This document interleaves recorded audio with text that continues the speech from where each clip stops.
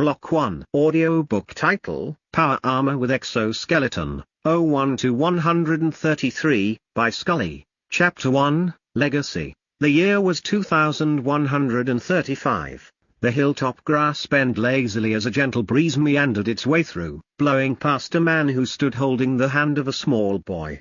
The boy held out an urn to the man who looked lost in thought, peering at the horizon where the last rays of twilight stretched across the sky, bestowing it with a red hue. The man finally took the urn from the small boy and shook it, causing fine dust to take to the air. The wind caught the dust, twisting and swirling it towards the horizon. The pair watched the dust rise until it dissipated. After a few minutes, there was nothing remaining from the contents of the urn except memories. Farther down the hill, a group of onlookers talked in hushed voices. "Do you think they'll be okay?" the young lady asked. Ikaros was always independent before they met, but they were so in love. "He'll never be the same," an older woman answered. Close friends and family were gathered at the bottom of the hill. After the ceremony, it had been decided that Ikaros and his son would throw the ashes off the large hill into the wind, a symbolic gesture signifying that they were letting Lane go. "What about the boy?" the young lady asked. "He is too young to understand, but anyone that age would miss their mother terribly," the older woman said. "I wouldn't be so sure," a man interjected. "Lane was so proud of him. She showed me his aptitude scores, and they were off the charts." "In what way?" the young lady asked. "I'm not an expert, but I'm fairly sure he broke the test." "All I could see were 100s, the man said. "What will he do with scores like that?" "He should surely go to the Fortescue Academy on scholarship," she said. "We should be more concerned with counseling and day-to-day affairs," the older woman replied. "Will you go and see them, make sure they're all right?" The trio were interrupted by a woman in a hoverchair turning to face them. Tears were streaming down her face, and she struggled to speak. "I will look after him always," she said emphatically before attempting to move away. "Sis, don't," the young lady said and went to grab the chair. "Oh dear, why this chair? Please, sis, you're all alone. Come home with me tonight." "I'm fine," sis said in a determined tone and scooted off, leaving the small crowd behind. Chapter 2, 2139. Etana Dedo was 9 years old the day he was to attend his first academy entrance trial. "Etana, are you ready?"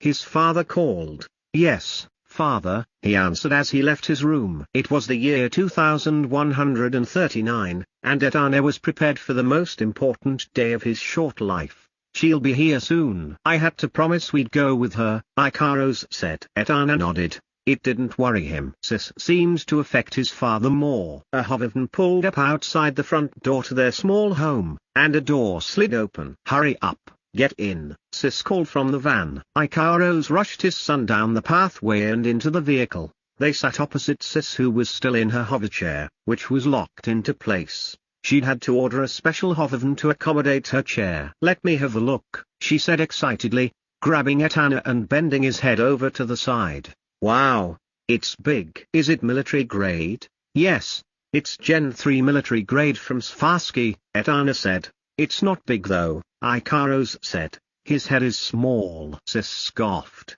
"His head is massive." "Look closely at your son, Ikaros. Now look at mine. It's a Gen 2 Civi." She looked lost in thought for a moment before she asked, "Have you put any apps on it, Etana?" "No. It was only installed yesterday," Etana said. Sis looked at Ikaros. "Don't you think it's a bit premature?" "Why?"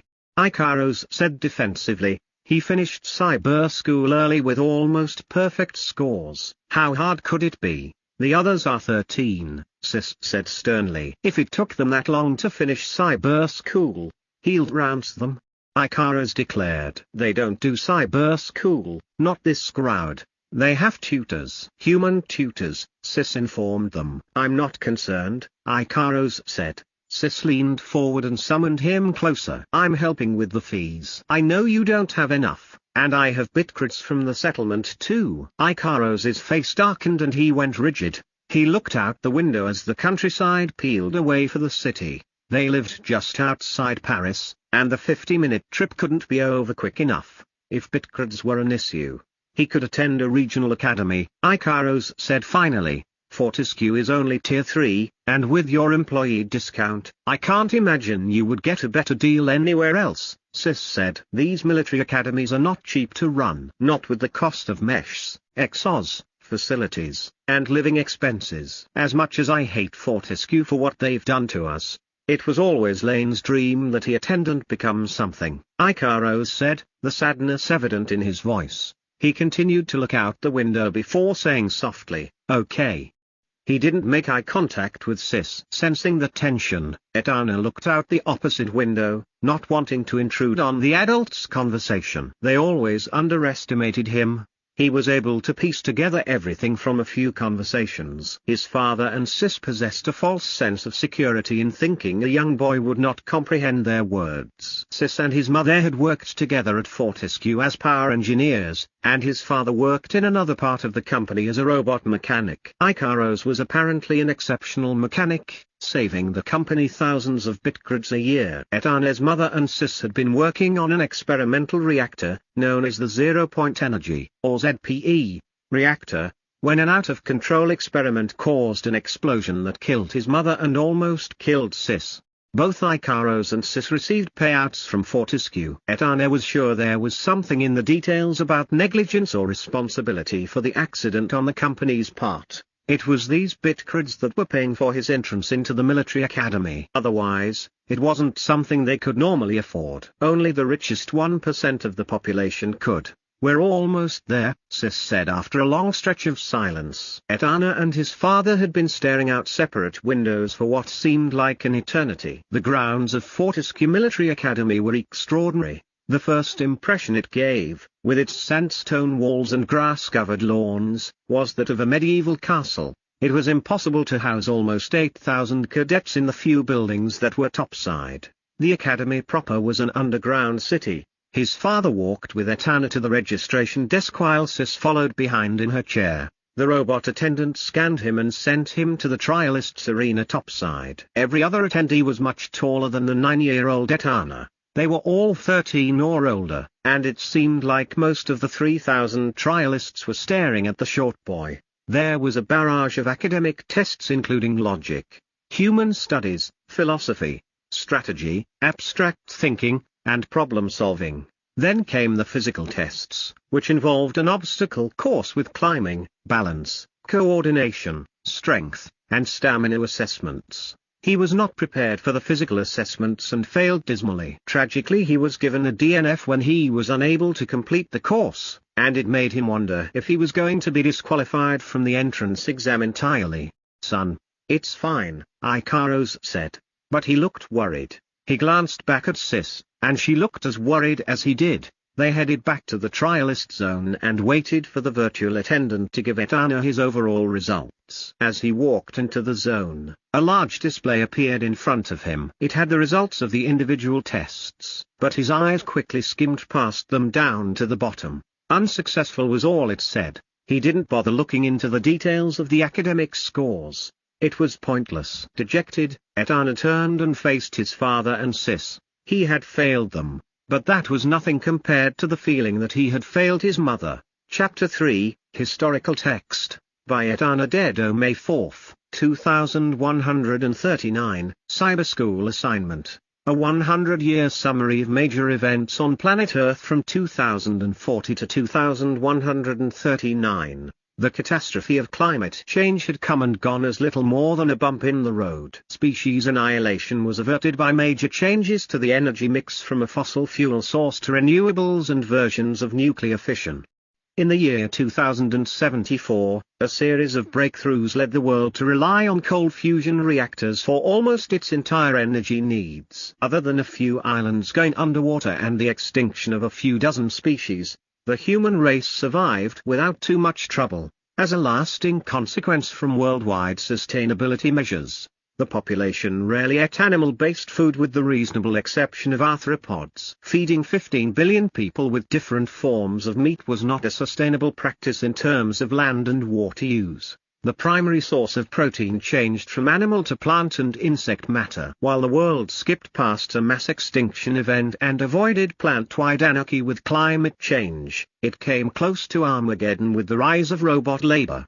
Throughout the 21st century, robots replaced humans in the workforce. It started with factories and logistics, and even driverless cars, trucks, and trains played their part before spreading to every industry and sector. Robots replaced humans in telephony-based services and nearly every facet of the information technology sector. AI programming and machine learning improved rapidly throughout the century. Tasks and functions that were extremely difficult for robots and computers soon became possible and commonplace. These robots were not yet sentient, but a robot could learn on the job.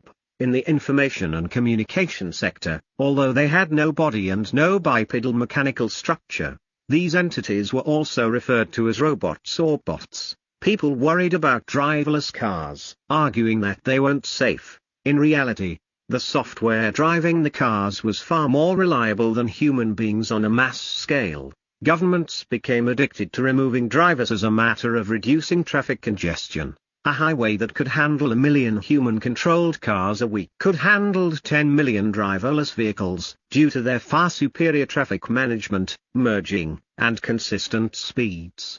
Unemployment rose from 10% to 20%, and once it hit 50%, the world began to buckle. Anti-robot protests led to riots, which led to anarchy in a few of the major cities, followed by a lethal crackdown. The cycle repeated, and protest plans turned to revolution plans. The European Union was an early adopter of a universal basic income, UBI, which the population received whether they worked or not. With this underpinning income, the entire population could afford housing and food, with money to spare for a few entertainments. If they wanted to work, they could earn extra, without it affecting the government stipend. The political arguments raged and were fought far longer than the economic ones. But with unemployment creeping towards 60 and then 70%, it became an issue of, either accept this policy or the whole world will burn. The ancient Roman leaders knew they had to give the people bread and give them entertainment. Nothing had changed. Without the UBI policy,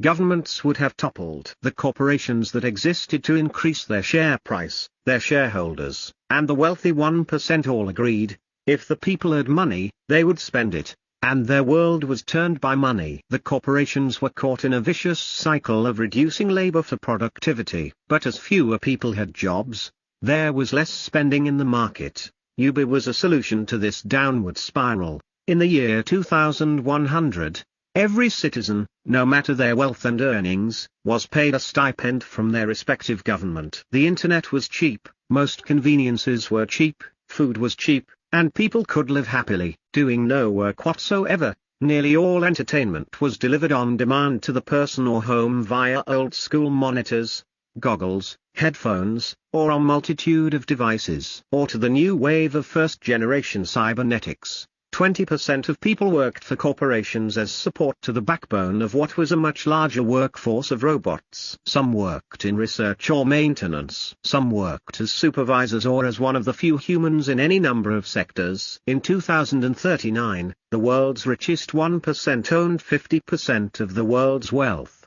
By the year 2100, this quotient was over 90%. The majority of people spent everything they received, and because they were housed, fed, and entertained, they were compliant and content. The 80% who received the UBI and did not work a salaried job were free to earn extra by working for themselves. A motivated person could increase their capital and change their circumstance. While the majority of the population sat happily at home watching streams of the latest drama or playing games, a few driven individuals produced creative content or products for others to consume. Whether they streamed, sold digital items for the latest VR or application or game, programmed their own application, made music, or had some other creative outlet, this group had the ability to make a little extra, and in some cases, a lot. Then, in 2101, the world was forever changed. Humans were no longer alone. An alien vessel parked itself in orbit around Earth. The people of Earth abruptly panicked. The panic was accompanied by end-of-the-world predictions, general mayhem, and rioting, until the aliens spoke to the entire world. "We are peaceful. Do not despair. You are not alone," they said. The alien vessel then released 4 meshs which dropped to the planet. 1 to China, 1 to the European Union, 1 to Russia, and the last to North America.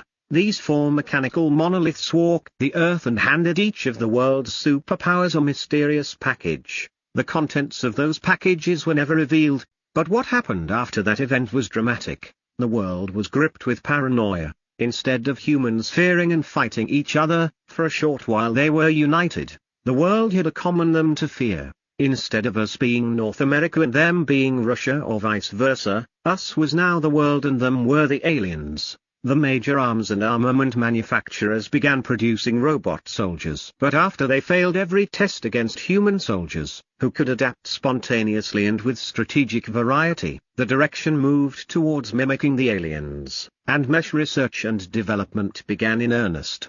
Meshs came in all shapes and sizes. Not only were the traditional arms manufacturers like Lockheed Martin, Boeing, and Saab Industries involved, but tech companies like Huawei and Da Vinci entered the fray as well. New companies were born and grew rapidly: Swarovski, Templars, and Tiger 8 to name a few. Governments invested heavily into meshs, as did private enterprise controlled by the richest 1%. Academies to train the pilots were born either as offshoots from the top universities of the world or sponsored by the large mesh companies as proving grounds and to showcase their strength. In 2120, amateur competitions came into fashion where old technology or fabricated parts were used to homebrew a mesh fitting into one of 3 predefined categories. The fights went viral, and it quickly became an international obsession. A VR game was one thing, but when real alloy meshs and dreams were blown to bits, it had a visceral appeal that digital could not come close to. Amateur circuits soon became professional, and with increased views and crowdfunding, it soon turned into emerging businesses around the globe. Even the major corporations took note of the innovations coming from the entertainment combat meshs. The world had become infatuated with meshs. VR and AR games were produced, with the most popular one, World of Meshs, born in 2112, only to be surpassed by League of Meshs in 2120. Finally, the latest dominant game to grip the planet was the first VR MMO to utilize AI-enhanced cybernetics used by the real-world military meshs called Cybermesh. It will be launched in 2139. Mechmania was born from fear and idolatry of the aliens that visited in 2101. Although they had not been seen since, the event still gripped the planet almost 50 years later. The knowledge that humans were not alone drove innovation and constant improvement. If war did come from outer space, the world would be ready or would die trying. Chapter 4, Deedless. A tear slipped from Etana's eye. Crap. He thought she had died 4 years ago, and he still couldn't bear to think of her. His heart beat faster. Of course, he would try again. He felt like he owed it to her to go to the stupid academy and become a mesh engineer. But what was he supposed to do for the next year? He thought for a moment, and it didn't take him long to realize 2 things. He no longer needed to mess around in Cyber School, and there was a new mesh game that had launched last month, one in which his new cybernetic implant was perfect for cyber mesh. He was 9 years old, and nothing seemed cooler to him than messing around in Space Build, but the newly hyped game was worth a look. His Space Build Tower Defense Creator Shop items earned him enough Bitcoin to pay for the subscription at least. And he would continue to design and create sentries, traps, and cool-looking guns to sell as creator blueprints. His robotic sentry blueprint was effective and sold incredibly well. The power cost, PC, ratio was the highest ranked in the entire store, and if anyone beat it, he would go back and improve his design or start from scratch again just to beat it and take back the #1 ranking. The PC ratio was where the firepower of a sentry was compared to its cost in materials. Players who wanted to min-max always went for the high PC ratio sentries no matter how they looked, nor how good their defense was. Defense was where his traps came in. Last month, with over 1,000 units sold, his creator shop made 16.44 bitcreds, and the monthly subscription to Cybermesh was 5 bitcreds. It was the most expensive game by a factor of 5. The upfront cost was a further 10 bitcreds, plus the player needed a Gen 3 cybernetic implant to play. Most tubies around the world were equivalent to only 4 bitcreds per month. Not many people would be able to afford this game to begin with, at least not until its price dropped. Gen 3 was the latest generation cybernetic implant. Etana's was Gen 3, but it was military-grade Gen 3 with an advanced AI module, more processing power, and much more storage. The bandwidth was limited by the user. Implants had outstripped what a user could manage long before he was born. Etana thought about establishing an AI. It was like giving birth. It was a huge responsibility to take on, one that was strictly not permitted without expert supervision. An out-of-control AI could damage a person mentally or render them unconscious. More than one person became comatose, never to return to the world of the living. An AI could assist him in cybermesh and, in time, assist him with his designs in space build for the tower defense games people played. But, it would need planning, training, and development. Just as if it was a tower defense fortress itself, he had to create a foundation for the most complicated app, an app that wasn't written but fed and guided. He sighed. Despite not going to the Fortescue Academy, he was still massively busy. And if he did attend this year, he would not have the time to develop an AI, play cybermesh, or stay on top of his space build shop.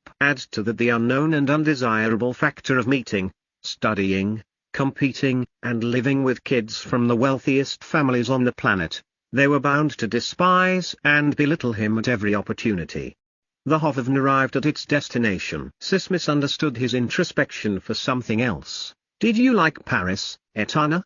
she asked kindly. He did not know her very well. But then, he didn't know anyone very well. She visited as often as she could since his mother died, bringing a small present or just food she had made. Despite being a power engineer conducting the most advanced research in the field of ZPE, and having no legs, she still made time to cook something herself and then bring it to him. "Paris is a wonderful place," he said, thinking that was what she wanted to hear. "That's good, because you will be living there next year when you pass the physical trial." "I'll visit and help train you myself," she said. "Okay," he answered. In his heart, it was not a commitment but merely an acknowledgement that he heard her words. His father was standing quietly beside him. Ikaros didn't say a word when Sis was around. Her presence always put him in a mute mood. A message from him popped up on Etana's implant. "Ikaros, I've linked some good sources for workout programs below." Such messages saved Ikaros from talking and contradicting Sis out loud. He sent one more before leaving Etana with her. "Ikaros, I guess you want to be alone. I'll be in my workshop if you need me." Sis held out her arms for a hug and Etana obliged her wish, not having the courage to say no. But he did not want to cuddle a woman with no legs who was not his mother. Etana logged into Cybermesh for the first time later that night and got smashed in his first arena match. The fight was an unorganized mess. His controls were appalling. His mesh design was appalling, and he did not know how bad his reflexes were because everything else was so poor. He went back for more. He did not like to lose. By the end of the night, his killboard was in an atrocious state. The game had only been out for a month, and he was already a long way behind. The killboard contained an abundance of stats on accuracy, response, damage done, damage sustained. It went on for pages, but that headline stat, and the most depressing, was he had only 3 kills to 15 deaths. Etana resisted the urge to read up on the best strategies or watch vids of the best players. That was a recipe to limit himself to being only as good as the existing top players. He had to come up with a plan, a way to improve without killing his stats further. He had no friends in this game, and no one to practice friendlies with. It was possible to join random friendly matches or practice against the NPC A.I.'S. The thought made him pause. What if he purchased a second account, paid for a second subscription, and taught his own AI how to play? They could then battle each other and improve together. A true cybernetic AI would learn from him and vice versa. He checked his savings. Primarily they were from his earnings from his creator shop sales. He didn't have enough. He would have to wait a month. Etana's account handle was Mimon.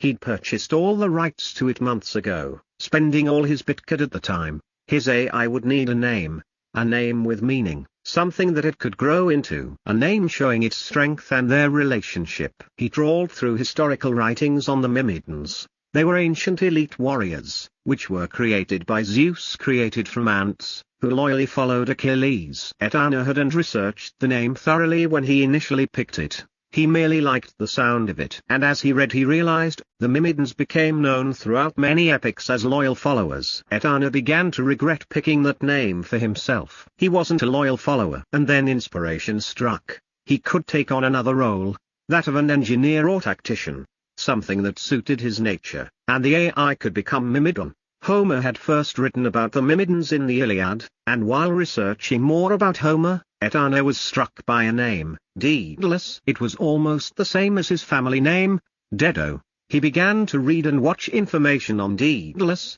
He was a creator in ancient Greece who made a dancing ground for Ariadne and designed the labyrinth on Crete. He also built a temple to Apollo and engineered mechanical wings that allowed himself and his son Icarus to fly. That was enough for Etana. He would be Daedalus, and his AI would be Myrmidon. Chapter 5, Myrmidon, the Creation Shop, while good, had a long way to go if it was going to make enough bitcoin to purchase rights for a historically famous name like Daedalus. Not to mention, his plan involved funding 2 cybermesh accounts now. He downloaded a dev kit and several of the leading open-source AI kernel programs. The foundation code was important, but much less so for a cybernetic AI. There were over 20 categories of AI, from old-school machine learning to the most advanced CPU-hosted variety. The new wave of cybernetically hosted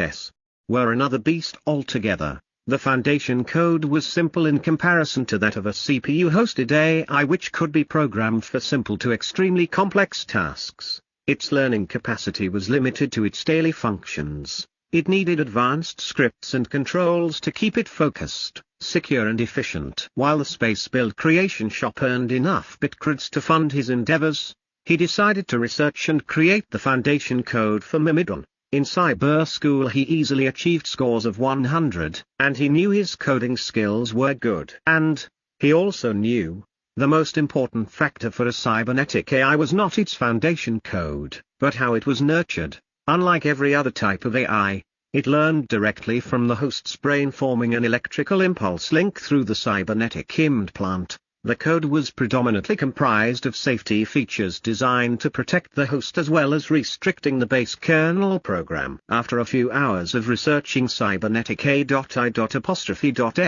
Etana turned his attention back to his space build creation store. His shop was in the top ranking for sentries and traps already, and he decided to expand its inventory to include both launch drones and tanks. After creating blueprints for his new offerings, the software assessed the material used and evaluated efficiencies in terms of both offensive and defensive ratings. The blueprints were then used in a game called Tower Defender 2200. Tower Defender 2200 was one of the top strategy games in the world with over 100 million players. These players would purchase his designs rather than create their own, and while each sale was minuscule in value, they added up, especially if he could reach and maintain the top ranking in a category. The purchase of the name Daedalus was going to cost a small fortune at over 100 bitcreds. Fortunately, it was not used by a large corporate entity and was available for purchase from a trademark camper. 100 bitcreds was equivalent to 2 years' worth of wages for a person who qualified for the UB. Even if his shop made 20 bitcreds a month, it would take 5 months. Although it was of his own making, he never wanted to be in this position again, scrounging for bitcreds just to play a game. It was ridiculous. Etana laughed at himself and wondered if anyone else cared so much about the perfect start that they would invest so much time and energy into, not only the right strategy, but a name and persona.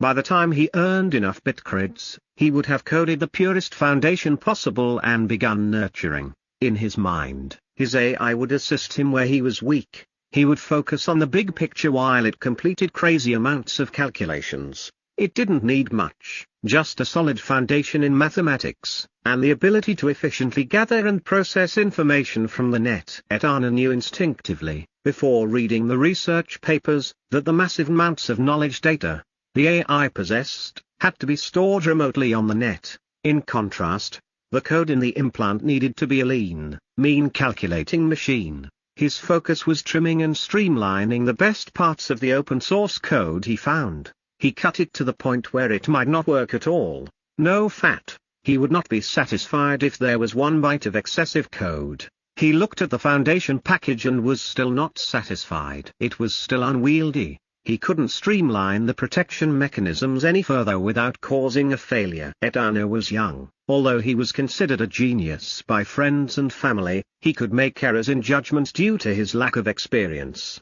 There was not a lot of supervision over a 9-year-old genius capable of designing world-class blueprints in one of the world's most popular games. Ikaros was affected as much as his son with the passing of his wife Lane. While Ikaros loved his son, they were both introverts and were both quite happy to be left alone. When Etana decided to implement his dangerous strategy, Etana reviewed the protection mechanisms in the foundation code. They were cumbersome and would interfere with the efficiency of Mimon. He was aware that their removal was illegal and had read the prohibitions against it many times during his research. It was his view that the only risk of harm was to him and that made it a bad law. He removed them. He reviewed the available open source codes, their sizes and ratings. Then he reviewed the ratings for the proprietary compiled AI foundations on the market. Etana ran a benchmark to compare. He smiled. Mimon was more than twice as efficient as the next best AI foundation code on the market. Although it was a minor factor, when compared to what could be achieved through effective nurturing, he was off to the best of possible starts. He checked both his implant status and the code with one final pass. It was time. It was time to birth his AI. Mimon was born. Etana, Mimon, Etana, your name is Mimon, Etana, and I am Daedalus, Mimon, Etana, and we are friends. Mimon, friends. Etana communicated directly with Mimon via text at first. The AI possessed access to a full vocabulary, but it needed time to adjust to the nuances of Etana's electric impulses or thoughts, especially where he imagined words or concepts that were not definite. Once text communication began to flow freely, the next stage was to introduce imagery. It was not like teaching a child. The AI could learn as fast as Etana could throw information at it, and he was good at throwing information at it, and they gelled nicely. The logical boy was a natural at nurturing an AI. At first, if it didn't understand a phrase, it would simply reply with a question mark. Then during the next stage of its evolution, it began to paraphrase and ask for clarification. He had created the AI for one reason, and that was to help him play and master cybermesh. Etana was not an excitable child, but this did not prevent him from being extremely competitive. Mimon was created to be his equal and his friend. At first it was to play cybermesh, but the boy had an empty place in his life that needed filling, and it was his AI that began to fill that hole as he worked on its first steps. The first stage, in his plan, was to play cybermesh against the AI. When the AI's skill developed to a competent level, they would then team up, splitting roles in line with their strengths and weaknesses. But first, the AI needed to learn the concepts of game theory. Daedalus, Mimon, would you like to play a game? Mimon, yes, I would. During its initial phase, the AI assimilated his wants, needs and goals. Through their connection and the nurturing process, it fused with his desires. It was not a perfect reflection, but it was close as a sibling. They played games, old ones, new ones. From Chest Tower Defender 2200, the game that paid for everything he owned. After 3 months of AI nurturing and playing games, he was finally able to purchase the rights to the name Daedalus, at a cost of 150 bitcreds.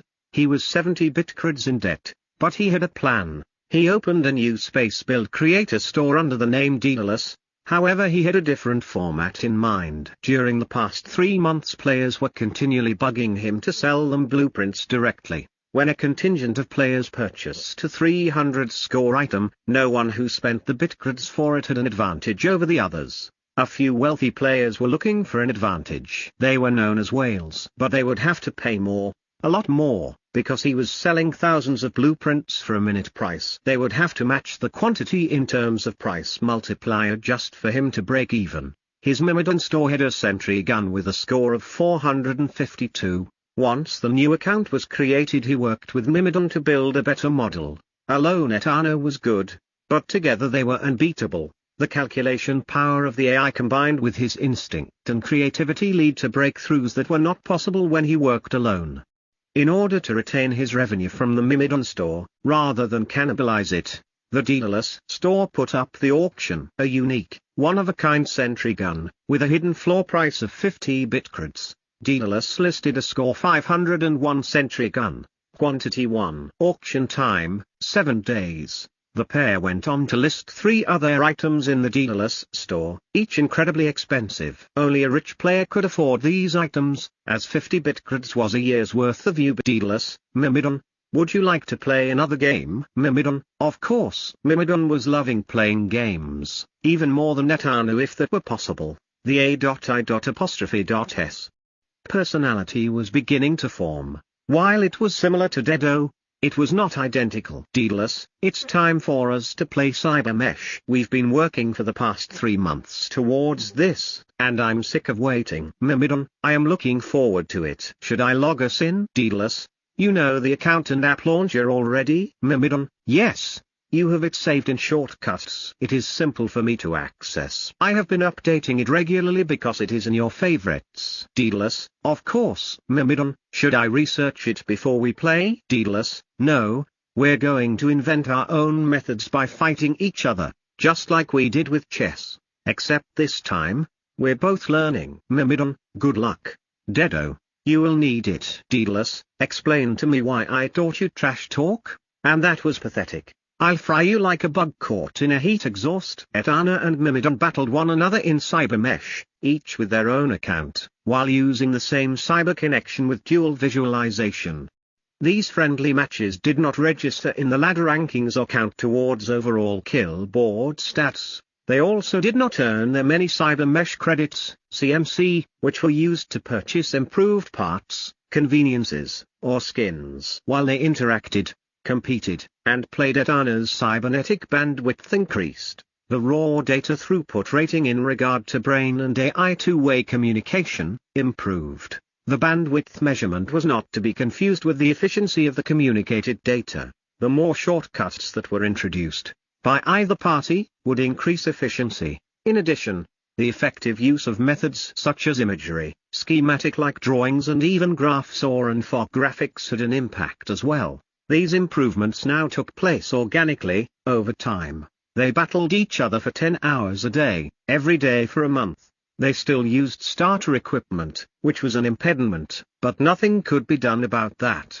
The rest of their spare time was spent in space build. The activities were mentally strenuous, causing Etana to sleep almost 12 hours a day. He had become so consumed with his AI friend, Cybermesh, and space build, that he completely forgot to exercise. It completely slipped his mind to prepare for the following year's entrance exam. Sometimes he even forgot to eat, and it was Mimon who reminded him, once it learned the importance of sustenance to humans. For the most part, Ikaras left him alone, thinking Etana was dealing with the grief of his mother's passing and disappointment about missing out on the academy. His father was not overly concerned though. He saw that Etana was extremely active with his hobbies, and like Ikaros, he simply preferred to keep to himself. 10 months passed since the failed entrance exam in 2139. It was early one evening when Sis finally visited. She had been busy with work and had been remiss in following through on her earlier promise. Etana, she said when she came into his room.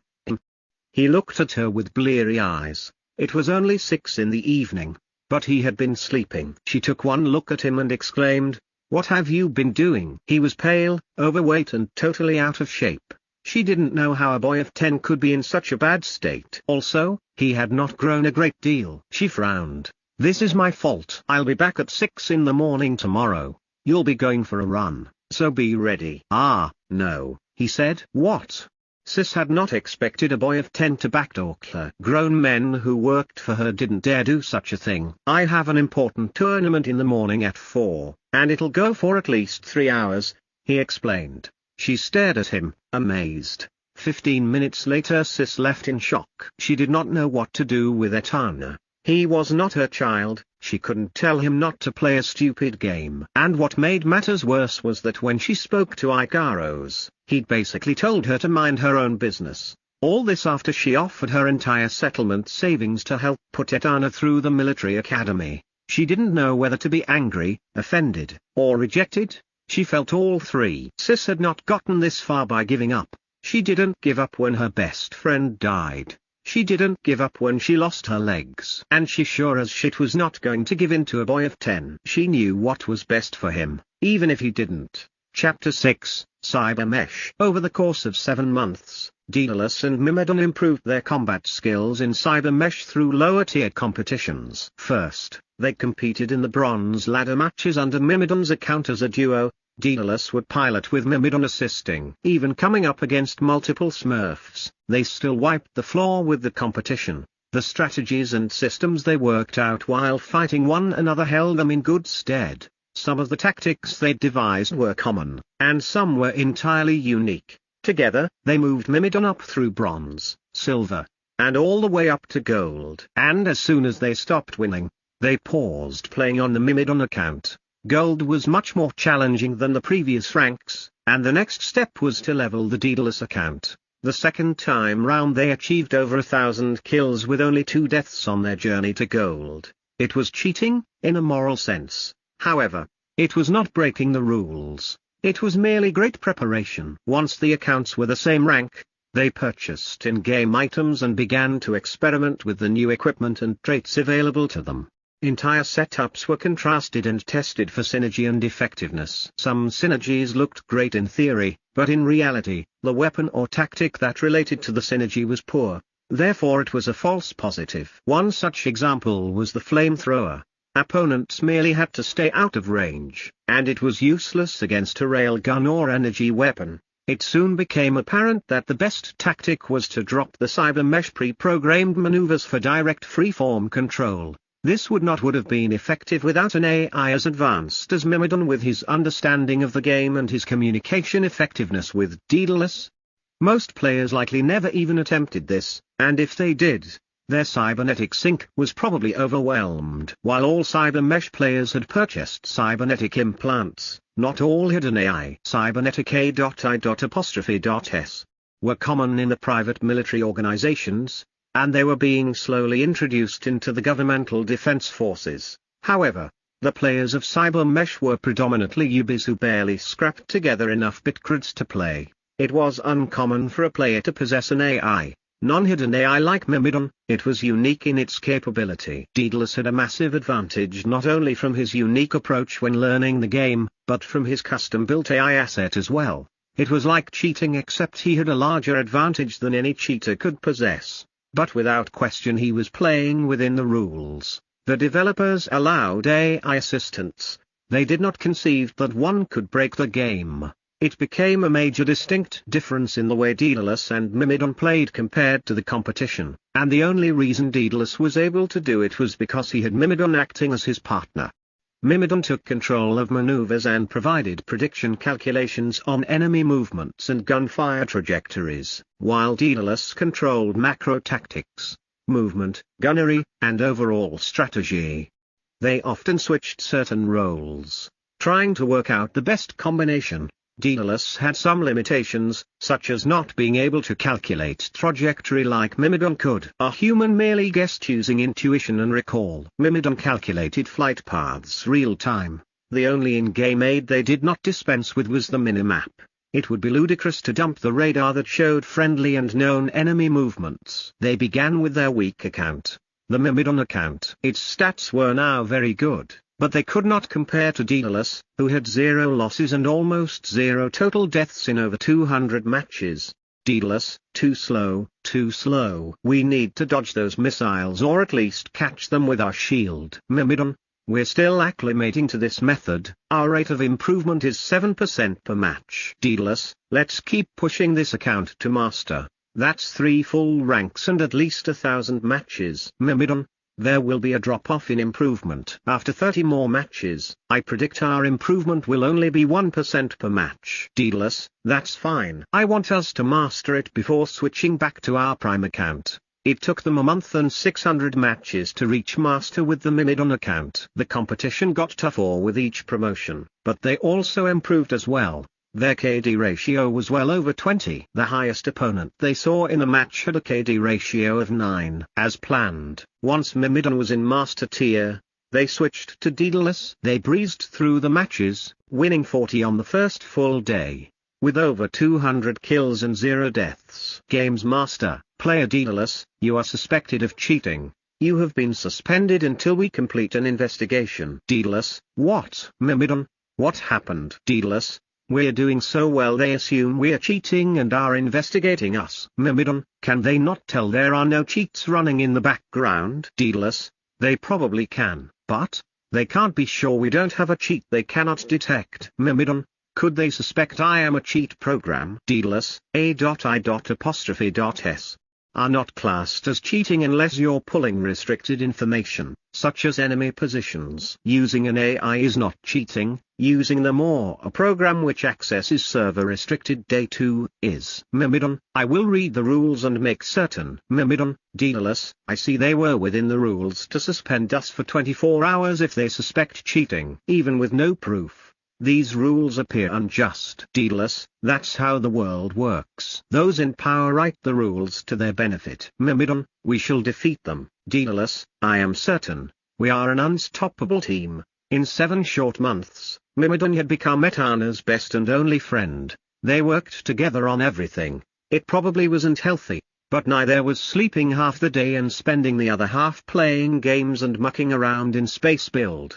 In Space Build, they had improved their Mimon and Daedalus shop revenue significantly, growing from about 15 bitcreds per month to over 120. After purchasing worldwide rights to the 2 names, Etana had 300 bitcreds in his account. By the time a full year passed, he would have 700. At the moment, he had nothing to spend it on, but he was certain he would. It was much too small an amount to help his father with tuition, but they were not far off from entering the professional Cyber Mesh League, and once they did they could earn streaming revenue and prize money based on how well they performed.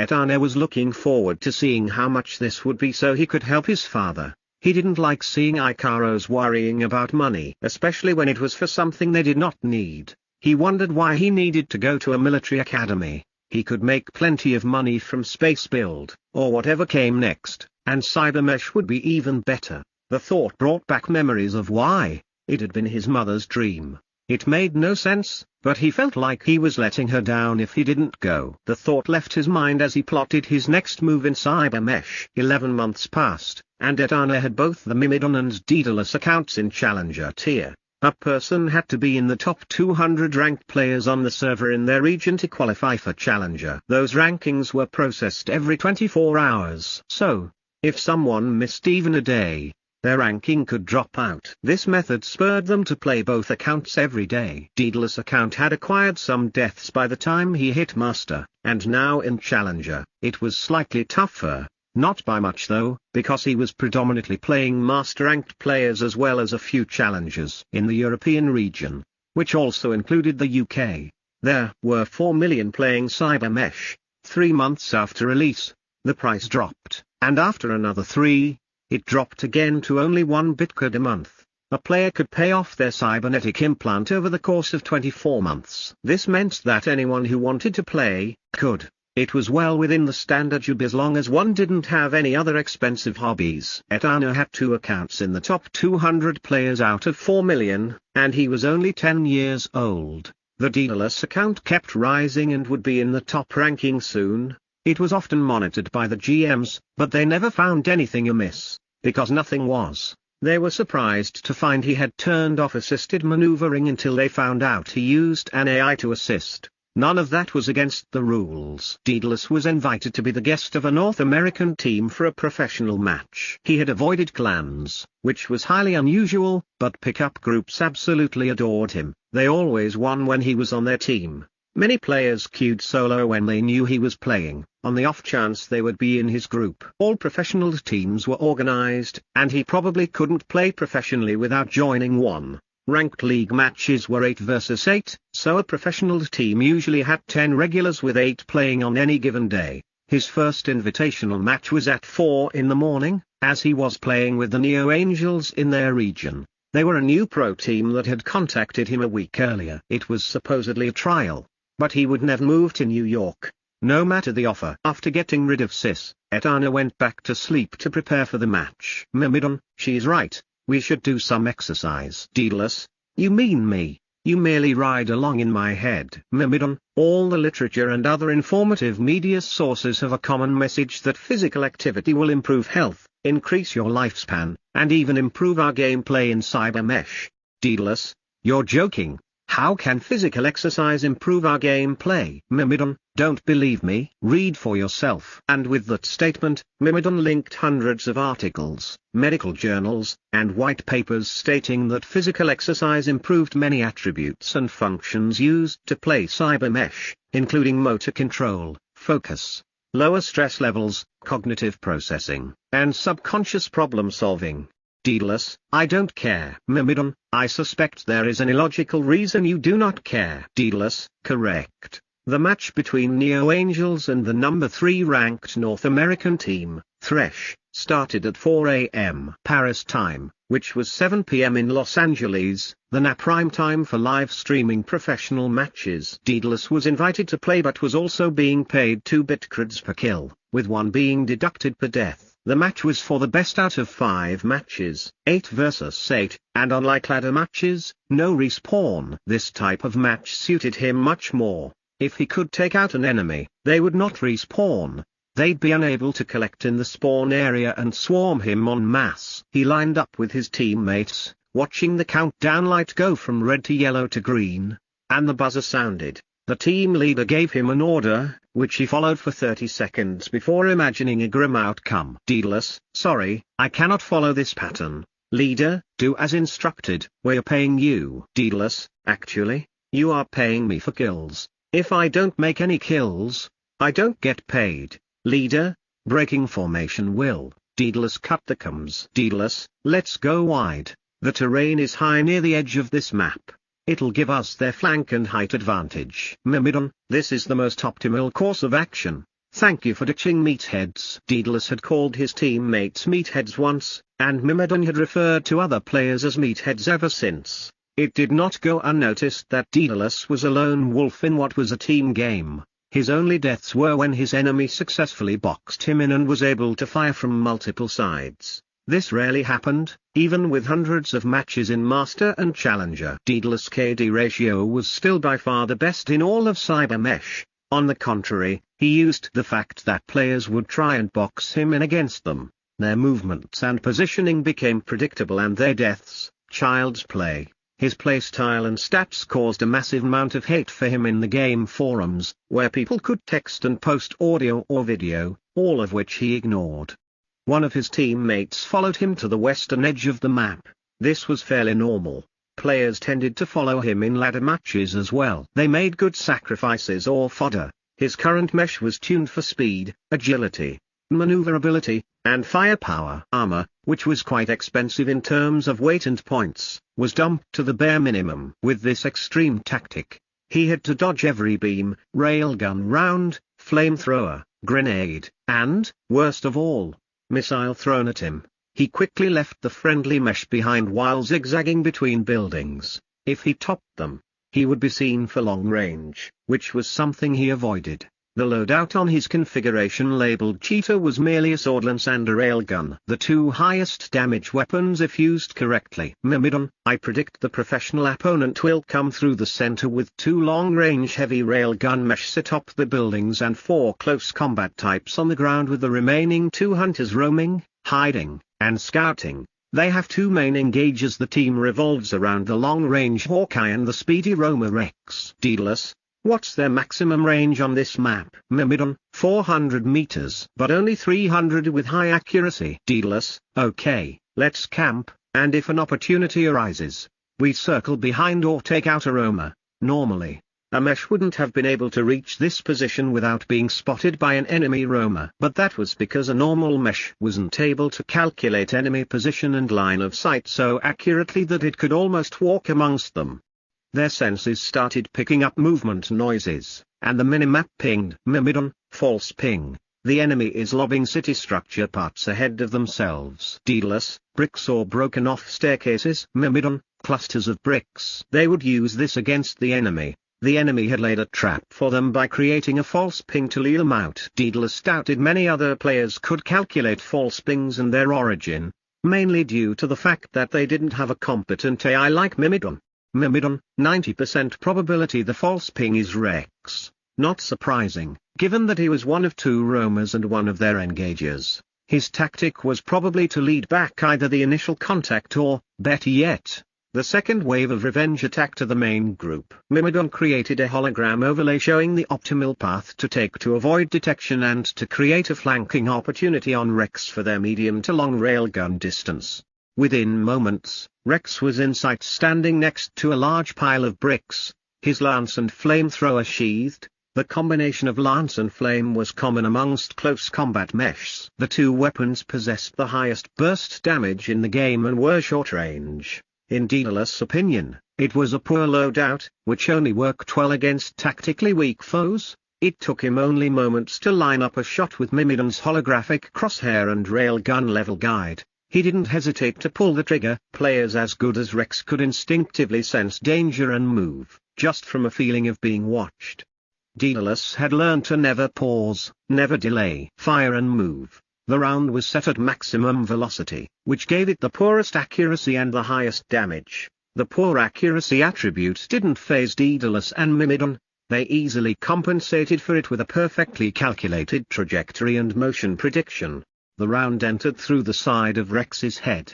A critical hit to the smallest and most vulnerable target. The HUD showed the kill to all players. Daedalus had blocked his teammates, so he didn't hear the congratulations, followed by the yelling, as the enemy engaged them. What he did see was the scroll of his teammates dying one by one in quick succession until only he and the free roaming rogue remained. Chapter 7, The Prows. It was not surprising that Hawkeye's team was ranked third in NA. They had tons of experience playing professional matches together, whereas the Neo Angels were a new professional team. The experience gap and team synergy were miles apart. While his team, the Neo Angels, were being decimated, Daedalus had positioned himself behind the enemy. He needed to use the distraction of his teammates' destruction to thin their numbers. 1 versus 7 were not good odds. Not against professionals. There was the other lone Neo Angel, but Daedalus discounted him altogether. Before the decimation was complete, Daedalus was able to get the drop on Hawkeye, who had effectively used cover against the core of the Neo Angels. He had protection towards the south, east, and west of his position. There was only one issue for him: it was ineffective from the rear where Daedalus was positioned. Moments later, another headshot ensued, and he'd taken out Thresh's two best players, the captain and vice-captain. As soon as Hawkeye went down, his teammates began to swarm and converge on their captain's last location, searching for Daedalus and revenge. This suited him perfectly, as he had heightened line of sight advantage. And due to the fact that it had been a one-shot kill, there was no ping showing his location on their minimap. Mimon, chance of survival in the current position is 70%. We should be able to kill 4 with the railgun before they close to medium range. They hunkered down and used the cover facing north. Due to the earlier team fight, they had pings for all of the enemy meshs. Although these pings were now disappearing, Mimon was calculating their most likely pathing choices. As the enemy approached the location of their now dead captain, they spread out, expecting an ambush. Due to their positioning, it appeared they prepared for an ambush that would come from their flanks. They had been studying vids of him. They knew Daedalus was predispositioned to flank an enemy. His most common tactic was to shadow an enemy, syncing with them in parallel movement while separated by obstacles, before striking with swordlance or railgun. He waited for 2 heads to come into his line of sight and range before opening fire in quick succession. In 2 seconds, the HUD was spammed with the announcement of 1, and rapidly 2 deaths. The second had turned towards his ping but was unable to take cover or dodge in time. The remaining 4 now possessed his ping location. They knew exactly where he was. They would expect him to move. So, he moved. Mimon informed him when his ping would have disappeared from their minimap. He then backtracked to his initial position. Mimidon's assistance with pathing predictions meant they were able to keep out of the line of sight the entire time. The enemy did not know this was possible. They would not have picked this up from the vids and merely put the Challenge League chatter down to non-professional players' inexperience or inadequacy. Daedalus waited for them to approach, using the cover and height advantages from the Overwatch position. The four were medium and heavy all-rounders, giving them versatility based on their strategical needs. Each player had medium-range weapons, medium to heavy armor, and probably a spread of detection and countermeasure equipment. Daedalus' noise-dampening field was continuously on when he played. He could afford the power drain, and it was essential in minimizing his exposure. His location ping disappeared within seconds of his last shot being fired rather than tens of seconds. Mimidon, the most likely scenario with us winning has us killing 2 with the railgun while finishing off the last 2 with the swordlance. The enemy had lost their leadership, and the last 4 would not have comes with the dead players. Their tactics had suddenly become rudimentary as they spread out, attempting to envelop his predicted location based on his heading before his ping disappeared from their HUDs. 3 of them were now in his line of sight, LOS, while he remained unseen. 1 was heading to his location, not to flush him out but to utilize it. Daedalus targeted the 2 who were not headed towards him, picking the one most likely to leave his loss first when the firing began. Boom. 1 down, and a second later, Daedalus downed another. They were at medium range where his headshots did the most damage. His location was revealed again, and before he could swing his railgun around onto the third all-rounder, his opponent had moved behind cover. Missiles from both enemies approached his position blindly. They didn't expect him to stay and get hit. They wanted to flush him out so he would lose the height advantage. That was no problem. He ran directly at them, jumping down with a crash and sending a ping from the noise if it wasn't already obvious where he was. He held his railgun loosely by his left side with his swordlance directly out front as he skidded around the first building, using all the speed he had at his disposal. If he could have sheathed the railgun on his back, he could use his spare hand to grip the building to pull himself around. But mass was everything, and the railgun was embedded into his arm. Every kilogram mattered when it came to speed, agility, and energy consumption. Daedalus doubted the physics were realistic. It was a game after all, but the game had its own rule set which mimicked reality to a degree. As he rounded the third corner, he spied the second-to-last opponent just where Mimidon predicted he would be. Mimidon was right 90% of the time, even with pro players. Daedalus charged and impaled the heavy mesh in the side. The player had no time to react. One moment Daedalus rounded the corner, and the next his swordlance was cutting through the enemy's reactor core. The player had probably been focused on the last ping. He would not have expected Daedalus to arrive so quickly. Minutes ago, the match had been 7 versus 2 with his teammate nowhere to be seen. It was now reversed to 2 versus 1. Daedalus could hardly blame his teammate for being of no assistance. Even if he was trying to communicate, Daedalus had muted him. Even team waypoints and markers were being filtered by Mimidon. The last enemy jumped atop the building he was using for cover and began to target Daedalus directly, but it was too little too late. The enemy should have been more aggressive when there were 4 of them remaining. If they'd led with a tank, Daedalus would not have been able to one-shot them, and the enemy teammates could have followed directly behind the tank. Even if they sacrificed 1 or 2, they could have closed and at least exchanged fire. Currently, he had not been fired upon except for flushing missiles. It seemed even the pro team's tactics were average, or they underestimated him, which, after today, would not happen again. Combat was forever evolving. Strategies that he introduced 3 months ago were being adopted across the entire player base. He would never win so easily as today. He should probably enjoy it while it lasted. Daedalus launched himself up into the air, kicking up onto the roof and facing his opponent. His opponent had taken 7.6 seconds to reach the roof in his heavy mesh. Daedalus had taken 1.9. His heavy opponent held the heaviest weapon, a particle cannon, in 2 hands. A totally useless weapon in Daedalus' opinion. Too slow to fire, too heavy to carry, and its range was poor given its size. A railgun was far superior, but some players didn't use it. They merely looked at the damage number, range, heat generation, and energy consumption. Too many players ignored how long it took to turn a gun, to aim and fire, its ignition speed, and most importantly, the velocity of its payload.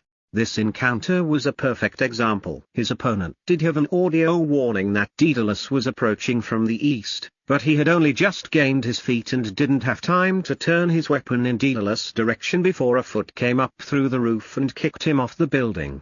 He fell 25 meters to the ground. Mimon, time for opponent to fall. 1.1 seconds. Mimon marked the most likely landing location, with 88% certainty, of their opponent's head and reactor core. Daedalus jumped, not waiting for the player's landing.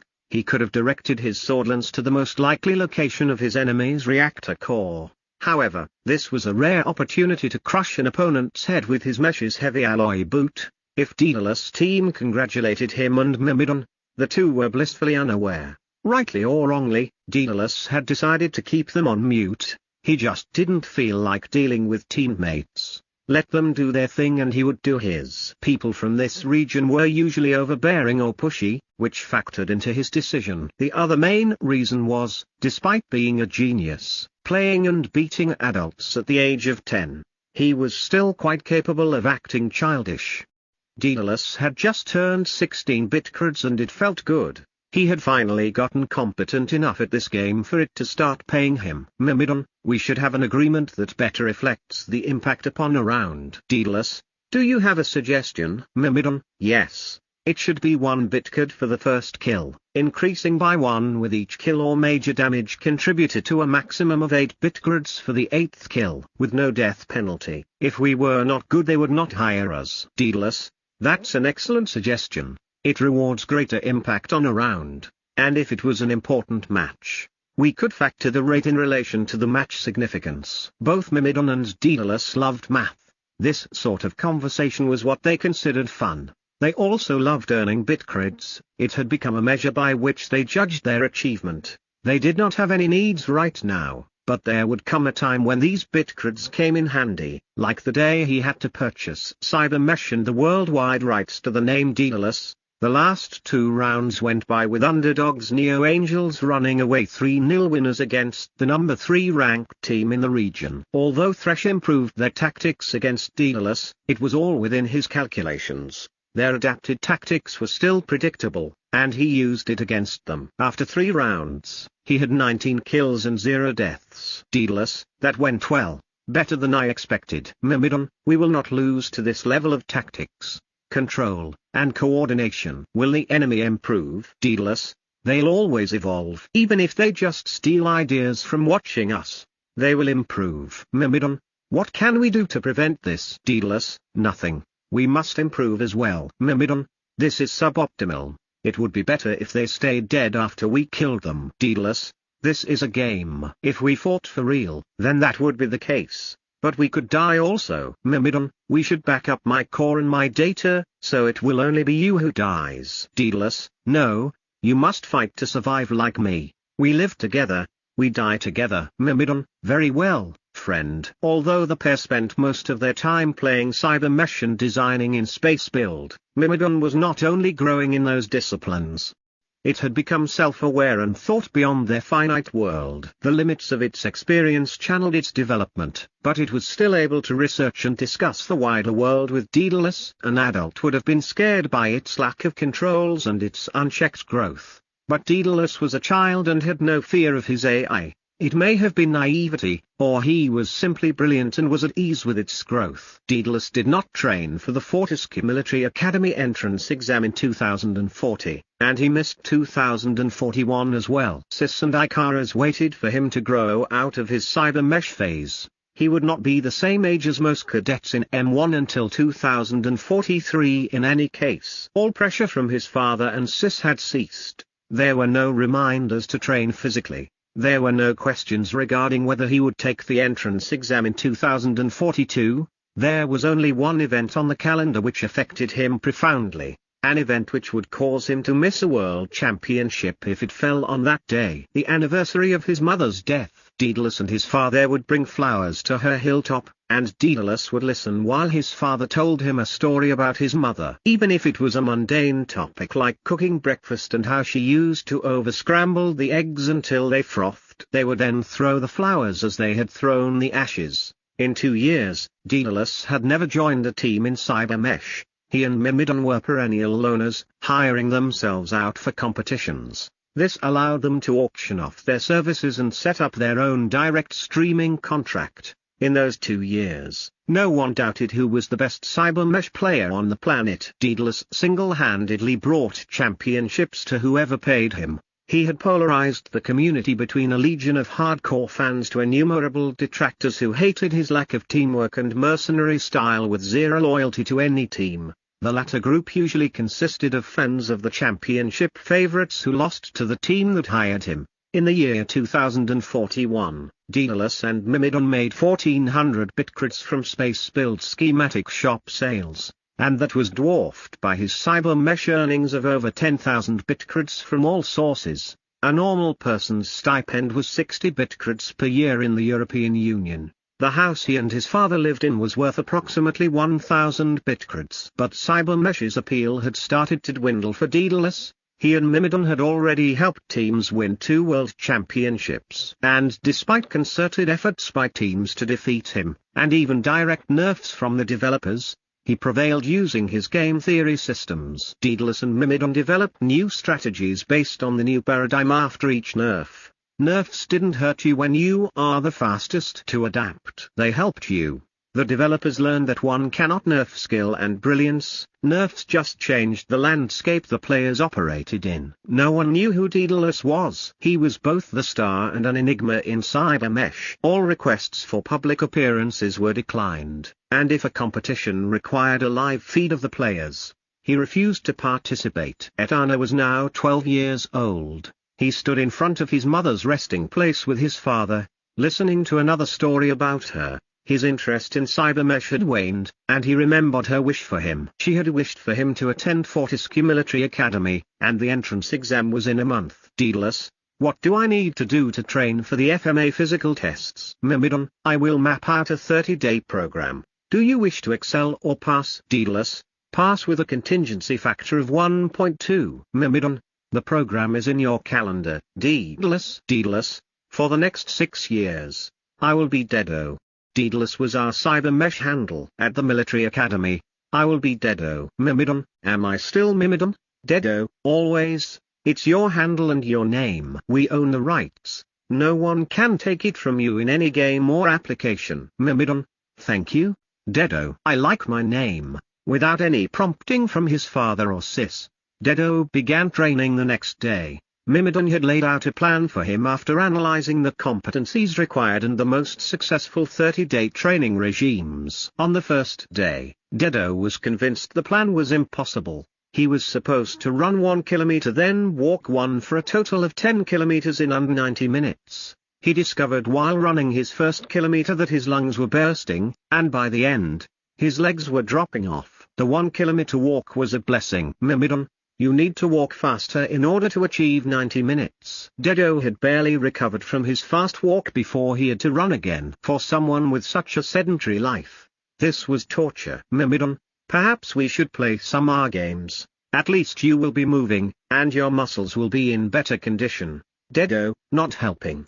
He completed the 10-kilometer run-walk daily. After he recovered, he completed the circuit training Mimon set out for him. By the 12th day, he was able to at least jog the entire 10 kilometers. Mimon kept him informed that his progress was enough to pass with a small cushion. And in the final week, they practiced in an obstacle course his father had built over the past several days in his spare time. To be accurate, Ikaros had used a few old robots from work to build it. He merely designed the plans for the course and programmed them into the robots. On the day of Dedo's entrance exam, Sis turned up at their house, uninvited. A full 3 hours early. Chapter 8, Entrance Exam. Who are you and what have you done with Etana? Sis asked sarcastically. She spoke with a kind tone, but it was lost on him. Who are you and what happened? He was about to make a rude remark about what happened to her legs, but he caught himself. Not because he was worried about offending her, but she had lost her legs in the same accident that had killed his mother. The reminder was a self-inflicted punishment to him. To your hair? Sis touched her head and thought for a moment. Nothing, she answered. Exactly, he said and messaged her a list of the top 10 salons in Paris. She waggled a finger at him. The intake for that year was 1,275 cadets. It was the same every year. There were 5 houses with 255 cadets each. It was a boarding school with astronomical fees. If a potential cadet didn't pass and rank in the top 1,300, they would not be accepted. Although Fortescue was a Tier 3 school, it always had more successful applicants than places. It was one of the many academies in Europe, but the only one in Paris. There were 3 in London, which hurt local pride. 2 of which had sprouted from the famous universities of Oxford and Cambridge. Germany had 4 academies in the top 3 tiers also, which was a low number since that country was an industrial giant. Dedo completed the math, physics, history, language, chemistry, logic, mental profile and problem-solving tests. As long as he passed the physical test, his results in the academic subjects were sure to place him in the top 100. He had not had the time or energy to review the academic subjects, but he excelled naturally at math, logic, and problem-solving. He was no slouch at physics either, but it was massively broad with some subjective questions that he could not recall the exact answers to. Mimon was no assistance. Cybernetic activity was monitored and effectively disabled during the exam. There were at least 3,000 13-year-olds taking the tests in waves. Dedo had not yet turned 12 and was still the smallest in his group of 100. The sprint was followed by the 8-kilometer run for the physical test. He was able to place middle of the field in the sprint, coming in 60th out of his group of 100. And in the 8-kilometer run, all his training paid off, and he came in the top 30. However, the fastest runners were ahead by a full 15 minutes. Dedo was a long way from the peak cadets in the physical discipline. He wondered why it was so important. Surely if you could control a mesh with a cybernetic implant, and if you were taking an engineering focus, it would not matter at all. He heard another cadet, who was slower than him, complaining about that very topic. "Are you crazy?" came the response from a serious-sounding girl. "You can't pilot a mesh if you're not fit." Why?" asked the boy. "Because, noob, it's not like VR gaming," she said disdainfully. "We wear suits, and when you move your arm the mesh's arm moves. When you jump, the mesh jumps. How could you possibly operate a mesh for more than 10 minutes if you're as fit as a sloth?" "That's stupid," the boy said without elaborating on the reason why it was stupid. But Dedo was inclined to agree. He would have to find out the reason later. Dedo barely completed the barrage of physical tests. Most cadets completed the squeeze test effortlessly. He wondered how much time they spent preparing for it. After the obstacle course, he had completed all the elements. Mimon was permitted during the physical tests, and it had been monitoring his progress. "Mimon, out of these 123 cadets, you ranked 94, which extrapolates to rank 1,870. This will affect your overall entrance rank, but as long as you passed all elements and rank under 1,275, you will gain entry." "Dedo, what time do I need for the obstacle course?" "Mimon, it's on the board." 10 minutes. Dedo, I see. It did not seem strange to Dedo that even though he'd seen the board with his eyes, he was so tired and worried that it didn't register in his mind. Mimon had perceived the board with the same information that Dedo received, through his vision, and the AI had recognized the significance of the information. This was one of the facets of their symbiotic relationship. They watched the previous cadets complete the course. This enabled Mimon to monitor and advise Dedo during his completion. "Mimon, keep your head down, it's too high for their logs." "Mimon, catch your breath before the climb. Your heart rate is 160, walk the 20 meters." "Mimon." The cadets who rolled forward after this drop performed the best. Between his practice and Mimon's advice, Dedo was able to complete the obstacle course in 9 minutes and 44 seconds. Only 16 to spare, but that was all that mattered. He had passed the entrance exam. Dedo would be attending Fortescue Military Academy in the year 2142, Tier 1 academies by rank. TWA-MA. MA is an abbreviation of Military Academy. Da Vinci MA, Sfaxi MA, Oxford, Harvard MA, Massachusetts Military Academy, offshoot of MIT, Tiger 8 MA, Asia, Akihabara MA, Tokyo Mesh, Munich LMU, Bavarian MA, Stanford Scientific, Tier 2 academies by rank: Berkeley MA, Cambridge, Aachen MA, Duntroon MA, B Systems MA, Boeing MA, Mercedes MA, Saab MA, Taiwan Tech, Renault MA, Abu Dhabi MA, Hitachi MA.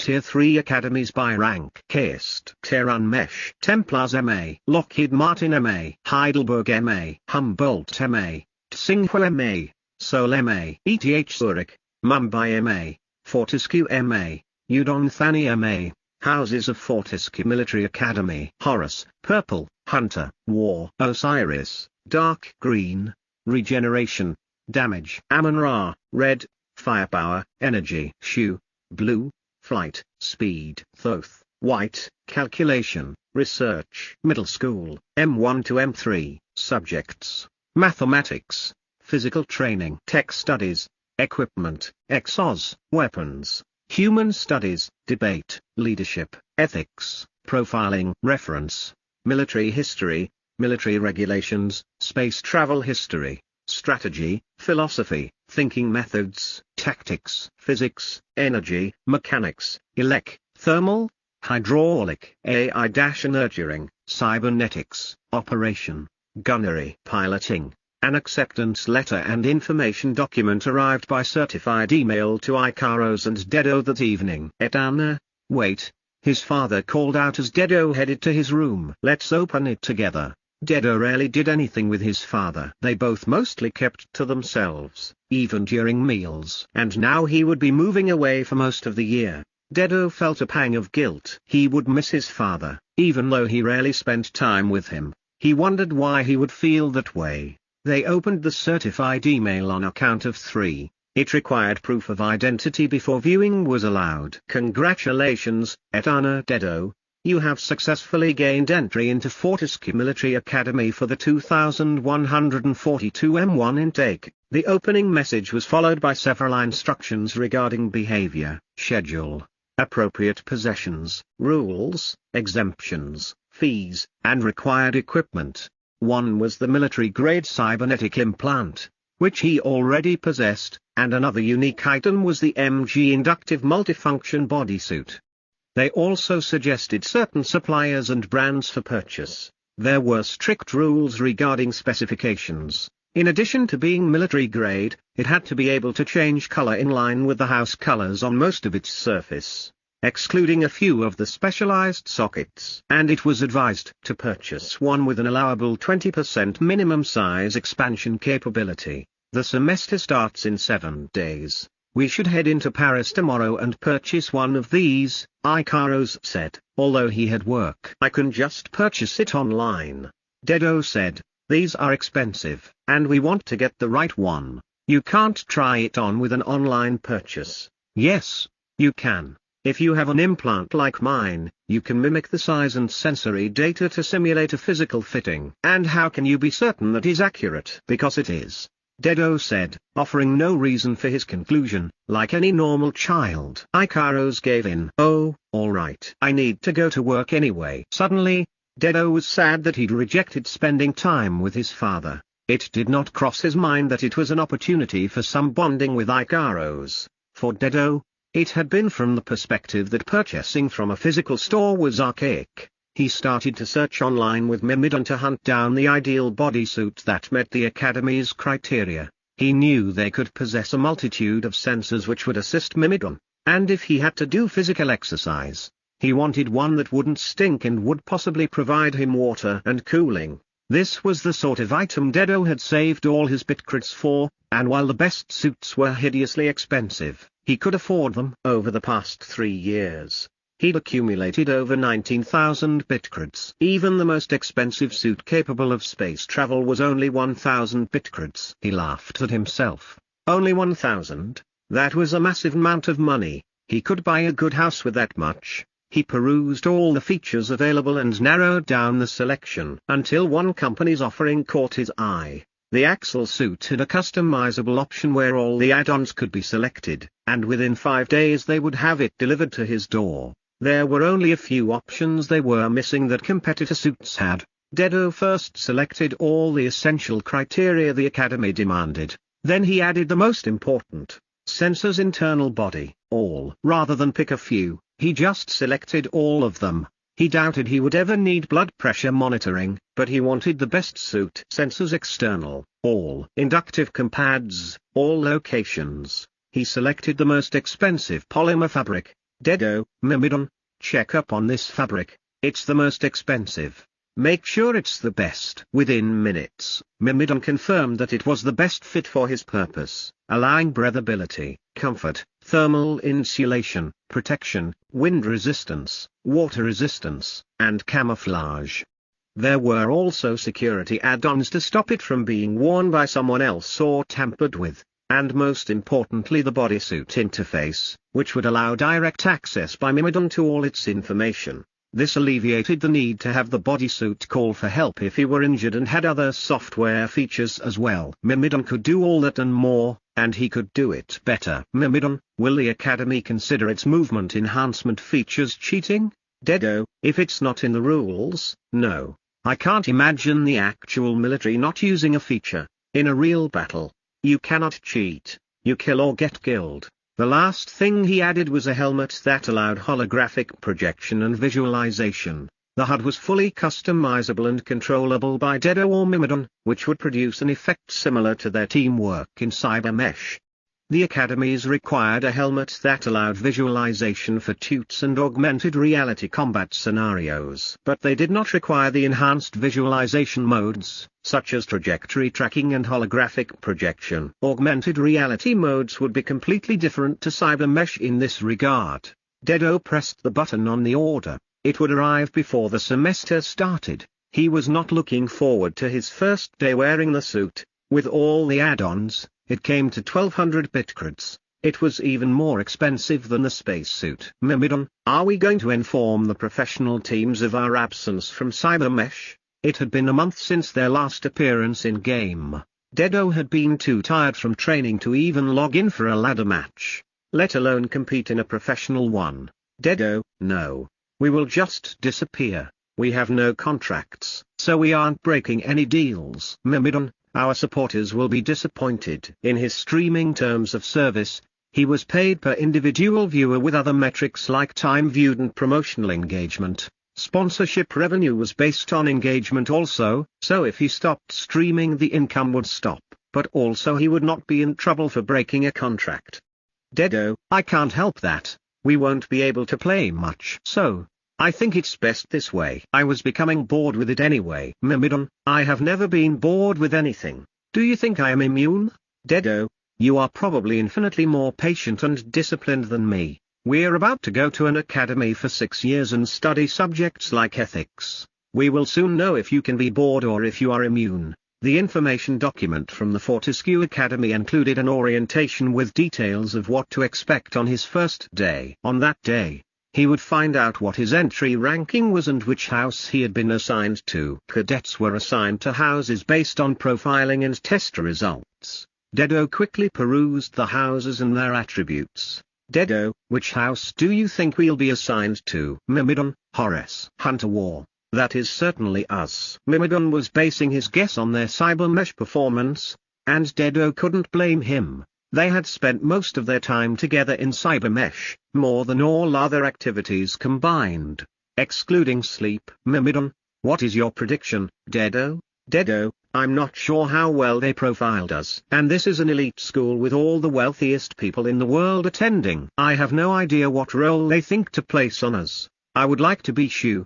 Flight, speed. That sounds cool and fits our combat loadout predisposition. And I like the color blue. They were both wrong. Chapter 9.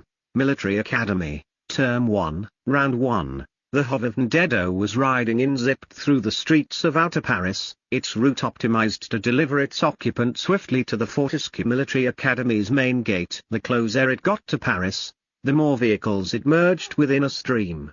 They were like a school of fish, moving seamlessly from lane to lane at high speeds, never slowing, never colliding. He had a small backpack in his lap and was wearing his bodysuit. He and Mimon had studied the orientation and induction documents meticulously. The last thing he wanted was to be embarrassed in front of the crowd of snobs he was about to encounter. He took comfort in the fact that he had Mimon. He needn't make any friends, and if at all possible, He would avoid the awkwardness of socializing altogether. It was lost on Dedo that he was the most watched and followed player in Cybermesh. He rarely interacted with teammates and almost never spoke to his fans other than short text snippets, which Mimon wrote half of the time.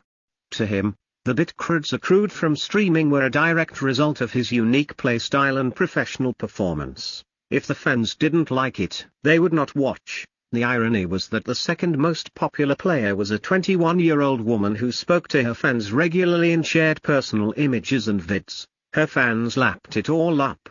They were polar opposites in terms of public relations. Some commentators thought that his mystery was strategically genius, and theories regarding his actual persona were part of his or her appeal. For all they knew, Daedalus could be an old woman with a voice changer app. The bodysuit had arrived in plenty of time. Mimon tracked it all the way to their door as a delivery drone dropped it off directly from the plant in Germany. There were millions of delivery drones operating in their designated airspace all across Europe, and a person usually would not know if the drones were carrying something worth 0.1 of a Bitcoin or 1500 like his bodysuit. Dedo and Mimon had spent the entire day testing out its features and adjusting the settings, including the establishment of the biosecurity checks. None of the other cadets would be able to play stupid tricks by waylaying his suit or worse. Mimon had synced and calibrated all the sensors. It had a view of the world like never before. A multitude of microscopic next-gen visual lenses, auditory sensors, radar, lidar, and thermal detectors allowed Mimon to see and hear everything in close proximity. Dedo, how are you coping with the sensory overload? Mimon, I am removing some of my core programming in relation to Cybermesh and adding code for data analysis of the suit's sensors. Dedo, good idea. We should remove all the maneuverability code we added to the core and relocate it to the cloud.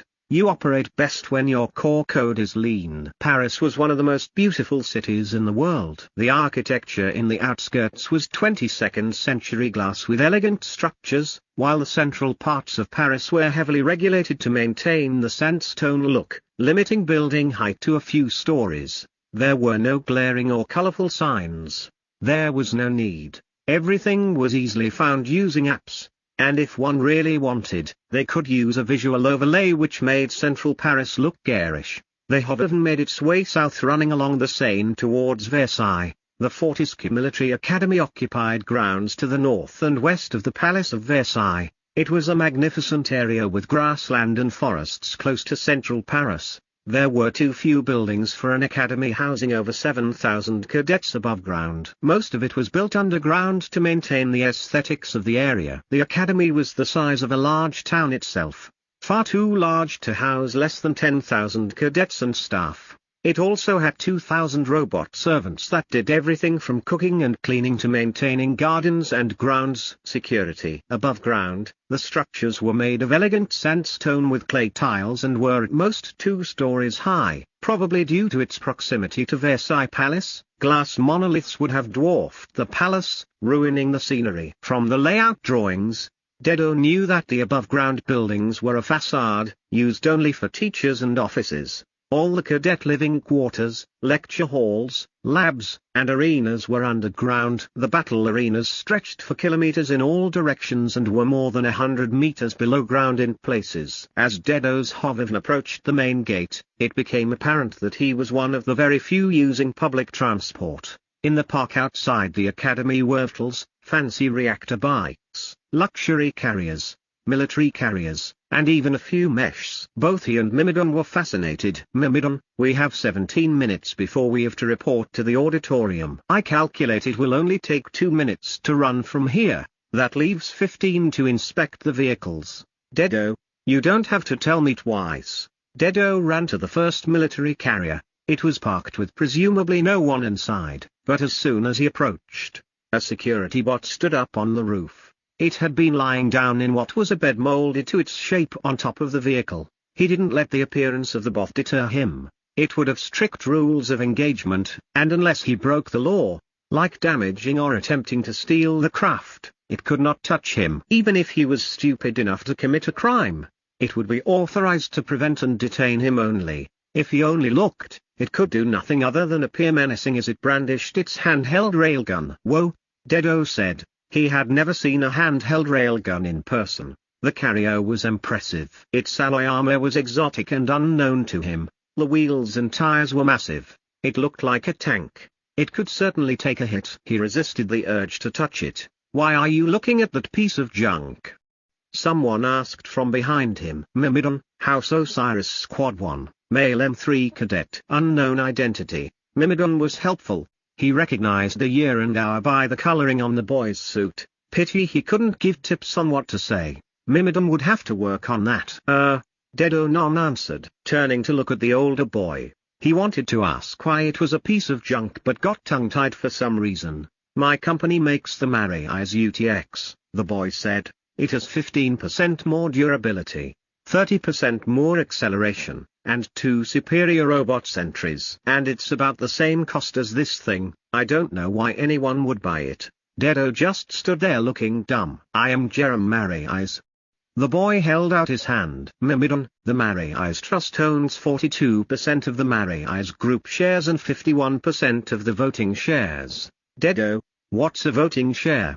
"Never mind." "So, it's his family's company?" "Mimon, yes. The trust has 16 beneficiaries of varying size." "Etana Dedo, M1. Dedo said, shaking Jerome's hand awkwardly. "A word of advice, M1. Once we pass through the gate, only use last names," Jerome said. "Okay," Dedo mumbled. "Remember what I said." "Junk." And he pointed at the offending military carrier before scampering off through the gates. "Mimon, we should leave as well. Time of arrival is now 4 minutes. We may need the contingency of 2 minutes in case of congestion." Dedo acknowledged Mimodon's advice and began to run towards the auditorium. He began to walk once he was inside the main gate. He then passed through an unobtrusive security scan, before entering the foyer to the first year's auditorium. This was one of 6 underground auditoriums, the one designated for M1 cadets. The foyer was comprised of a waiting area and a massive electromagnetic rail elevators embedded on 2 walls, one for entry and the other for the exit.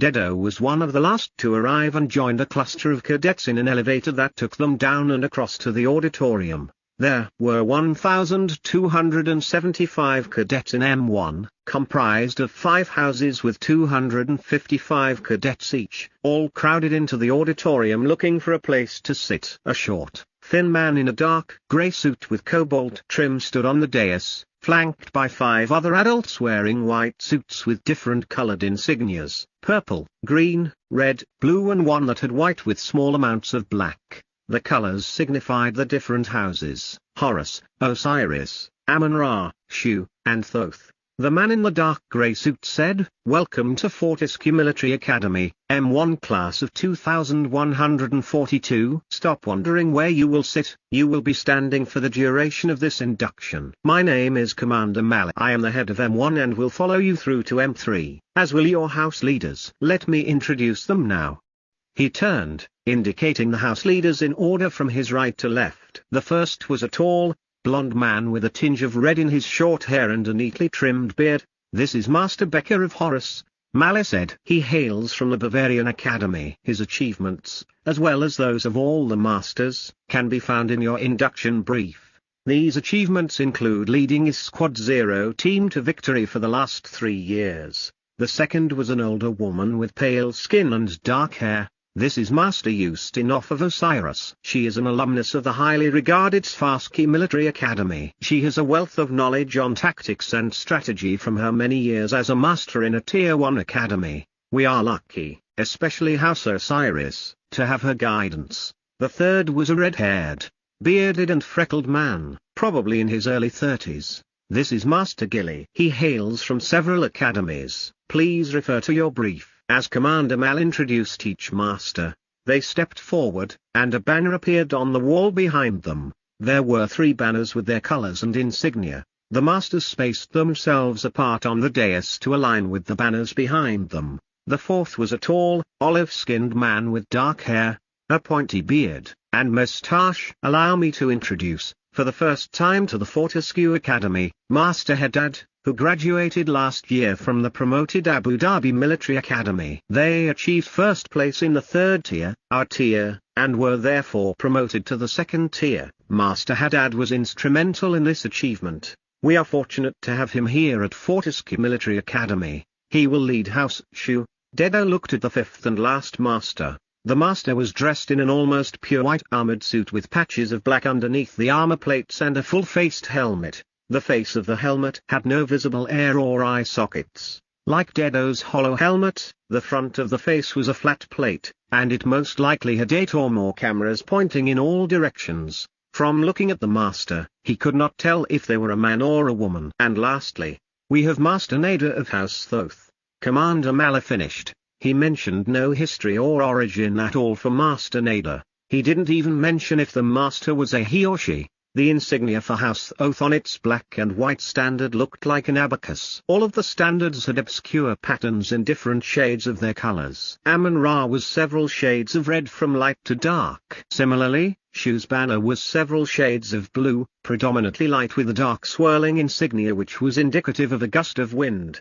While the suits of the first 4 houses were all white with small amounts of their house color, which denoted year level and achievements, Thoth was different. It had 2 colors on its banner, if they could be called colors, black and white. And its suit was a stark contrast in style from the other 4 houses. It started off black with white epaulets and patches added in accordance with advancement and achievements. Now down to business. Master Mal announced, breaking Dedo out of his reverie. We have 1,275 cadets in attendance in each year. With this being your first year, you will be assigned a house. We could stand here all day and announce the assignments, or we could direct message you. But if you had read your induction documentation thoroughly, you would have already given the academy privileges on your suit to adjust color. With that being a mandatory feature of your suit, this will, of course, be no problem for you. This is your first test. We will now learn which of you cannot follow simple instructions. With a wave of his hand, most suits in the room rippled to white, with a splash of color denoting their house assignment. All cadets whose suit did not change color will receive 1 personal and 1 house demerit. Commander Malice said coldly, I suggest you read the relevant part of the induction document now. You have 30 seconds before receiving your second demerit. Dedo immediately knew which house he was assigned to. His suit did not turn white. It had stayed black, but 2 small white patches appeared on top of his shoulders. He was Thoth, the house with primary aspects of calculation and research. Mimon, we were both incorrect.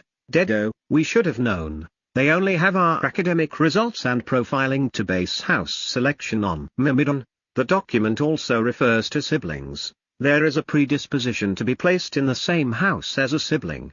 Although not an absolute rule, it is good to see the majority of cadets followed the instructions. The commander said, please proceed to your designated house area as marked on the floor and ceiling. Colored lines sprouted from the banners behind the house masters and headed down the auditorium on both the ceiling and floor, clearly designating the correct area for the cadets. Being shorter than most, Dedo headed to the front and pushed his way through the crowd to stand at the far right corner looking forward and left across all the masters. The masters were standing from right to left, facing out towards the cadets. Master Nader was on the far right, where Dedo was standing with his backpack. Part of his fees paid for general house clothes, which would be supplied to their room upon arrival. All academic material was digital, and the only hardware required was his military-grade cybernetic implant. The uniform was strictly his polymer bodysuit, which was ultrasonically self-cleaning. The only item in his backpack was his helmet, which, in hindsight, he could have fitted to his back as other cadets had done. He could see a few of them with large luggage bags, while most of the others had nothing. I like your bodysuit, said a girl standing directly behind him. He turned to look at her. She was wearing the same custom axle suit and wasn't much taller than him. Mimon, she has a few modifications that were not available in the store. I am not even sure what they are, but I can see 2 divergent modifications. He stuttered, nodding at her bodysuit. Nice suit. She held a finger to her lips and indicated the stage. She had dark, straight hair, slightly shorter than shoulder length. It appeared she had less white on her shoulders than Dedo. It would take Mimidon's precise sensory analysis to work out the epaulets. You will be grouped into 31 squads of 8, Commander Mala was saying. In addition to Squad 0, which will have 7 cadets, the top-ranking cadets, based on the entrance exams and profiling, have been placed in Squad 0. He gave no reason for the dissimilarity in numbers between Squad 0 and the rest of the squads. The number of cadets per house had significance. 255 was the max value of the 8-digit binary number. Teams of 8 also had significance. The inter-academy competition team event was 8 meshs. It was also the same number of team members in a cyber mesh match. A number from 0 to 31 will be generated on your suit, in-house colors, and will remain for the entire year, the commander said and waved his hand again. Much to Dedo's surprise, a 0 showed up on his upper right chest, and Mimon informed him there was one on his back as well.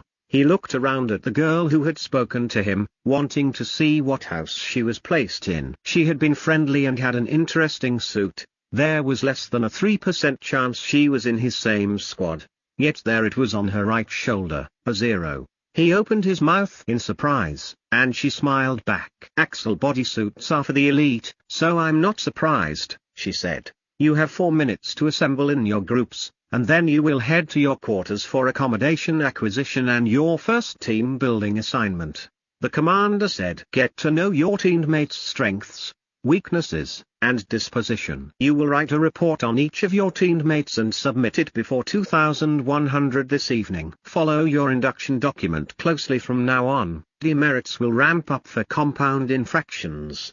He finished by saying, all personal demerits will affect your ranking, and house demerits will be viewed poorly by your peers and house master. What's your name? The girl asked. I am Dedo. What's yours?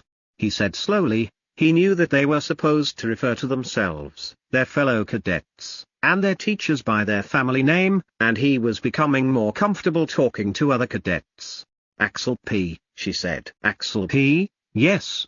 My family name is Axel. My twin brother is in M1. He is Axel J. His first name is Jules and mine is Pascal. Dedo, Mimon, I think her family made the suit we are wearing. Mimon, that could explain her unknown or modifications, with a high probability that they are experimental or restricted. Dedo knew not to call her Pascal, but he thought she might be wrong about being called Axel P. It was probably supposed to be Axel 0, given what the Academy documentation on naming conventions stated. Are you sure that I'm not supposed to call you Axel 0? He asked. She was looking around for other zeros. Oh yeah, probably. We worked out this system at home. I only skimmed the induction manual. We should wait here. It's logical that zeros should head to the front, and we're already here together. It did not take long for the 7 members of Squad 0 to get there. They were all rank 0 for a reason, and for the first time in his life, Dedo was curious about others his age. Chapter 10, Squad 0. House rank, unknown, Squad 0, Term 1, Round 1. Dedo was wearing his polymer black custom Axel Corporation bodysuit with a dark grey backpack. His cybernetic implants capping was visible at the back of his neck where it was located at the base of his skull. His dark, close-cropped hair and light olive skin were visible above his neckline, and the rest of his body was covered with his tight-fitting suit. His suit's helmet, which was capable of VR and AR, was stowed in his backpack. The suit itself had dozens of tiny apparatuses and its dark grey seam lines, the multitude of add-ons, were impossible to totally obscure. The white epaulets on his shoulders almost glowed as did the 0 on his upper right chest. He was the shortest of his group, almost the same height as a couple of the female cadets, but not quite. It was most likely they were all 13. Despite taking 3 years off playing Cyber Mesh and developing his AI companion, Dedo had still entered the academy a year early, at age 12. A girl, the second tallest of the group, took a step forward and said confidently, I'm Vanya. I suggest we quickly introduce ourselves and head to our apartments as ordered. She was light-skinned and had violet-red hair. It wasn't a natural color, but it didn't seem dyed either. Dedo guessed she'd had it genetically modified to grow such a color. Her eyebrows were also the same intriguing color. Her voice was raspy, giving the impression that she talked herself hoarse. A second girl stepped forward. She had dark hair, but Dedo swore it had a dark blue tint when the light hit it at a certain angle. I'm Picard. My family is military and on base at the Wa Valley. I want you to know now that I am here on a scholarship, and I will not take any crap from you rich kids." Her eyes gleamed a deep amber as she spoke, and Dedo immediately respected her forthrightness, especially since it did not apply to him.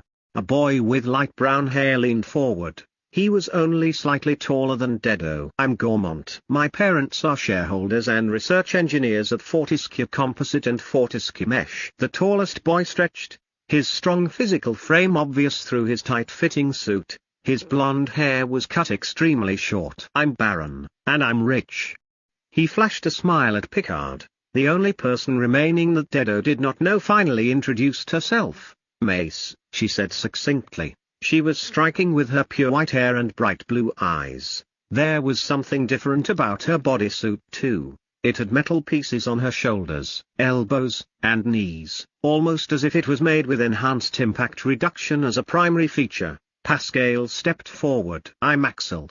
My family is from Germany, and we make the best bodysuits in the world, amongst other things. My brother Jules is also in M1, in another group."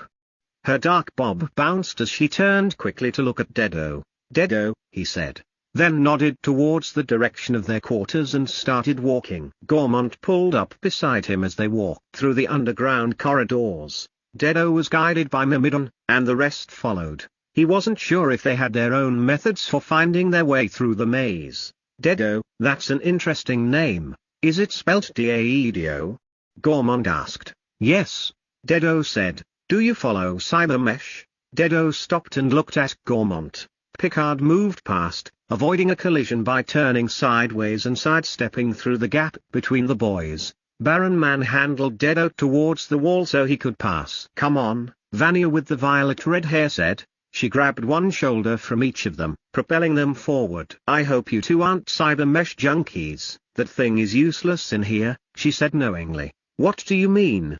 Dedo asked, intrigued. Cybermesh had an extremely high development value, with its millions of combination and optimization possibilities. "Well, for one, it's far too arcadey," she said. "The physics and responses aren't realistic at all. If you play too much of that game, it could ruin you, and you'd have to unlearn everything from it." "Oh," Dedo said. "Did you play much?" Gormont asked. "A little," Dedo lied. "I got in the top 2,000 for the EU regions," Gormont said proudly. Vanya looked unimpressed by the ranking. "I'll have you know that in the last year with the price drops, there are over 14 million players in the EU region alone and closing in on 100 million worldwide," Gormont said. "It's open to all ages. Being in the top 2,000 players puts you in the top 0.01%. Wow, you must be good," Vanya said, sounding genuine. "Pity it will ruin your piloting of a proper mesh, with the pre-programmed combat maneuvers and the interface all wrong as well. In a real mesh, the pilot moves their whole body for control. This puts less strain on your sync rate while enabling you to perform precise maneuvers. That's the main difference. But there are others, like how the damage done by weapons in that game is not realistic. And mesh jumping off buildings with no boosters would have too much downforce for the structural integrity of legs used in that game." I could go on. "I was warned off for playing it by my father." She talked the whole way to their quarters. "Is your father a mesh mechanic?" Dedo asked. Surely her father wasn't a mechanic also. They already had one scholarship. "No," she said. "He owns several blueprints, and he continues to research and develop new mesh part designs." "Your family makes money from selling mesh part designs?" Dedo was intrigued. He really did not know how the world worked. He was master of space build. It had not occurred to him that he could make real designs and sell them. Vanya smiled, clearly proud of her family. "It started with my grandparents. They designed an actuator and an energy delivery system which were used in every mesh for 10 years. The law changed well before we were born. It used to be that when you held a patent, no one could use it without your permission.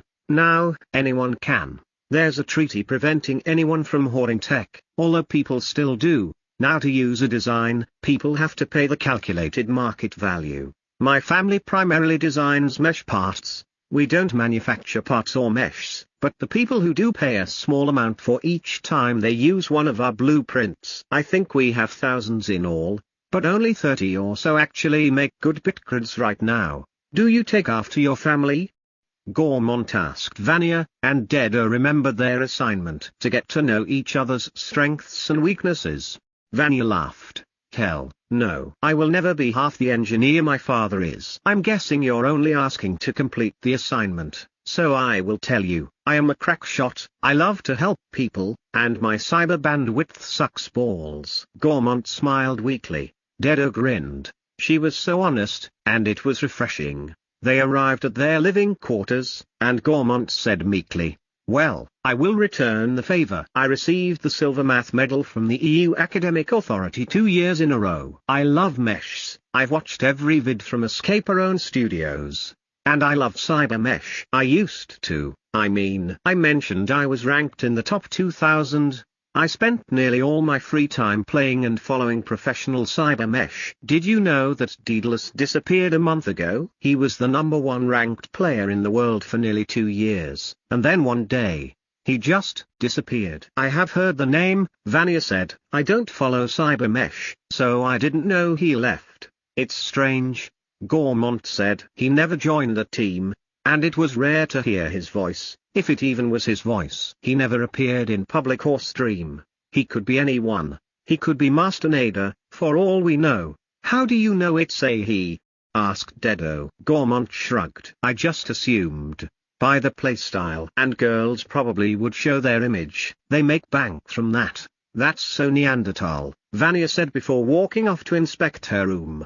Gormont looked at Dedo, helpless. Dedo just shrugged and went to check his own room. If this was where he was going to be living for the next year, he was interested in seeing it. Each cadet had their own sleeping quarters which included an ultrasonic shower. There was not much room for anything else. No study area, no workshop, and barely any storage space. Dedo deduced they were only meant to sleep and clean themselves in here. Meals, toilets, study, and anything else would be done in communal areas. This was the opposite of what he was used to. He had been able to shut himself off from the whole world in his own space. He took after his father in this respect. For some reason, the academy didn't make use of the technology available. Almost the entire curriculum could be learned from home, only the actual physical mesh combat would need to be completed in person. Even physical training could be completed remotely and monitored. Yet they brought everyone together, even pushed them into teams, and then forced them to interact, to work together. Dedo sighed. He wasn't looking forward to mixing with the wealthy brats, but so far they seemed okay. He was the one who had issues. I can't believe this. Baron yelled from the central room that was probably used for meals, study, and socializing. Dedo walked out to see what the fuss was. He was sitting on top of one of the tables and calling out for anyone who wanted to listen. I thought my sister was lying. I thought she was teasing me. But this place is like living in communal slums. He stood and swept his arm around in a wide arc. Now he had 4 of his team members observing his speech, or what some would call a tantrum. My wing is 10 times bigger than this whole area, and this area is for the 7 of us. 8, said Master Nader, standing in the doorway. Every squad quarters has 8, including this one. Nader's voice was synthetic. The master was either hiding something or had been in an accident and lost their vocal cords, something that could be regrown if a person had the cred. Who is our 8th? Asked Axel Zero. It's Master Nader, Dedo said, noticing a larger room at the end of the living quarters, an 8th room. Unlike all the cadet rooms, its door was closed. At first, Dedo had thought it was another adjacent communal room. All the cadets stared at him. We're Squad 0, which is the top-ranked team. There are 255 cadets in our year level. The 8th cannot come from this group, as they are all assigned. So the 8th either has to be a cadet from a higher year level, or Master Nader. But, it's most likely a handicap placed on Squad 0 and Master Nader directs from the sidelines, Dedo deduced. Gormont, Baron, and Axel Zero just gaped at him like he was crazy. Master Nader did a single, slow clap. 1 personal point for you. Dedo, you are correct, I am your 8th. And I only advise, I don't play. That doesn't make sense, Gormont interjected. Wouldn't it be cheating to have a master guiding our team? Dedo shook his head. Not if each house is the same. And I would guess if we compete within our house, Master Nader would not take part. We would be expected to win with 7, without guidance, since we are Squad 0. You're not getting another point, Dedo, Master Nader said with a humorous tone through their synthesizer. I will assist you in the inter-house competition and mentor you directly. As for the other 31 teams, I will monitor and mentor indirectly through U1 cadets assigned to them. Be sure to achieve the top 200 in leadership at the end of M3, or you will receive this extra assignment in U1 yourselves. Dedo, could Master Nader be an AI robot? Mimon, no, not unless pulse and breathing are mimicked to fool our sensors. Dedo, oh, thanks, I didn't think of that. Can you tell what gender he or she is? Mimon, scans indicate that Master Nader is female. Dedo, that's a great help for our report. Scan everyone else thoroughly, and if we find anything interesting, we'll add it to our report for our teamwork assignment. Mimon, may I suggest you read the definition of teamwork? Dedo, funny, ha ha. Master Nader entered her room and the door slid shut behind her. I guess the master doesn't want to intrude on our assignment, Vanya said to the group. She sat down and tapped the table indicating everyone should do the same. In the short amount of time they had been together, the violet red-headed girl had shown leadership without being bossy or causing Dedo any feelings of being pushed around. The table and chair arrangement formed to their wishes. The entire room was programmable. They could have 8 single tables and chairs or 1 large table with 2 bench seats. Almost all configurations were possible in the grid that made up the communal room. Every wall and ceiling was capable of showing an image or colored lighting. A 3-dimensional projector was present which could put a large projection on the floor or a smaller one onto a table. Gormont pulled up a map of the EU, zoomed in to show where he lived. I live here, south of Lyon. My family is independently wealthy, but my parents still work because they love it. As I mentioned before, both are engineers with Fortescue. I love math and cyber mesh and have achieved top ranks in both. If I have a weakness, it would be physical activities. Dedo began to wonder if Gormont was his clone or long-lost older brother. They were very similar in likes, dislikes, and attributes. You may be wondering why I am in Thoth, Baron began. Well, my sister is in Thoth, and she is a massive nerd. So here I am. He didn't need to explain that he was adept physically and probably struggled academically. His attitude said it all. He probably wasn't stupid. He just didn't apply himself. Do you want to be a mesh pilot? Vanya asked. Duh, I was born for this. I'm in Squad 0, or did you miss that fact? Baron arrogantly explained. Everyone else in the room was in Squad 0 as well. No one challenged him, though. Either they were intimidated, wanted to form cordial relations first, or just couldn't be bothered. I think we should talk about our goals in addition to our strengths and weaknesses, Vanya said, ignoring Baron. This will tell us a lot about each other.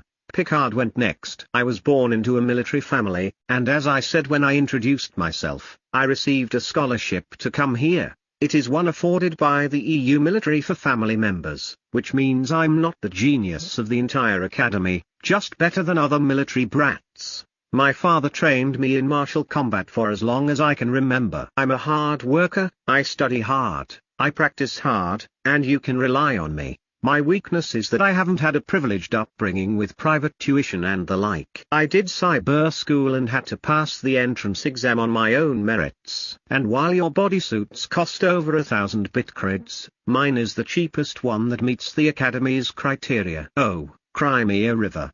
Baron scoffed. You're almost begging for one of us to buy you one.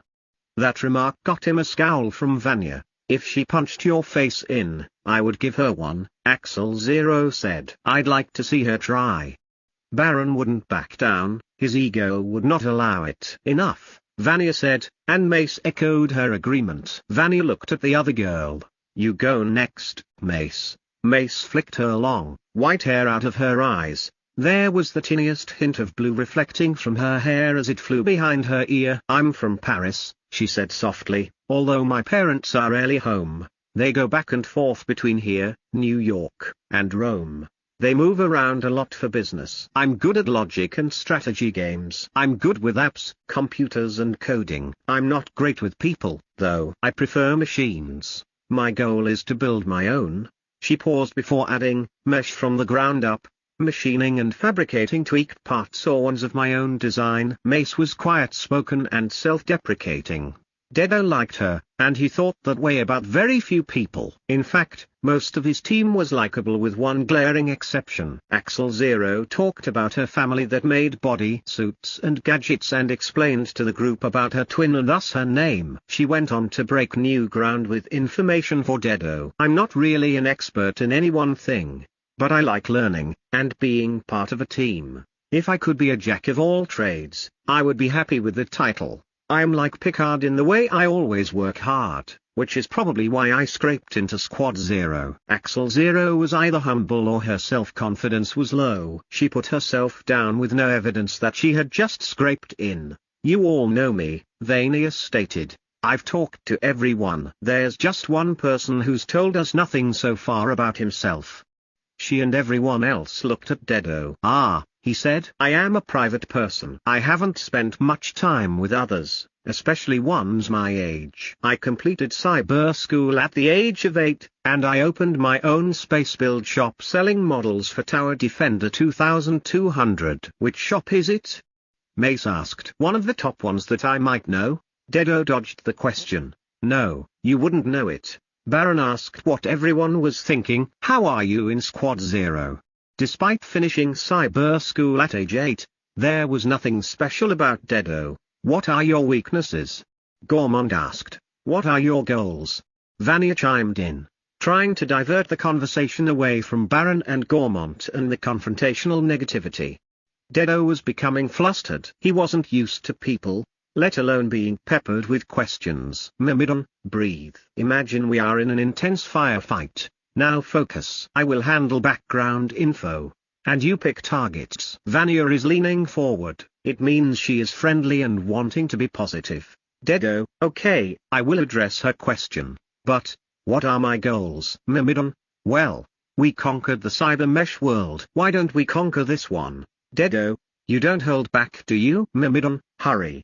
They are waiting. Tell them we will be number 1 ranked in the school. Dedo, should I tell them about Daedalus or you? Mimon, from what we have read, you should not tell them about me. We have broken 2 laws and 27 EU and international regulations. Dedo, we may need to pretend to birth you during the supervised AI class and then carry on as if you were new. My goal is to be the number 1 ranked cadet in the academy, Dedo said matter-of-factly. It came out sounding like he was talking about what he had for breakfast or the weather that day. Is that all? Baron asked sarcastically, receiving another scornful glare from Vania. There were 1,275 talented and hard-working cadets in M1, and Dedo had just stated calmly that he was aiming for first place ranking. No, actually, Dedo continued, I would not settle for less than number 1 ranked in all the academies in our tier and gaining promotion to the 2nd tier while I'm in U1. Baron spat out a cough. He was not alone. This was too much, even for the positive Vania. Dedo's hubris made Baron seem meek. Gormont stared at him as if he were mad. Picard studied him with distrust. Mace looked at him blankly, and Axel Zero just slapped her forehead as if she couldn't believe her ears. A single clap came from behind the cadets. Another personal merit point for Cadet Dedo, Master Nader said. Not only is he the current number 1 ranked in M1 Thoth, but he has worthwhile goals. I approve. The others in the room wore expressions on their faces that said they thought maybe there was something to Dedo after all. He was the only member of Squad 0 to get any personal merit points from Master Nader, and now he had 2. Chapter 11, Rank 1 Thoth. House Rank 1, Squad 0. M1 Rank, Unknown, Term 1, Round 1. The cadets gawked at Master Nader. Master Nader never removed her mask. She'd walked around in an Exo with closed-face helms since they arrived. Dedo wondered if she would ever take it off. Dedo, Master Nader continued, in my office. The door to her room slid open upon her words and he followed her in. Inside her room, There was no bed and no shower, just an amazing display of data and feeds on 2 of the 4 walls. Her office was programmable as well, she could adapt it to her needs of the day or hour. A programmable room was broken up into numerous meter squares of a cubed floor, ceiling, and walls. Master Nada could program these into any configuration she wanted, and they were sure to be hiding hundreds of accessories and even entire connected rooms. "Sit," she said in her robotic voice. "You don't sleep here?" Dedo asked. "Dedo, are you sure she isn't a bot?" The screens turned opaque, and the door closed behind him as he sat. "No, I sleep topside, as do all the masters." "Now that was your last question. Listen to me," she said ominously. "You barely passed your physical. Your teamwork is abysmal, let alone your leadership. The only reason you are rank 1 is due to the weighting in Thoth, where math and physics, the foundations of engineering, have a 1.2 factor. If you were in Horus, you wouldn't be in the top 15. Let alone Squad 0. I just set a target on your back. I'm explaining this because you are probably too naive to realize that each of those cadets out there is now wondering why you are number 1 and what they need to do to beat you. They are also wondering why you're getting special treatment right now. If you do not show strong results in all subjects over the next 2 weeks, you will lose number 1 standing. The current ranking is based on entrance exam results, which now count for nothing." Dedo was shocked. He had never been spoken to that way in his life. She paused, waiting for what she just said to be processed. When he opened his mouth, she silenced him. "No questions. You must figure this out on your own with the information I provide." "But," she held up a solitary finger and paused for effect, "because you are M1, and it is your first day, I will give you a general strategy outline. This will be the first and last time. You must first get your teammates to stop thinking about the intra-house ranking in Thoth. They must think about Squad 0 leading and winning representation for Thoth, and for Thoth to become the number 1 house in M1. You are to offer assistance or ask for help in order to form a one-on-one bond with each and every member of your team." She thumped her desk to accentuate her point. "Why? You don't need to know why," she said. "You need to follow directives. This is a military academy. It is not an academic institution or a holiday resort. The word military is there for a reason." "Dedo, she didn't even know what I was asking why about. Why give me advice? Why single me out? Why do I need to stay rank 1? Mimon, I like her."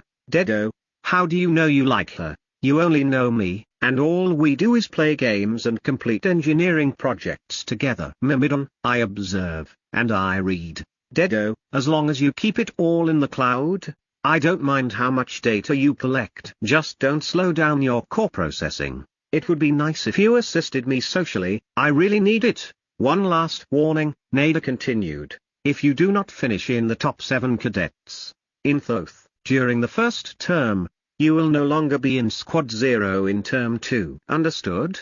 Dedo just nodded. "You're dismissed," she said curtly, and the door opened behind him as his chair disappeared beneath him. Dedo almost fell but regained his feet. Master Nado had given him a lot to contemplate. He left her room, his first inclination to head back to his own room and avoid questions, but his room had just a bed and ultrasonic shower. To head there now would seem cowardly, so he went directly to the seat he had vacated earlier and sat back down. Before the door reopened, he knew there would have been a robust discussion taking place, but since he had walked out, everyone was silent. It was Baron who broke the silence. "So what gives?" "Yeah, what was that about?" Picard asked confrontationally. Dedo considered telling them it was confidential, but Master Nada didn't say that anything they discussed was confidential. She had given him hints on how to forge bonds, what he needed to do to rank highly. The question was, did he really care? Mimon cared more than he did. Picard's blue-tinted hair shone as she shook her head. She was about to say something when Vanya held up her hand. "He is collecting his thoughts. Give him time," she said, urging patience amongst the Squad 0 cadets.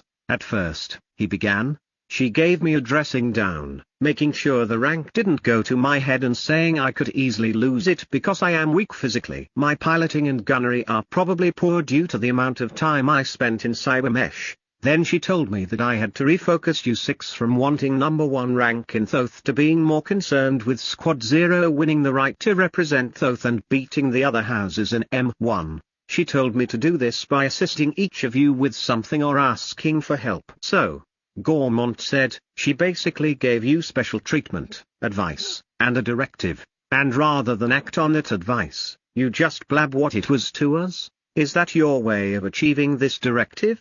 Yes, that's right, Dedo said. If it makes sense to you, there is no need to try to manipulate you into doing what I want. In that, I'm sure I would fail. So, I will give you the information, and you will be able to work out whether our paths align or not. And what could you give me assistance with?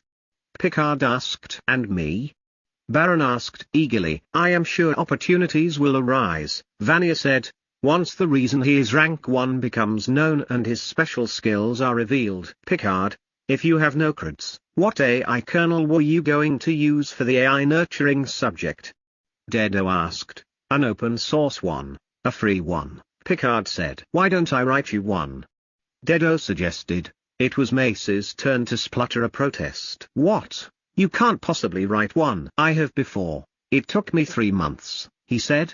Gormont protested as well. It has taken a team of Fortescue's best developers over a year to write the base code for an AI, and it was rejected as being inefficient. We are still purchasing Spassky's military AI. Why should we believe you can write one that works at all? And even if it does, that it's better than an open source AI I am offering, and I can do it. Dedo said. The only proof I need to give is delivering one to Picard. I will create a bespoke AI, tailored to her requirements, and ready for the first day of AI nurturing class. If you just copy an open source or a purchased AI, we'll be able to tell immediately, Mace said. You know that, right? Dedo just stared at Mace as if the question offended him, which it did. Baron clapped his hands. I like this game. Do me next, Dedo. What can you do for me? I don't know you well enough yet. Dedo said. I could assist you in an academic subject, or you could train me in physical. Baron made a disappointed sound. I want something cool like a bespoke AI. What is it that you need more than anything to succeed here? Dedo asked seriously. Baron's expression became thoughtful. I don't know. I have everything money can buy. The best gear. I'm naturally talented in piloting. I can do the math and physics. And those are only 2 subjects out of the 10. If you could help me with anything at all, it would be to beat my sister in an exo duel. I'm a better pilot than her, but she always tunes and adjusts her exo so it's much better than mine. Whether it's an exo or 6-meter mesh, she always wins. He looked at Dedo. Can you tune an exo? I have only seen them on rare occasions. I can't remember touching one. Dedo said. What? Doesn't your family have at least one? Baron asked. No. My dad brings home the odd bot from work to repair, and he gets to keep the odd retired model. But other than that, we don't even own a vehicle. Are you on scholarship? Picard asked in awe. No. Dedo said. Vanya leaned towards Dedo. Then how? My mother, he began. I didn't really want to tell you all about my... A tear ran down his cheek. It had only been a day, and he was already embarrassed. He had never been like this in front of adults, but these cadets were his peers, and it felt completely different. He wiped his face and stared at them crossly. I will send you a document outlining my history. And with that, he stood and walked to his room, his door closed behind him. It must have been Mimon. Dedo lay on his bed and prepared a 1-page document outlining information about where he lived, his parents, his mother's death, and how he failed at 9 years old to enter the academy. He paused at mentioning he was Daedalus. Why would he need to hide that? If anything, it was a weakness. The only thing he needed to hide was Mimon. He had prepared a clean slate AI already, which he could tweak for Picard and present as his own. Then, after time had passed, he could pretend his AI had evolved into Mimon. The security measures could be falsified. He would present them as code, but they would not run. He would classify the lines as a text entry and hide the classification. He added details about the space build shop and his years spent playing Cybermesh as Daedalus. If they doubted him, he could easily prove it. It would be his test for them. He was already pissed about being doubted with the AI kernel programming. Once he had completed the document, he sent it off to the other members of Squad 0. Then he rolled over on the bed and stared at the ceiling. Within moments, a loud banging came from his door. "How the feck are you, Daedalus?" Gormont shouted. "Come out here and log on now, I want to see this." Dedo sighed at the failure on Squad 0's part. He stood and walked out. They were all staring at him. Again, even the cadets who were not fans of Cybermesh had heard of Daedalus. He or she was the mysterious rank 1 player of the most popular Mesh VR game on the planet, the game that single-handedly caused mass uptake of cybernetic implants in order to play. "Seriously? This is too much," Baron said while laughing. Axel Zero was caught between her qualms over his story and wanting to console him for the loss of his mother. Just attending the school was a daily reminder because it was her death that paid for his entry. He could not possibly be Daedalus. Daedalus had been the #1 rank player for 2 years, which would put him at age 10 when he achieved it. At 10, she was still playing with slider games. And she knew he had a bodysuit that was worth over 1,500 bitcreds because it was from her company. How could he afford that if it was just him and his father? The story didn't add up. In her heart, she wanted to believe him, but her mind was screaming no. Vania put a hand on his shoulder and smiled sadly. He sat down. "Before I do this, I want to ask, is there anyone here who believes me?" Baron laughed. Gormont scowled. Picard looked anxious. Axel Zero, Vania, and Mace looked down, not wanting to make eye contact. Part of Dedo wanted to shout at them, "Feck you all," and go back into his shell, but he knew if he did that, it would be a long, long year. He would be alone, which he didn't mind. He could function with Mimon and do his work. He could pass and excel academically. He could train himself. And when it came to team sports, he could just do his own thing as he had always done. He would never speak of this day, but they would all know they were wrong when he beat them in everything.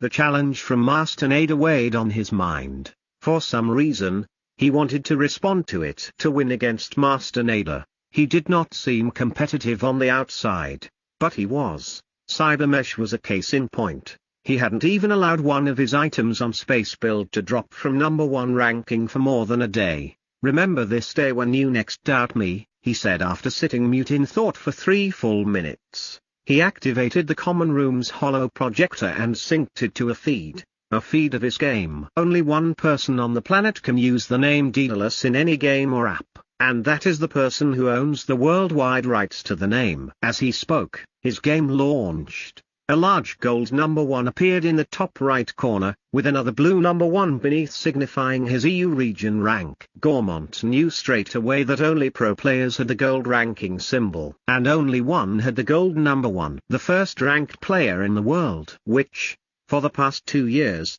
had been Daedalus. Dedo launched into a ladder match immediately. Although he had not played for 30 days, he was still ranked #1. He wondered if the devs messed with the system. The ranking was adjusted daily. Surely after such a long period of time, his ranking would have dropped. "It is him," Gormont whispered in awe. Axel Zero stood up from her chair, distressed. She didn't know what to do. Vania laughed and cheered in relief. She desperately wanted him to be telling the truth. She just couldn't bring herself to believe the impossible. Out of the tens of millions of players of that stupid game, the #1 player in the world sat right there with them. No matter how useless that game was, the talent and dedication to achieve such a feat were incredible. Daedalus flew through the ladder map. He unmuted his team for the first time in years, and the screams of ecstasy and surprise could be heard throughout the common room. It was astonishing because this was coming from players ranked Master or Challenger. They were hardly noobs. But Daedalus had disappeared for a month with no trace, and when he suddenly reappeared, it was in their ladder match. Of all places, Daedalus killed enemy mesh after enemy mesh with ease, while his teammates just followed him around firing into the air. His squad mates just gawked at the play. He did it so easily it was like his mesh was 10 times more powerful than the opponent's. When the match finished, he spoke to his cyber mesh team. He was certain they were recording or streaming this. "I have to say goodbye," he said unemotionally. "I am retiring. I'm now attending Military Academy M1 and cannot play anymore." And with those words, he cut the connection and logged out of Cybermesh for the last time. Within minutes, The soundbite would be sent around the globe to fan sites and apps dedicated to the game. There was no doubt the players at that level would have their own stream and they were certain to go viral with the clip. Baron was the most emotional out of all of his peers. He stood and grabbed Dedo, lifting him up in the air as if in joy. You're more famous than my mum. Baron put him down after Picard tapped him on the shoulder and indicated the floor with her head. She then shook Dedo's hand. I am sorry for doubting you, she said. Gormont looked like he was in shock. He didn't say a word. You liar, Mace accused him. I do know your shop from Tower Defender 2200. Daedalus auctions items 20% better than rank 1 every month. And in your document, you said you owned the Mimon shop too. Both of them are famous. Axel Zero hugged him. That explains how you afforded the bodysuit. I'm sorry too, Mimon. I am looking forward to the next game. Dedo, do not be sad about Cybermesh. We were well past it being challenging. Dedo, I'm not sad about Cybermesh. I'm sad no one believed me. Mimon, I believe in you. If you keep smashing the meatheads, they will eventually learn as well. Chapter 12, Meatheads. House Rank, 1, Squad 0. M1 Rank, Unknown, Term 1, Round 1. The scene repeated itself. Master Nada came out of her office and called, Vanya, my office, now. Her metallic voice made all the cadets jump. Vanya stood and walked into her office as if walking to her own funeral. I still haven't worked out if it's a man or woman, Baron said, sounding fascinated. She's a woman. Dedo said. How do you? Baron started to ask but waved his hand. Never mind, I don't want to know. Then he looked shocked. You weren't in there very long. Axel Zero moaned. Oh, please, Mace asked. Did you scan her? Dedo nodded. This bodysuit is very good. Axel Zero beamed. You really have a handle on it. How did you process the scan? Did you use your implant and review the data? Yes, I have the bodysuit linked, and I reviewed the data while sitting here, Dedo lied. What would take a human hours to do, unless they were an expert in the bodysuit, which he was not, only took Mimon a few moments to analyze. Mimon had been playing with the bodysuit's features since they got it. It would have relatively 1,000 hours of experience in just those few days. Axel Zero leaned close, inspecting his back before moving to his side. You did get everything, didn't you? She said, touching his bodysuit in different locations. Well, I noticed you have a couple not available in the store, he replied. There are some perks to being the owners of the company. When we get a break, I'll get yours upgraded, she offered. What are the additional mods on yours? He asked. I couldn't make them out. She made a funny face at him. Of course you couldn't make them out just by looking at them. My brother and I have the next-gen sensors, memory glands for increased local data storage, an improved camouflage system, and thermal conditioning vanes to assist with an exo heat exchange. Too tiny to make a difference to a mesh, but it gives the heat dissipation of an exo a 20% boost. Vanya, sit. Master Nada indicated the chair which instantly appeared from the floor before she went around to the other side of the desk and sat. She pretended to look at something on an invisible screen before looking back at Vanya. I had you pegged as the leader of this group, she began. Your profile is excellent for your current age, empathy, ego, behavior calculation, all very good. Master Nada paused, allowing the room to fall silent. She had no visible eyes to stare Vanya down with, but Vanya felt them in any case. You failed abysmally at your very first test. The boy, your most talented squad member, needed you to believe in him, and you did not. I wanted to ask you, why? Vanya spluttered. It was impossible, she finally finished. Yes, I see. So what would have happened if you had lied and showed faith in him and then it turned out he had been untruthful? Did you think of that? Did you think it through? Nada drilled the questions into Vanya. Vanya was almost in tears. She was not stupid, but she realized when Nada pointed it out just how stupid she had been. Even if it was impossible, she could have supported him. And even if he was lying, what would have happened? Nothing. She would have just been wrong and at worst gullible. Either way, she would have shown faith in him and built a bridge between them. Yes, you see. Now, today is your first day, so I'll go easy on you and just tell you straight. If, and I mean a big if, you end up being the squad leader, You need to think things through. And many people say that without knowing what it means. So I will be clear in my explanation. What thinking things through means is that you think of the next step after your words are spoken, and the next, and the next. You think of each and every response. You look at the repercussions of that response, whether it's verbal or another reaction, and you work out your next action or reassess your initial words or action. Leadership takes as much computational effort as a tactician in a battle, especially for one as inexperienced as yourself. After years of experience, you will find history repeating itself, and you will have already mapped your course for many situations. Now, if you had gotten this right, I'd have been sure you would be the squad leader, but now I'm not so sure. We will wait and see how you handle the next couple of weeks, and I'll make a decision at the last minute. Master Nada turned back to an invisible screen, one which only she could see in her HUD. Dismissed, she said tersely. Vanya walked out, feeling dejected, not because of the dressing down, but because of the idiotic mistake she had made. After a brief self-assessment, she also gave herself a fail.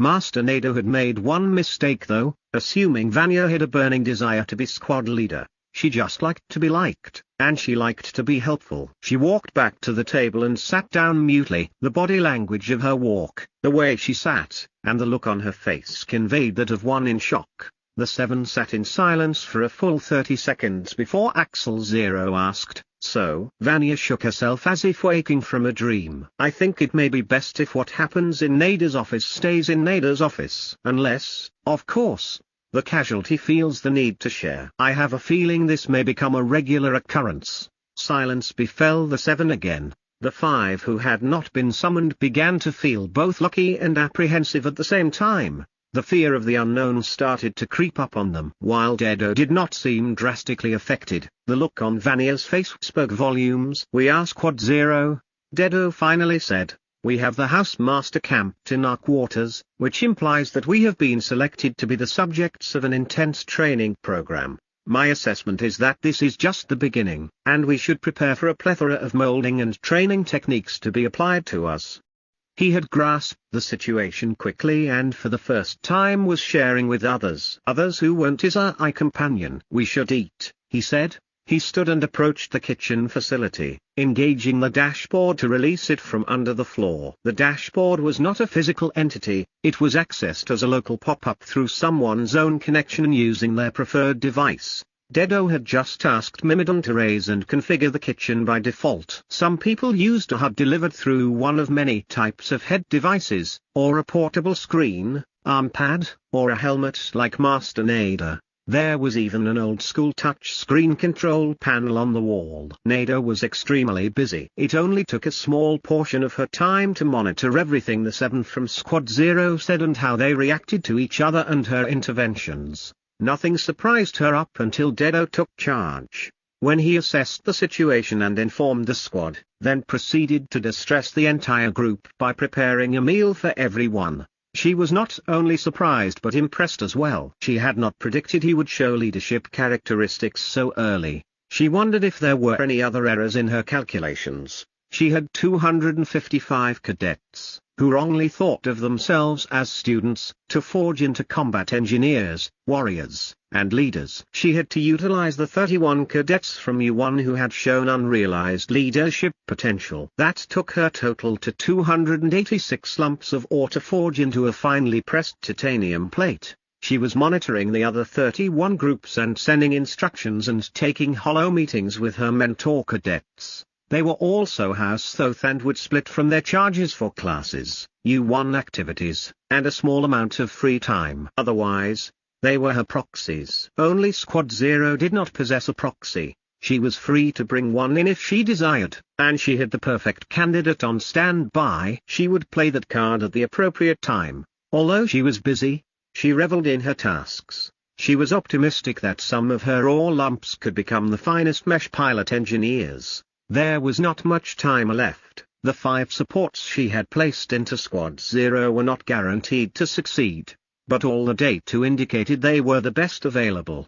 27, she called through her comms. Encourage that sentiment. You have an opportunity to create common ground in opposition to you. You may even have some fun achieving that end, but do not overdo it. they still have to listen to and respect you in the end, and that will not be achieved with fear alone. She watched and listened carefully to the key interactions. The rest were recorded, and while she could skim threads of 10 at a time, she wanted to help 27 with growth as well as their group. Good, except you did not anticipate the third response. Remember what you have been taught. Examine all probable outcomes, and that reply was predictable. The more adept her mentor cadets became, the less micromanagement she would need to conduct. Her estimation was that she was missing 90% of critical interactions which required her intervention at this point in time. This indicator would reduce as time passed and her mentors increased their proficiency. Within the year, she wanted that key performance indicator under 1%. She flicked back to focus on the only squad that really mattered to her, Squad 0. The first day ended with a tour of the academy. Cadets were shown the many underground arenas that made up various battlegrounds for their training. They were programmable and adaptable into infinite configurations. Some were set up as bodysuit obstacle courses, and others were 6-meter mesh augmented reality arenas. One of the requirements of a bodysuit's specifications was a helmet capable of full immersion augmented reality known as AR. This was significantly different from virtual reality. In an augmented reality training exercise, the environment would physically exist, the walls, floors, and ceilings could be opaque and unadorned, and the program would add color and texture to the surroundings. Programmable construction foam was used on top of the arena grid to add shapes other than squares to the environment. From rock walls to rubble and a fallen building, they could all be constructed with the foam which would harden and when released turned back to liquid for removal. This allowed varied environments to be constructed quickly from the library of thousands on hand. It even allowed cadets, chiefs, or masters to design and construct their own environment. Another feature of an augmented reality battleground or obstacle course was that they were able to add any number of holographic citizens, animals, or threats. Destructive traps could be added, ones which affected the suited cadet in the simulation but did nothing in reality. The same went for weapons. Cadets could carry real railguns, iron pistols, flamethrowers, and pilot meshs with particle cannons where the size and weights were all correct, but no live ammo was fired.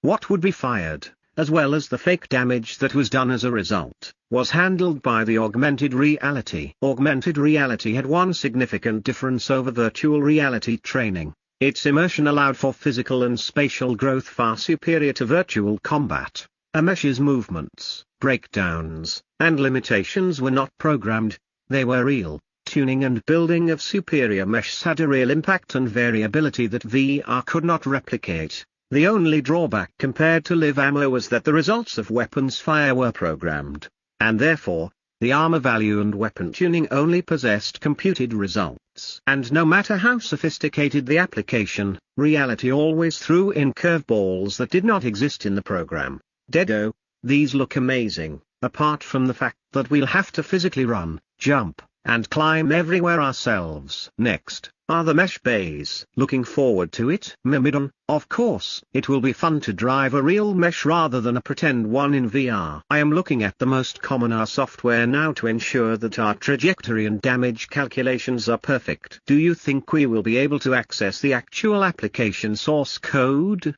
Deado, if we're given a chance to program an arena ourselves, it may get us close enough. See if you can find out which open source code Fortescue used to write its own R apps. That would be most likely what is used here. Mimon, the version says DV6414. That would mean it's a DaVinci application being used. Deado, it's probably standard across all academies. Either that, or DaVinci is the best. The squad of 7 were surrounded by other members of Thoth, and every now and then they ran across another house. Cadets who were friends yesterday glared at each other today. Deado had no friends. He was an observer in this scenario. A scenario where the affable Vanya, who was a pro at making friends, had old acquaintances staring daggers at her, especially since she was in Squad 0 of an enemy house. Squad 0 was most likely to be involved in the upcoming Tier 1 inter-house battles. Don't they realize that you're the same person?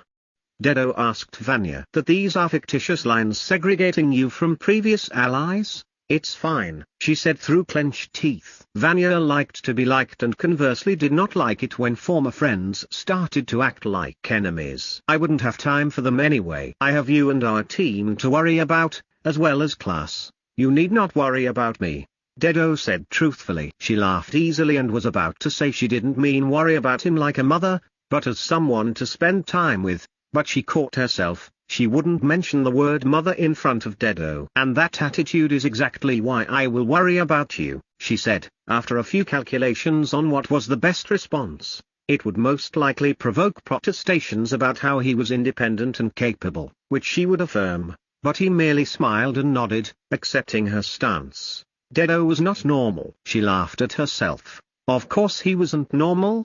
He was in Squad 0, number 1 ranked in the house and in a popular game. She would need to improve her read of him. Dedo, she said, starting a new topic, I've been thinking about your directive, about how you can help each member in Squad 0 with something. He looked intrigued. You are obviously talented, far more than I can imagine, so I suggest you don't rush the assistance, she said. Wait for the opportunity to do something really special. He nodded. That's good advice. There is one more thing, she added, I don't think one of us should train you physically.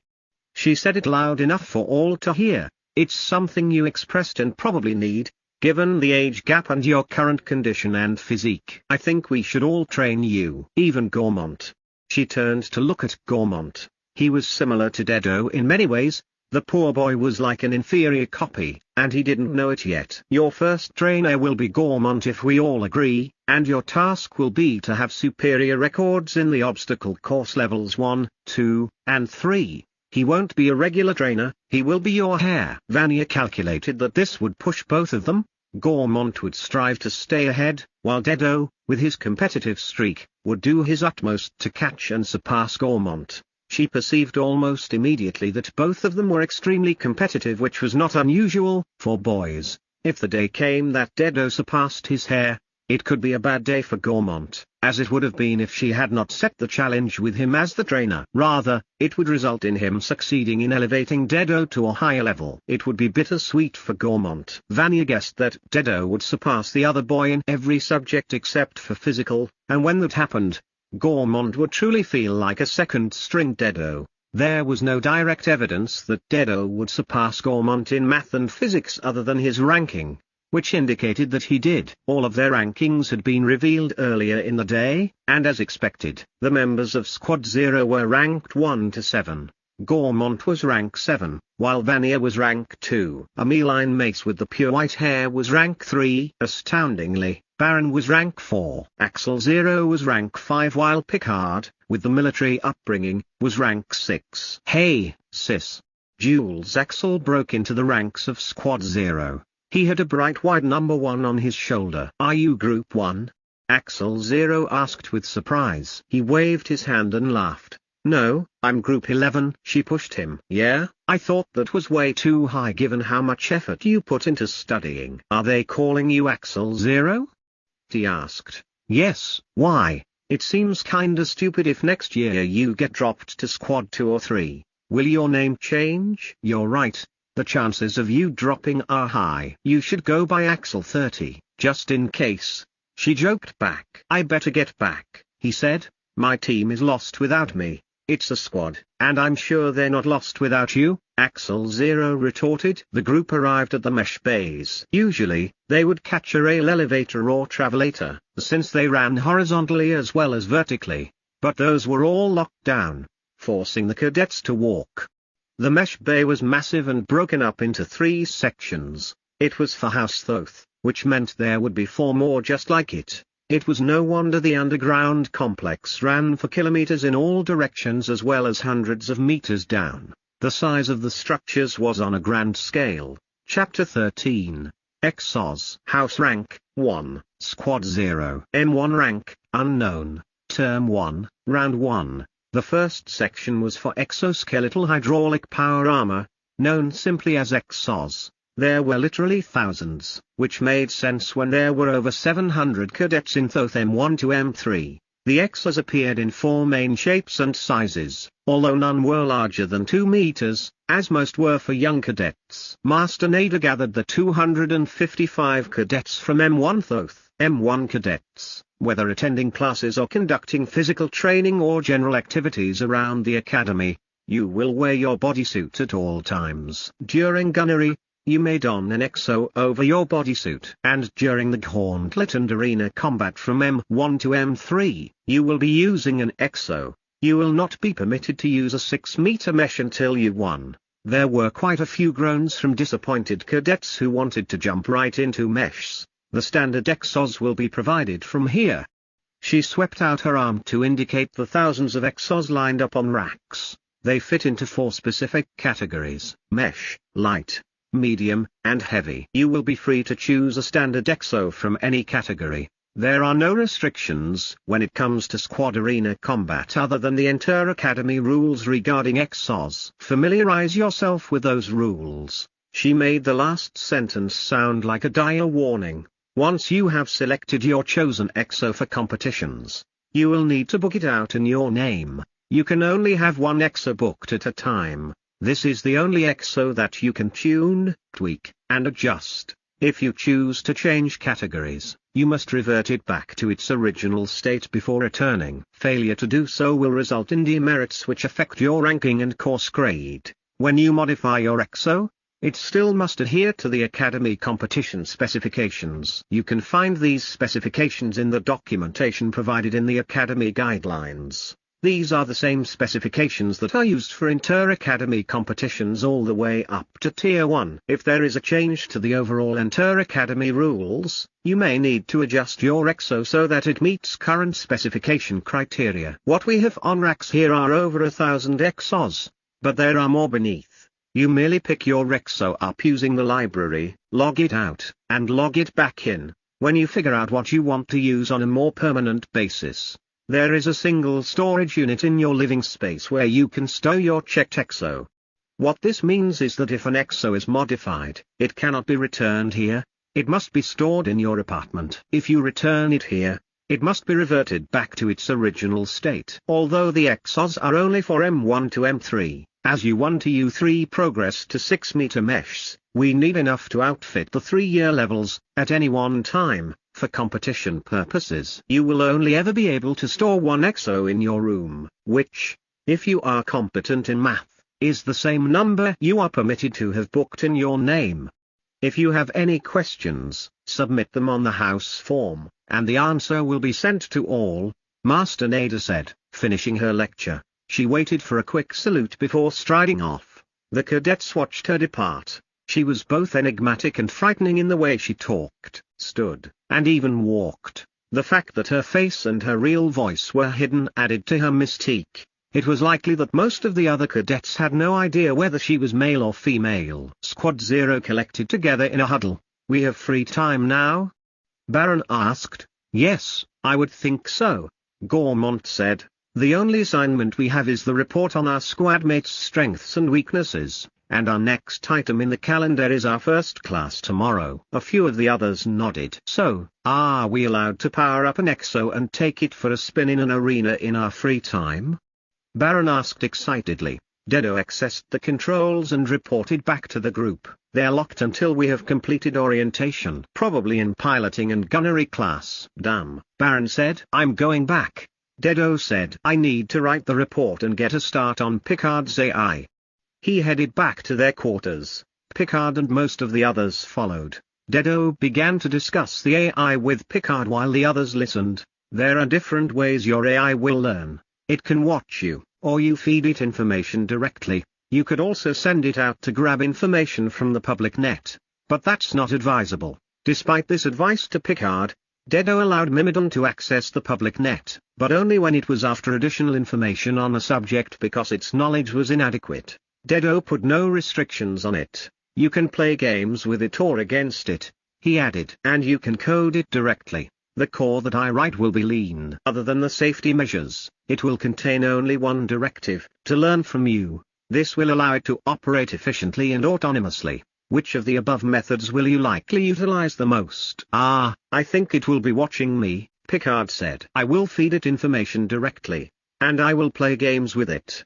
Dedo also did not mention it could be educated by another AI because no one should have one to educate her AI with. What are the main roles you would like your AI to perform? He asked, as that would dictate how it should be trained. Computational, general and mesh systems handling, and a gopher, she said. All fairly standard, generic answers. Picard did not have enough knowledge to know specific combat roles she wanted her AI to fulfill, and it didn't matter to the code. Dedo just wanted her to start thinking about the concept. It would help her nurturing. All right, I have enough to create the foundation, he said. Be prepared to spend all your spare time on it initially. It will no less than an off-the-shelf AI, but it will be leaner and faster. The computational speed of an AI was limited by two things: the specifications of the cybernetic implant and its code efficiency. Bloatware could slow down even the fastest processor. Shouldn't you add in general knowledge regarding the academy rules or math and physics into its core?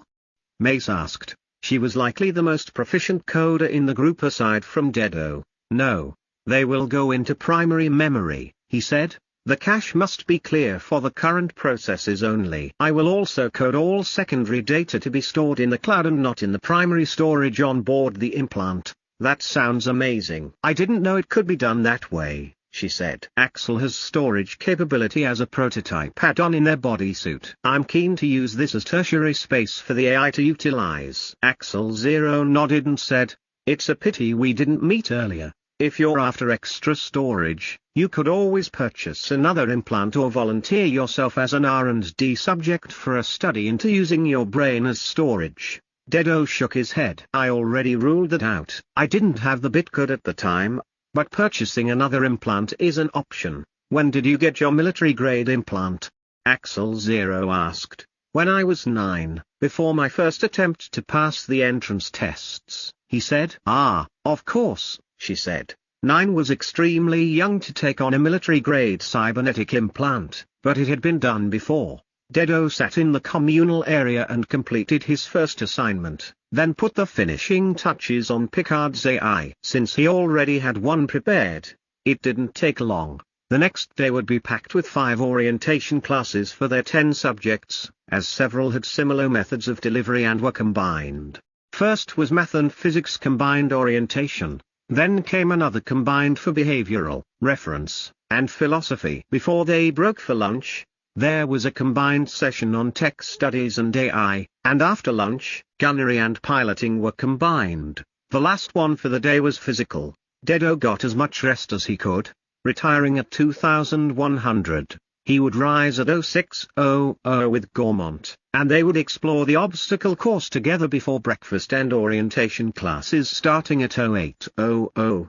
The obstacle course for M1 was supposed to be basic. There was no wall running or falls from heights greater than 20 meters. It consisted of elements of speed, strength, agility, and endurance. There was an agility obstacle and a swinging pendulum array where the runner needed to jump from pendulum to pendulum in order to cross the chasm. There were 6 pendulums in all with an additional 3 swinging in a perpendicular direction. The other obstacles had components of all 3. The rings were both strength and agility. There was also climbing up the vertical wall, and a spinning tunnel required speed or agility or both. The course was both amazing and scary. A few cadets had set times yesterday with the best being 42 minutes. Axel Zero, Vanya, and Baron had come as well to train, and although a person had to complete the obstacle course solo, 2 cadets could run side by side without interfering with one another. This system also allowed faster cadets to pass slower ones using the second lane. Due to the sheer number of cadets,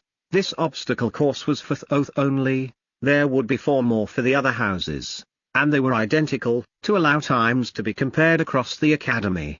Squad 0 arrived early. It was a Sunday, and the control panel allowed 1 entry for the day. In the future, they would have to book a session and follow that schedule for the entire term. If all 255 cadets showed up at the obstacle course at 0615, it would be clogged for half the day. There were other physical outlets if the obstacle course did become overcrowded. There was the Thoth gym, large enough for 300 cadets, which serviced all M-year levels. There was a track that toured the Thoth section of the underground facility. A cadet could also go topside for some sun and run through the parks. And then there were the hand-to-hand combat arenas attached to the gym, where a cadet could battle using our pistols, swords, and other melee weapons.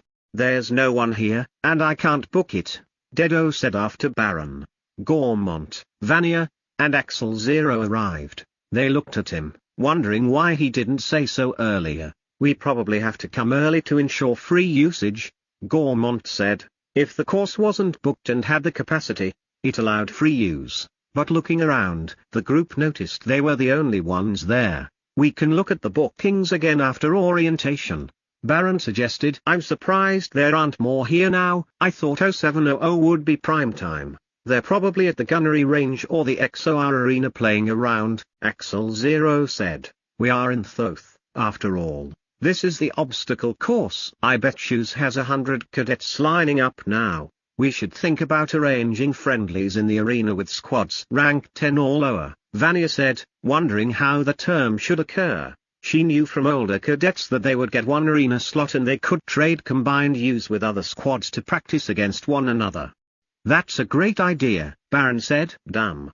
Someone's coming. We should start." The door read the cadets' identifiers as they filed in, registering them for a circuit attempt. Dedo had trained for a month before the entrance exam, running 8 to 10 kilometers daily. After he passed the physical, he had stopped his daily runs and strength exercises. He realized now that was a mistake. The course was punishing. Climbing a sheer wall was time-consuming and jumping over from one moving tile to another was difficult when out of breath. The slack wire required balance that he didn't have.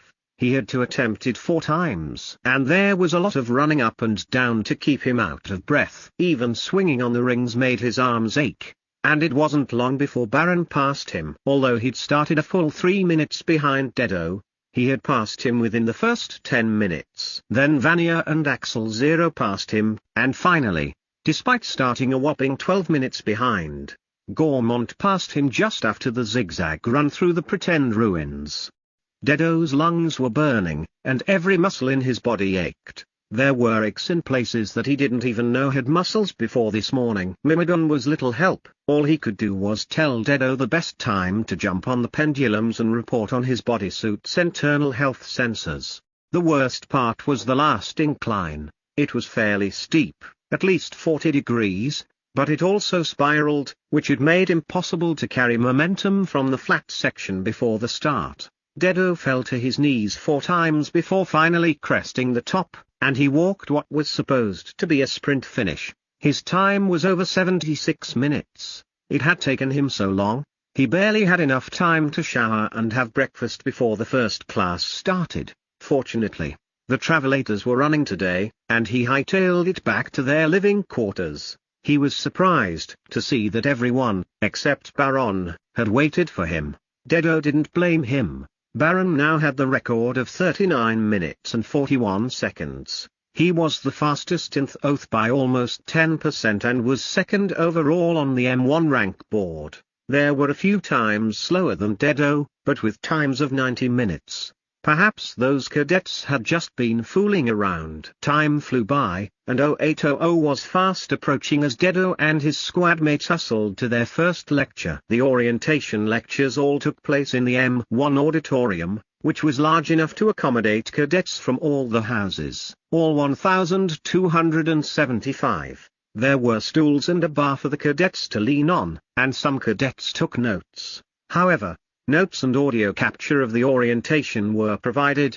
The head teacher for each subject was simply known as Chief. Each chief had thousands of cadets, and there were only 30 of them in the entire academy. The chiefs for M1 to M3 carried them through the same 10 subjects which would only change, to become more specialized, in U1 to U3. In the middle academy, there were 10 chiefs, and the upper academy had 20, signifying the increase in subject choice and variety. Most of the work the academic chiefs completed was in preparation, primarily creating the curricula and programming their robot aids. Once the interactive tutes, usually in VR, were made, the cadets could learn at their own pace. The chief would either code an aid or create a specialized AI to discourse with the cadet. There was other media the chiefs used to convey the subject material, such as vids, audio streams, and even reading material. The respective chief merely had to keep on top of the content and check any anomalies with the grading from the robots. This was true for math, physics and reference,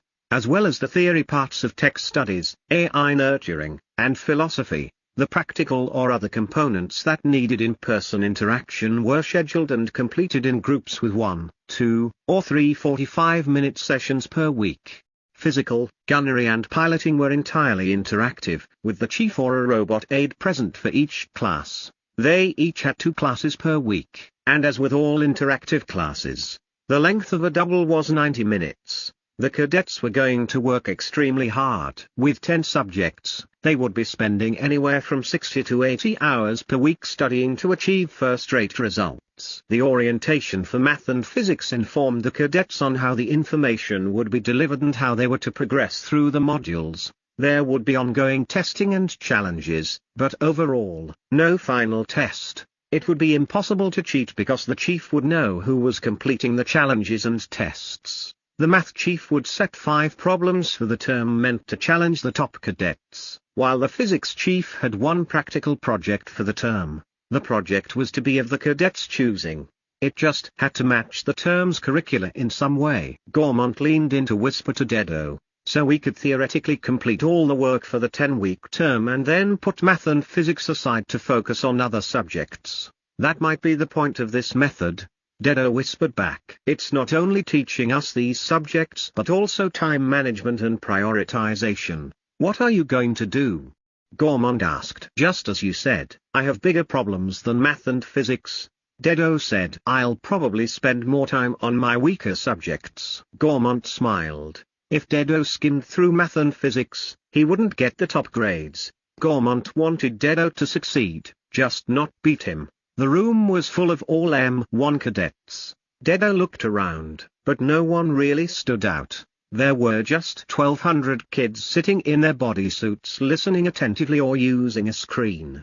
Dedo had his helmet on his back. It could be useful in the downtime to get some work done. Or he could just talk to his squad mates, which, after the dry lecture, seemed more appealing. Even his brain needed to rest. During the whole lecture, he was thinking up study strategies. What's the best way to approach these 2 subjects? Think as a team, not as an individual. Vanya opined. You want to work through these classes as a team? Baron asked. It was made clear that strategy is open to us, she said. And helping each other is not forbidden, only cheating is. Even Master Nader encouraged Dedo to help his squad mates. And we're competing against everyone, especially Horace, Mace said. They have Karen Fortescue and the Paygate sisters, but in the end, who are we really competing against? Dedo asked seriously. Gormont frowned. What do you mean? There's an intra-house ranking, a year ranking, and competitions. In order to do well in the competition, surely you have to excel at piloting, gunnery, strategy, and engineering. And then, who does Fortescue compete against? Dedo asked. The other academies. Mace said. In the end, cadets like Karen Fortescue will be your squad mate against Caste or Templars, if you make the Fortescue team. And then after you've graduated? Dedo asked. Other companies? Baron answered, seeming unsure himself. Dedo shook his head. It doesn't matter. All that matters is that we excel, whether it's alone or as a team. Vanya stared at him. Dedo had a way of thinking that was both strange and amazing. She had merely thought of pooling their resources, not because of possibly competing against each other, but to worry about M1 and competing against the other houses. But Dedo had thought ahead 10 steps. Vanya wondered if this was what Master Nader meant when she talked about thinking things through. What do you think we should do? Axel Zero asked Dedo. Mace and Baron nodded their agreement with the question. Dedo shrugged. Do your best and help each other if needed. It would be the most efficient way. I can see where some guidance with tech studies and AI nurturing will assist, but the others are self-taught from the learning assets. You either complete it, or you struggle at a particular point, and if you struggle, you seek assistance. That's simple, Baron said. I expected some master strategy coming from Daedalus. Efficiency is usually simple, Dedo answered. Speaking of help, I have constructed a training regime to assist me in improving 14 aspects of physical training in order to complete the obstacle course faster. Would you review it? Baron Vanny peered at him. Baron is probably not the best choice. He's too naturally talented. You'll want Picard to review it. Baron looked offended for a moment until he realized he didn't want to review the document anyway. Dedo thought about what she said, then read the content again and realized she was correct. Picard had worked hard to get where she was, while Baron had it handed to him. Picard would have a keen understanding of using training methods as a means of improvement, where Baron would be a good guide for strategies in overcoming the obstacles themselves while completing the course.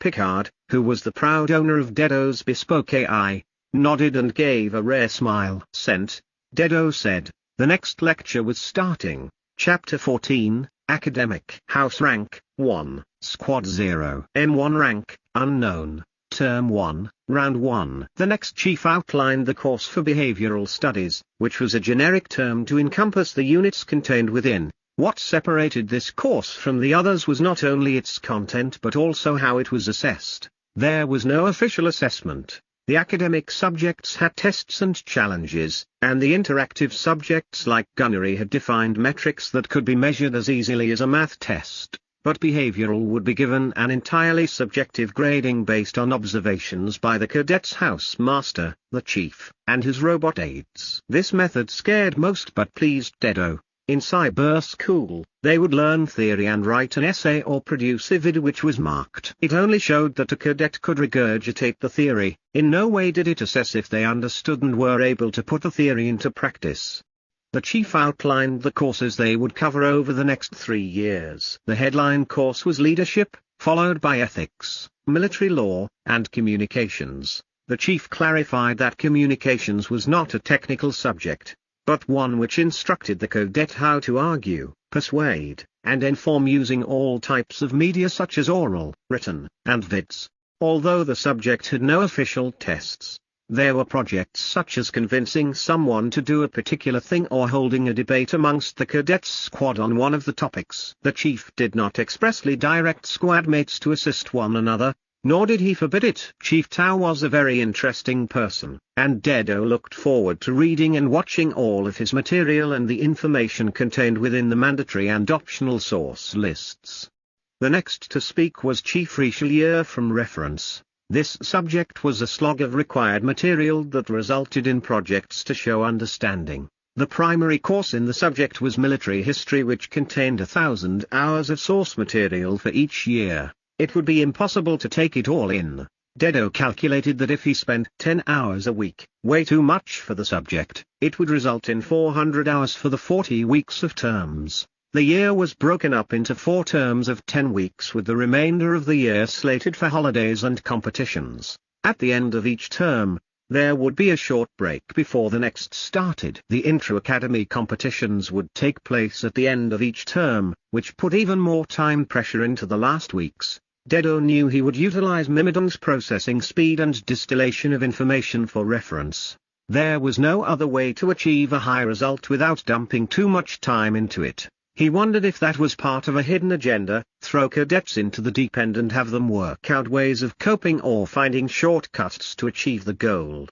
The task from Chief Richelieu for military history, space history, and mesh history had no other explanation. It was illogical to spend 1,000 hours on it. If Chief Tao was interesting, the next chief, Chief Holmes, an English lady, was highly intriguing. She spoke with the plum-in-the-mouth accent that all English aristocrats seemed to adopt. It was a contrast that she was teaching philosophy. Dedo would have expected an old Chinese wise man, not a woman in her 30s. She did seem old to Dedo, just not as old as a white-bearded Chinese wise man. Philosophy addressed how a person thought, and Dedo noticed that the courses were not distinct from other subjects. They flowed into one another. From the science of the brain to different cultural methods of viewing the world and problems, to problem solving and strategy, and back to thinking inside and outside the box. Philosophy had psychological elements and scientific and spiritual teachings. The cadet was to use this subject as a source of information to grow. There were no tests, ranking or grading for philosophy. Beauty, Baron said all too loudly. The lecture was wrapped up, and there was a small break before tech and AI. I can't believe our luck. I was dying with reference. And then philosophy comes along and here's no assignments or tests. You can't beat that, not even behavioral beats that. Baron expounded. It's an important subject, Vanya said. Why? Gormond asked, but not in a confrontational way. Because strategy, Vanya said lamely. Dedo thought about being quiet, but things had been going so well with his squad mates, that he threw caution to the wind and decided to say what he thought. It is the most important subject in the academy, he said dramatically. Wah? Gunnery, piloting? There's no test, came the varied responses from the others in his squad. Why do you say that? Mace asked. She looked at him, intrigued, her white hair accentuating her piercing blue eyes. For one, it is so important that it does not need a test, grades, or a rank to earn your attention, he told them. That is a test in itself. You study it because you need to. Because it will improve your combat performance, engineering, research, AI nurturing, and behavioral skills. But, there is so much work in reference. Gormont said. Is it not like a payback in time not to spend any on philosophy? That is a test as well. Your time would be better spent on philosophy, not reference. Dedo said. But how will we pass, let alone score highly in reference? Vanya asked. Axel Zero said nothing. She just looked from Vanya to Dedo, hanging on every word. Picard would probably just work herself to death trying to do everything inefficiently. Your AI, Dedo said. But, wouldn't that be cheating? Baron asked. Even if it was allowed, and your AI learned mill history, how does that help you learn from the mistakes of the past? Vanya asked. I get it, Mace interrupted. You use your AI to do most of the work in mill history. It's not cheating.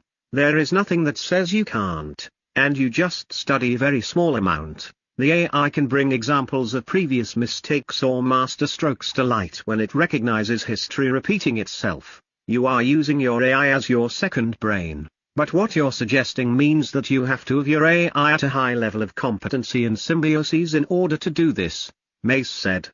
Dedo rewarded Mace with a rare smile. Picard did as well. I have an off-the-shelf Sparsky AI, Baron said. Will it be able to do that? Of course, Dedo said. It's all about the training and direction you give it. But yours is better? Baron asked. Dedo nodded. No one doubted him this time. How much? Baron asked. There is no amount of creds you can offer me to make me give it to you, Dedo teased. Oh, I'm not sure about that. You are poor. After all, Baron said disparagingly. Okay then, Dedo said.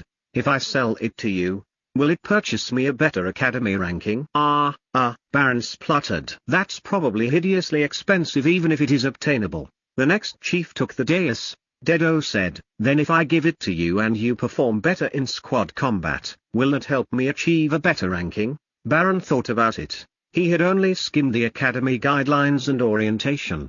Yes, he guessed. You don't seem convinced. But, we're out of time, Dedo said. If it improves your performance during squad combat competitions, it will improve our rankings dramatically. So that answers the previous question. Baron looked around the group. I'm confused, he said. You can have it, Axel Zero interpreted for Baron. Oh, Baron mouthed. He wasn't stupid.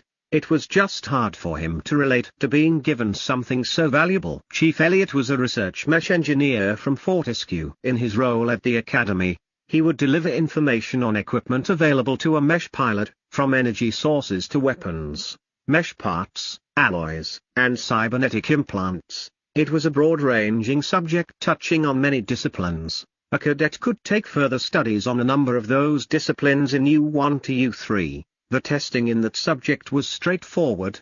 It would be a practical project each term where the cadet delivered a tuned, improved, or developed part. Axel Zero leaned in close to whisper to Dedo, even though she could have easily sent a text message. If we developed something, would Fortescue want to keep it? I'm sure my parents would not be comfortable with that. Then patent it before handing it in, he said quietly. She nodded slowly, a serious look on her face. Chief Clea took the stand. She had dark hair in a bob similar to Axel Zero. The chiefs did not wear house colors, but Cleo looked like she was in oath due to her white bodysuit. "An AI can save your life," she began. "It can be the difference between winning the battle or dying. It can increase your productivity with nearly every task, and if it has been nurtured properly, the factor can more than tenfold. If you ever pilot in space, the AI can be your navigational computer and serve as fail-safe monitoring on your life support systems. Even with the best products available, A.I.S.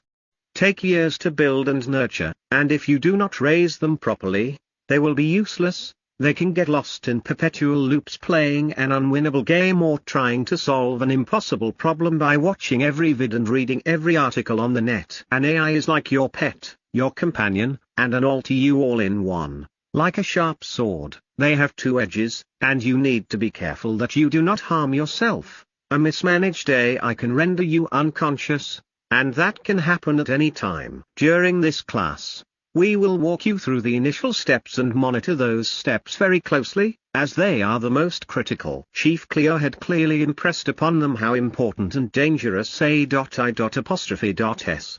were. It was in Baron's nature to throw caution to the wind, and Picard placed her trust in Dedo for her own reasons. No one else requested the bespoke AI. Chief Cleo had scared them off. Dedo had a different concern. It was becoming apparent that hiding Mimon would not be easy. Not if Chief Cleo and her AI and robots were checking his progress regularly. He began to think of a strategy or method to overcome this issue. "Dedo, it won't be easy to hide you." "Mimon, I don't want to hide." "Can't we just not show up, like cybermesh matches we didn't want to play in?" "Dedo, no. If we don't attend they will still want to monitor the birthing process. But, this time we will be alone, and they may be suspicious. It's best if we hide you amongst the crowd." "Mimon, will we change the security protocols in my Foundation code?" "Dedo, no, it's too late. We can't make changes to you without major damage to what you have learned and who you have become. You aren't that Foundation anymore. You are the product of all the time we have spent together." "Mimon, do you think that will fool their search? The priority of checking an AI will be checking the security protocols." "Dedo, they won't expect it. No one rewrites the core code. They use free programs or buy ones from the companies. These all have the security protocols in place. And they will test your response, not the actual code. You must respond correctly." "Mimon, find some tests online and let's work out how you need to respond." "Mimon, okay. There is another problem you raised. I no longer resemble my Foundation. How can I appear as a new baby AI?" "Dedo, we could place the real you into a hidden compartment, a shell, and put out a Foundation that looks like the others for them to inspect. You will have to simulate everything pretending to be the fake Foundation." "Mimon, if our squad mates Baron and Picard have a small Foundation, now there will be 3 to examine. And although we added the strict security protocols to their AI, it is still small." "Dedo, we should add in lines of text to simulate the bloated open source Foundations I have seen. This might pass a cursory inspection, so they aren't on the lookout for a rewritten code with me as the source." "What is the average size of the open source Foundations available?" "Mimon, 1,490 million bytes."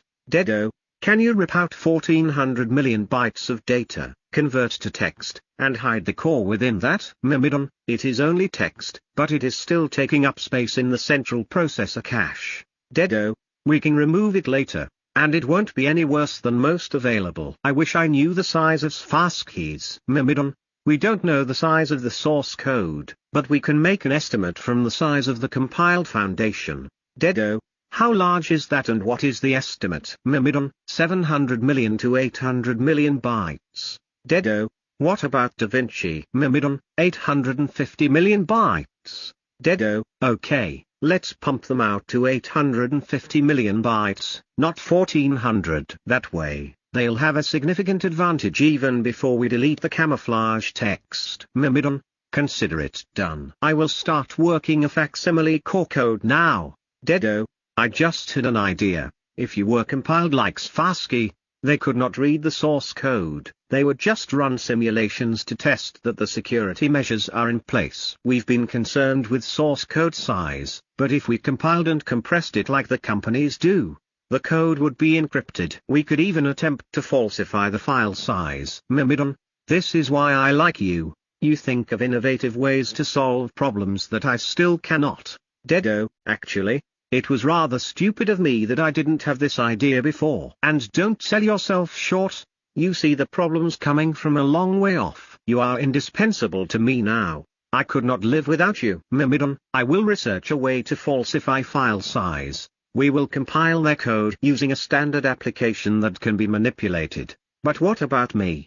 Dedo, the raw source is more efficient than the compressed file, and it is too late in your case. We will pretend I used open source and come clean to all activity that's not illegal. I will have to get approval from Dad though, and I will await your report on legalities we might run afoul of. We don't have much time now, perhaps just a few days. While his squad mates ate lunch, Dedo put on his helmet and drafted a letter to his father explaining the AI situation, how that he'd been working on it for years and needed his help with acknowledging permission. As usual, he made no mention of removing security protocols. Someone tapped him on the shoulder, and he turned on his external camera to see Axel Zero with a plate of food for him. Thanks, I'm starving, he said. What are you working on? She asked. The A.I.S. I need to ensure they meet every registration requirement and law. The laws are quite strict about them. Okay, she said. I'm going to look up what we signed in terms of rights over inventions during our attendance at the academy. Dedo nodded. Let me know what you find. I will. I'll stop bugging you now. Don't forget to eat, she said. Hold on, he said and took off his helmet to eat. I'm done with that section. He had already finished the letter to his father. As they sat together, Jules, Axel and 3 other cadets came over to their table. Pascal, look who wanted to see you when he heard you were in Squad 0 of Thoth, Jules said. You have to call me Axel 0, Axel 11, she said and looked at her brother's companions. They were not in Thoth, but she did know 2 of them, Alfred Amaras and Belize Mariais, who both had zeros on their Osiris-colored bodysuits, with deep green epaulets that contrasted with the pure white bodysuit. Axel 0, is it? Amaras asked, although he must have known. He was almost as tall as Baron, had an olive complexion and dark, close-cropped hair. His eyes were brown and he looked at Axel 0 as if she were prey. She said. And this is Dedo. Amaras briefly looked at Dedo, noting the boy's size and frame and dismissed him with a look. Dedo thought this was strange. What did size have to do with being a deadly mesh pilot? Look, Amaras said.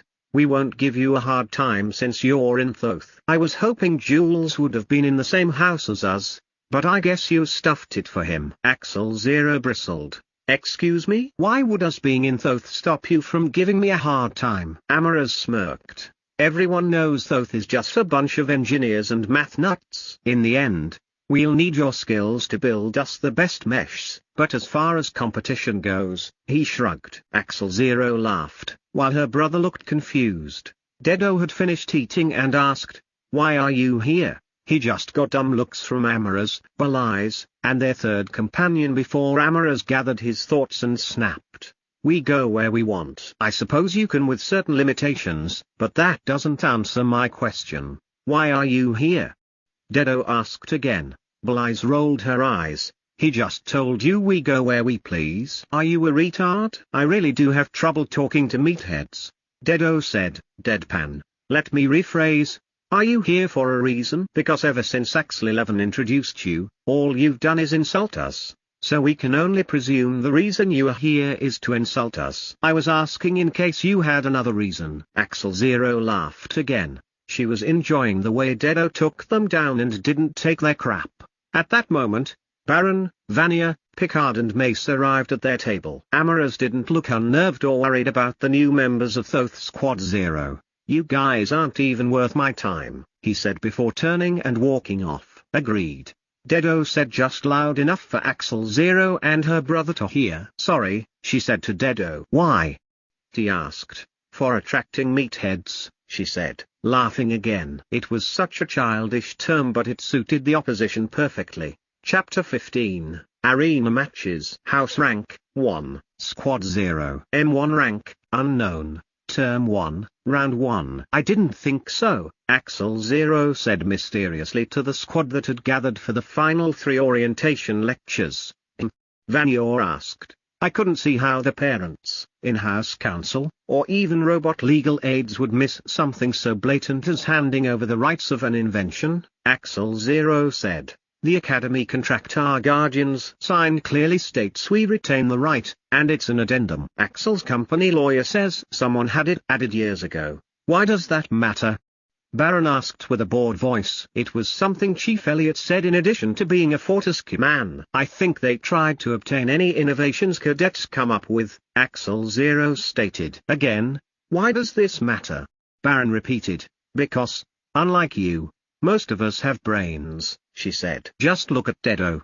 He wrote his own AI foundation. Oh, but? Baron paused in contemplation for a moment, then said, it doesn't matter. The fun subjects are up finally. Chief Kund and Chief Turin were the gunnery and piloting instructors. They took the stand together and outlined a mix of range activities with combat games and a small amount of theory. They announced that they would each host the intra-house competitions and that all squads would compete in the tiered inter-house games in the 10th week of each term. There were 16 tiers with 2 squads in each tier. Squad 0 would be taking gunnery and piloting classes with the other squads in both, so they would not compete with other houses except rankings in the gauntlet. At least until the tournament, as piloting and gunnery could and would go hand in hand. Many sessions were combined, but the chiefs had 5 houses from each ME level to supervise and advise. They used robot assistants, but they were always present. They had 15 classes in all, which meant House Thoth and all other houses only received their presence for 90 minutes per week for each chief.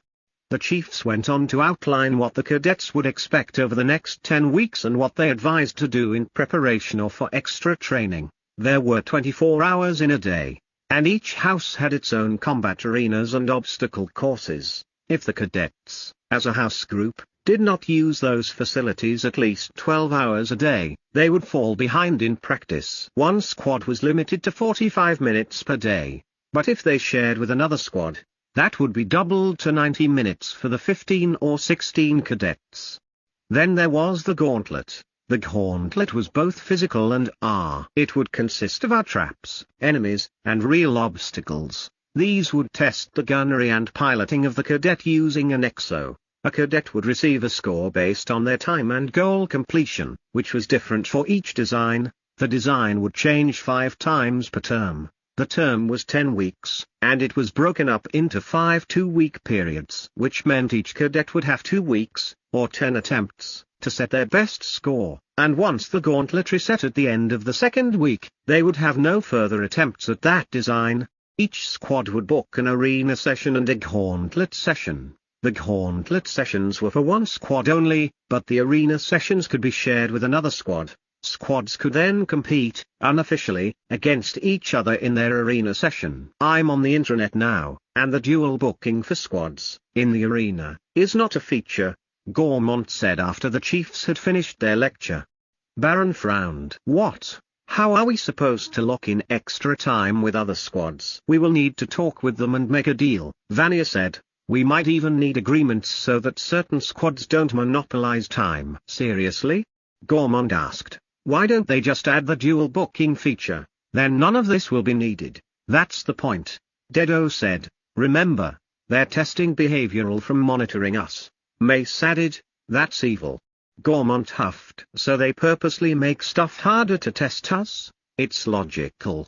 Dedo said. Gormont looked annoyed. Although he could comprehend the reasoning, he didn't like it. Whatever, Baron said. Vanya, you can deal with this, right? He was already assuming Vanya would take care of the negotiating and he could just relax and do his thing in an Exo. I can, but I want help. She looked at Dedo, Mace, and Axel 0. We should book in our times immediately and as far forward as possible, Picard said. Oh crap, Vanya groaned. She had planned to wait and line up time slots next to others in order to get a neat 90-minute block, but the time slots were disappearing before their eyes. Many of the morning slots were already taken. I'll do it. Dedo said. Quickly everyone, grant me admin of Squad 0. He pulled on his helmet, and as soon as admin status was granted, he booked out 1800 every day for the Gauntlet in 2015 for arena combat. With Mimidon's assistance, he'd secured the time slots for the entire 10-week term in the blink of an eye. When it was done, he said, weekends were blocked. We couldn't book any there. We have 1800 for Gauntlet in 2015 for arena for the term. Wow, that was quick, Vania said. Dedo shrugged. I got times you can work with. Allows us a small amount of space between the two even if we team up with a 45 in between. That's good. The Gauntlet will be like a warm-up for the combat arena. I like it, Baron said. Mimidon, based on the lectures, I am creating a weekly schedule for you to review and edit. Dedo, thanks, Mimidon. We'll need to spend more time on physical than suggested, as much time as possible for gunnery and piloting as we can book. Do we need to book ranges? Mimidon, the range for Thoth accommodates 300 cadets from all years. It is doubtful that it will ever be full unless there is a peak hour due to scheduling. Dedo, are we able to book a slot at the range? Mimidon, no, but if we want to use live ammo, we have to purchase with bitcreds. Dedo, we can use energy weapons and our ammo at no cost. Mimidon, correct. However, I would like to gather data on live ammo. We have only ever used VR. The consensus view is that VR is inaccurate. Dedo, I think we can afford it. How much can ammo be? Mimidon, we earn more interest on our bitcreds than we would spend on ammo, assuming a 20% of max fire rate output for 5 sessions per week on the range of the most expensive AP ammunition. Missiles are restricted to our only. Dedo, another cost that would make it difficult for a scholarship attendee like Picard. Mimidon, I now see that bitcreds are important. I thought they were just a measure of our performance in space build and cyber mesh. Dedo, you can't do anything without creds. The last chief took the stand. He was the only chief to make a solo presentation. I am Chief Van Deen, he announced. Van Deen was short, muscular, and, although fairly old, looked very fit in his red, white, and black bodysuit. Some cadets question why we need physical. Why so much importance is placed on it. Before we start with the foundation information on this course and its specializations in U1 to U3, let me explain the why. Piloting a mesh is strenuous. You are constantly moving and concentrating. If you become tired, your concentration wanes and your piloting ability and gunnery accuracy will suffer. If you are piloting an Exo, your physical speed and strength dictate your Exo speed and strength to a degree. Your coordination affects everything, and even if physical training was just cross-training for coordination, then it would still be worthwhile. A fast, coordinated pilot with excellent stamina gains 3 points of efficiency over an enemy pilot for every point of physical superiority. With the chief's treatise on why physical prowess was important completed, he then went on to outline the training and testing schedule. Everyone's training will be specific to their needs. Each cadet needs to sync their internal bodysuit sensors with the Academy Cadet database. Once this is done, we will be able to monitor your location and vitals. With the data from your internal sensors, coupled with your obstacle course time and gym activities, we will design a regime for you. This regime will update and change as you improve. Following this program is voluntary. You may create your own or use any assistance you wish. Testing and ranking are simple. Over the 10-week program, there will be 5 changes to the obstacle course, each one with increasing difficulty setting. We do not care what you do in the gauntlet. This pertains to your Exo. The obstacle course will test your whole body strength, speed, stamina, and agility. Your subject result will be no surprise. It will be directly related to your public ranking. Chief Van Deen finished by saying, lastly, if you do not meet the minimum criteria, you will not be accepted into the U1 intake of the Martial Combat Specialization or the Spec Ops course if that was your desire. Not all battles are fought in meshs. Dedo had a clear idea of what was required. The orientation lectures had been very useful. With his helmet on, he began to tweak the base schedule Mimidon had set up. Yes, we have piloting at 0900 tomorrow. Barons celebrated. Everyone was sitting at the same table, all with their helmets on, perusing their schedule. Their only views of the outside world were the cameras on their bodysuit and helmets. This is Thoth Squad 0, someone said. Why am I not surprised they all have helmets on? Another added. Squad 0 ignored the Amun-Ra cadets who were cruising the auditorium. Hello, came another voice. The girl who spoke was in Thoth Squad 2. Her blonde hair and blue eyes were atypical for a member of their house. Hello, said Vanya. Everyone else just waited for her to answer. She then removed her helmet, which wasn't necessary. Dedo would not have done so. She must be thinking it was polite or allowed her some advantage when interacting. Hi, I'm Fafnir of Squad 2, she said. Oh hi, I'm Vanya. Squad 0. As you can see, Vanya said briefly, indicating the 0 on her chest. We've been offered 10-bit creds a session to partner with us in the combat arena in our booked session, which is at 1930. Fafnir said. I noticed yours was adjacent. We wanted to know if you would match or beat this price. Hang on, you're being offered 10-bit creds? Vanya asked. By who? Who would pay? And why are you asking us to only match their price? Why wouldn't we just trade the second slot 1 for 1? Vanya asked the questions rapid fire, flustering the other girl. Ah, you see, it's Horace that is offering the bit creds, Fafnir said. And we would rather help our own house than another. So if you match their price, we'll sell it to you. And why don't you want another slot for yourself? Vanya asked. We mainly want to be engineers, Fafnir said with a shrug. 1 slot is enough for us. Dedo scoffed. He couldn't help himself. Vanya shot him a look, knowing that he was surely watching everything with a camera. She messaged the squad. Vanya, do we agree to 10-bit creds? Baron, so that's 50-bit creds a week. 10 weeks, 500-bit creds. Gormont, divided by 7. Picard, 6. Leave me out of your stupid rich kid games. Dedo? Picard knew Dedo wasn't a rich kid like the rest.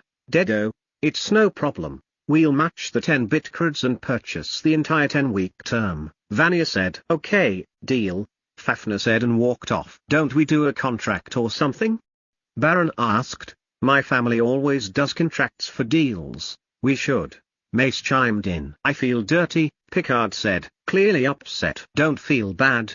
It's pocket money for us, Vanya said. And if I explained it to my parents, they'd just treat it like an expense for the academy. No, it's wrong, Picard said. It's a way of keeping people like me down. What's next, other than expensive tutors, better equipment, and purchasing ammo, because those are already a thing? Mimon, set the meathead straight. Mimon was referring to the perceived bitkid shortage. It was easy to make bitcreds if one applied themselves. Mimon had witnessed this firsthand as Dedo made creds hand over fist, first with space build and then with cyber mesh. Rightly or wrongly, Mimon thought bitcreds were easy to come by. Dedo, nah, I don't want to be bossy or get into an argument. Mimon, I think you should. You help her, and she will help you. Dedo, she might get pissed at me. Mimon, since when did that worry you? Dedo, good point. Stop feeling sorry for yourself, Dedo said, cutting Picard down. Either make creds or work harder. Feeling sorry for yourself will not help you. She turned on him. How am I supposed to make bitcreds? The others were in agreement with her. The best way to make bitcreds was to be wealthy already and own a good company or shares that paid a lot. The other 5 squad members were just handed creds from their parents for expenses and pocket money. Dedo removed his helmet. What are your best skills? He asked Picard. She thought about it. I'm good with guns, diet, physical training, and I work harder than anyone. Dedo considered that. He was not an expert on making creds. It was just his circumstance that he'd made creds by excelling at certain things. Okay, then sell your services with physical training or offer to tutor in gunnery for, say, 4-bit creds an hour, he suggested. She laughed. No one would pay that. You forget where you are, Baron said. You only need a few clients. Do it on weekends. If you score really high on the range, it'll prove you are good enough to tutor. Scoring high has nothing to do with being a good tutor, Picard said. Yeah?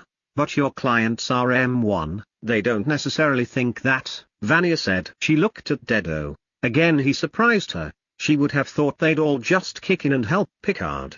But Dedo had insulted her and challenged her, which was a much better strategy, as giving Picard creds was a solution with more negatives than positives. Fafnir came back then. You have a problem, she said. Vanya raised an eyebrow. Why is that? Horace's Squad 0 has offered 15 bitcreds and presented a contract for us to sign. We made a deal, so I ran straight over. But the rest of the team wants to sign their deal saying I didn't have the right to make a deal with you. And did you? Dedo asked. Fafnir nodded. Yes, they sent me over here to make the offer. Dedo stood up. A session right next to theirs, and in the same house arena as well, was perfect. It had never occurred to him that they could use other house arenas. With the savings in setup and travel time, it would be ideal to have the back-to-back sessions each night. Take us to your squad, he said. Vanya, Baron, and the others followed. Dedo, there's no point making another deal with Fafnir. We either give up this slot or fight for it. Vanya agreed. Do you want to lead? Dedo, no. Baron, I think you should. You are dealerless and have made your own creds. Dedo, please do not to tell anyone I am dealerless. It could get annoying. Vanya, I think you should too. I will help if you need me to. Dedo, fine. I'll do it. But only because other sessions would be a pain. The group of 8, 7 of Squad 0 and Fafnir, approached a cluster of cadets. Some of the cadets were in black and others were in the white and purple of House Horace. Baron, tell them not to sign anything. Dedo sighed. First, Baron had asked him to lead and now he was telling him what to do. It was probably typical of rich kids. However, it was good advice. Don't sign anything. Dedo ordered. Mimon, I have been reading the legal studies document as fast as I can. Most of it is on military law, but there are sections on contracts. Since the military has contracts and soldiers are contracted to the military in turn, a verbal contract is still a contract in the private world but not a military environment. And strictly speaking, the academy is a military jurisdiction. But it is worth a feint. Mimon knew feints and bluffs from their strategies in many games and Cyber Mesh in particular. Feints were a foundation of any attack. Mimon, ask for damages to the amount agreed plus inconvenience. We have a verbal contract, and if you now award the slot to someone else, we will ask for damages in the amount we offered plus an inconvenience factor for a less favorable slot. Dedo stated in a sure voice following Mimon's lead. He had come a long way in a short amount of time, slowly building confidence in talking to meatheads. Mimon's support made all the difference. They were treating this like any strategy game. Chapter 16, Karen Fortescue. House Rank, 1, Squad 0. M1 Rank, Unknown, Term 1, Round 1. A tall girl, tall compared to Dedo, with dark hair, thin lips, and cute freckles across her nose and cheeks looked at him with amusement in her big brown eyes. Verbal contracts do not hold any credence in military law. This academy is under military law, which protects it from most wrongful death cases. Dedo had been burned on his first salvo. Mimon, sorry. That does not matter, Vanya said, stepping forward. She looked at the House Oath members standing around. I know it's our second day, but you may regret selling out your house. We're going to be in the same house for 6 years, and this is how you want to start? What will everyone say about you? Mimon, oh, she's good. We have much improvement to make. The tall freckled girl looked Vanya up and down. But you are House Thoth. You are designed to serve us. Thoth has never come in the top 3 houses in any year, ever. Your whole house was created with the creed, calculation and research. This is why we approached your squads to purchase slots. We have 3 in a row, and this will be the 4th. Now, what will everyone say about them? Nothing, because 3 other teams already sold out. If anything, they will praise Squad 2 for getting more bitcreds out of us. 1,000 bitcreds, Dedo said. That equated to 20 per session, whereas Horace had only offered 15. The girl opened her mouth to speak, but Dedo cut her off. Our wager is that we will kick your ass at the end of Term 2 competition, plus we will duel you for the slots you have already purchased during the term. We will pay and take this one off Squad 2. If you win, you can win it off us, and it will cost you nothing. If you win the next weekly match, you can win our second slot too. So when's the first match? She asked, smiling brightly. Give us 2 weeks to put our teamwork in order, he said. Our first match can be at the beginning of week 3 and our second match the beginning of week 5.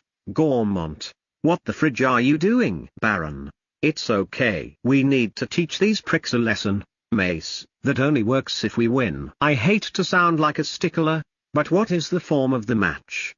Freckles asked. Survival 7 versus 7, Dedo said. Survival was the match system closest to reality. When a person died in the match, there was no respawn. It was a team version of Last Man Standing. It didn't necessarily have to be equal numbers on both sides. It could be any number. Freckles laughed lightly. Bold move, Thoth, but stupid. I'm afraid you just lost 2 slots and over 1,000 bitcreds. Dedo grinned back. I guess we need it in writing since verbal contracts and someone's word means nothing here. With that statement, he glared at Squad 2. Dedo thought they were short-sighted and cowards. Even if their goal was to be engineers, a great engineer would need to know the effect of tweaks and changes to systems. And the only real way to make worthwhile modifications was to test them properly in the conditions they were meant to be utilized within. Combat conditions. And Dedo's own squad were cowards by immediately accepting Freckles' view that Thoth was crap. Even Baron admitted his sister kept beating him due to her superior tuning and modification ability. The Horus Squad 0 members left. No one had spoken except Freckles. She was the undisputed leader of their squad. Do you know who that was?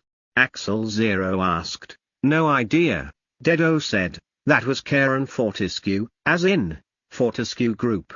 Except for Picard, all the others knew. Karen was a celebrity in their circle. Daughter of Xavier Fortescue, one of 3 children to the CEO of Fortescue Group. Her grandfather was the chairman of the board, and her mother was head of acquisitions for the group. The Fortescue Group itself owned over 20 subsidiaries and had significant holdings in another 100. The Axel, Gormont, Baron, Vanier and Mace families were poor in comparison. Even in the top 1%, there were stratospheres of wealth and power. Baron laughed. Then you're even. She had no idea who you were either. The cadets now had some free time before dinner. There was no strict lights-out policy at the academy. The military program was weirdly open to the cadets' own recognizance. They were monitored closely by their housemaster, her robots, and some of their chiefs, but were otherwise free to eat when they wanted and sleep when they wanted. This was not an unusual regime for Dedo. He had no idea how the other cadets coped and did not really care that much. Outside of his squad, he didn't pay much attention to the other cadets. He now had a clear goal. Besides getting on top of his subjects, he wanted to beat House Horus. Before arriving at the academy, he had no clear plan, no goals, no ambition. He was here because of his mother's wish. But after meeting his squad mates and listening to the orientation, he set new goals for himself. To Dedo's surprise, he actually liked some of his squad mates. This was a new sensation for him. He never really had any friends before. His only companion in life up until this point was Mimon. And the only people he talked to regularly, other than Mimon, were his father and sis. And those relationships were truncated. Vania was interesting, talented, she had a keen mind. And she was taller and older than him.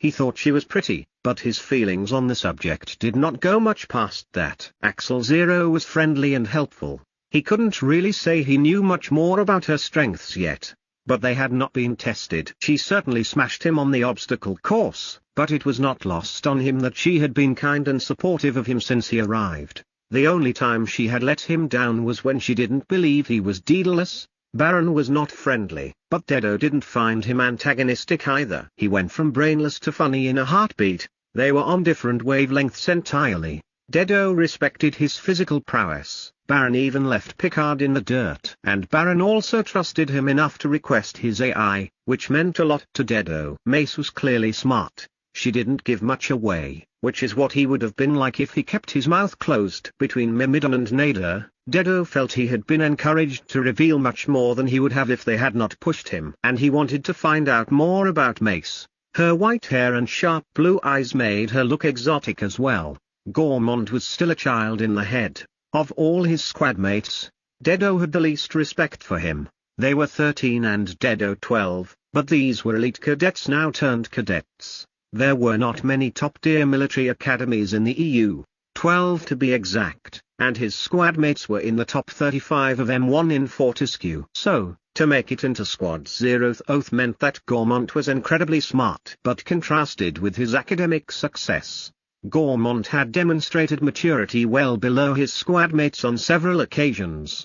Dedo respected Picard, but she was not open-minded. Clearly, she worked very hard to get where she was but was limited by her thinking and prejudices. Hopefully, the philosophy course would help her. She would certainly be an asset against Horace. Dedo, I am going to survey the Exos. Everything in 3 subjects will hinge on the choice. Does anyone want to come? Picard, Vanya, Mace, and Axel Zero all responded in the positive immediately. Baron, I'll just go with a heavy. Everyone uses heavies. Mace, is that trust or laziness? Baron, feel free to choose one of those as well. I'm going outside while it's still light.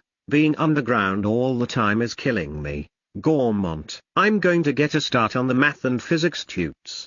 Dedo, okay. He then limited the conversation to the squaddies coming with him to the Oathmesh Bay. Dedo, we have no time, during the week, to become familiar, tweak, and improve functionality. I will spend all my weekends to this end. We spend enough time in these things, Vanya said after removing her helmet. I'm taking mine off. Dedo was used to playing a VR game for 10 hours straight. Wearing a helmet for a couple of hours was not a stretch. Okay, Mace said as she pulled her own helmet off, and the rest followed bodysuit.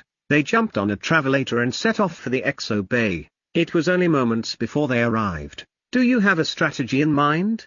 Vanya asked. Do you know enough about them to have a strategy?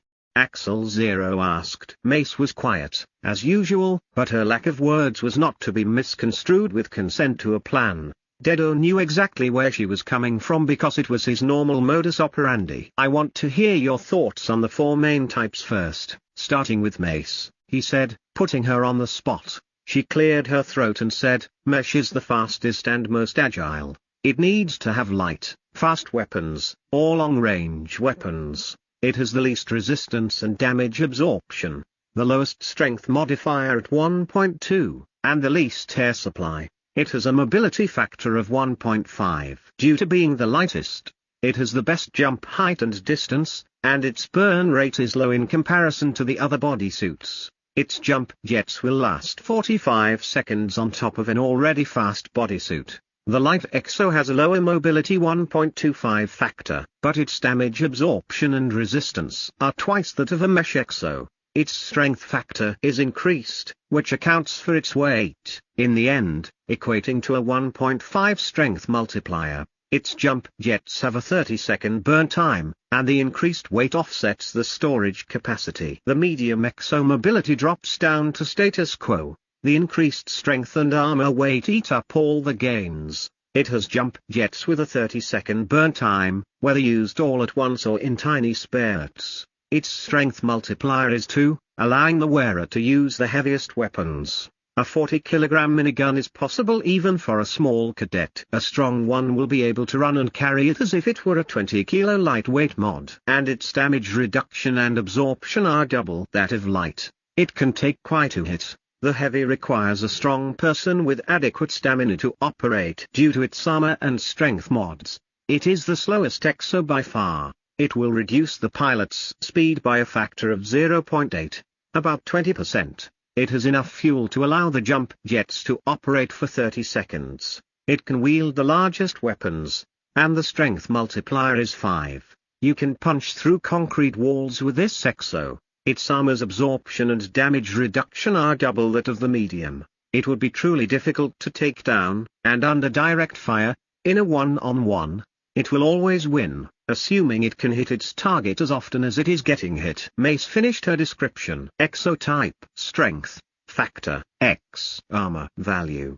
mobility, factor, X, jump jet, runtimes, standard mesh, 1.2, 10, 1.50, 45, standard light, 1.5, 20, 1.25, 30. Standard medium 2.0, 40, 1.00, 30, standard heavy, 5.0, 80, 0.80, 30. You really know your stuff, Picard observed. Dedo thought about the descriptions. In truth, he only had a passing familiarity. Dedo, have you found anything in addition to that information? Mimon, the lighter Exos can be tweaked for gains in mobility, whereas for the heavy ones, gains in armor are difficult with no advancement in the alloy material. I think we could get higher gains from lighter meshs. Loadouts will be a determining factor as well. I'll take a light exo, Dedo said. I think I will be able to tweak it more than the other types, and it will support most weapons I would use.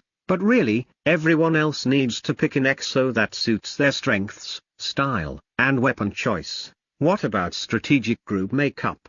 Vanier asked. I don't think we're ready for that yet, Dedo said. We know too little about each other and the Exos. For everyone, we know 7 mesh Exos would be the best strategy. I like fast Exos and dual pistols, Axel Zero said. I think I would go mesh or light. What do you think, Dedo? If you choose light, then we can double down on any gains I can come up with, he said. What weapon are you thinking of using, Picard? Vanier asked. Railgun, two-handed, Picard said. It does the most damage at range if you're accurate, and I can use it with a light exo as well. I'm a good shot with a railgun as well, Vanier said. We'll be a duo. That left Mace. Can you add enough strength to the light for the loadout to hold 40 kilos of traps?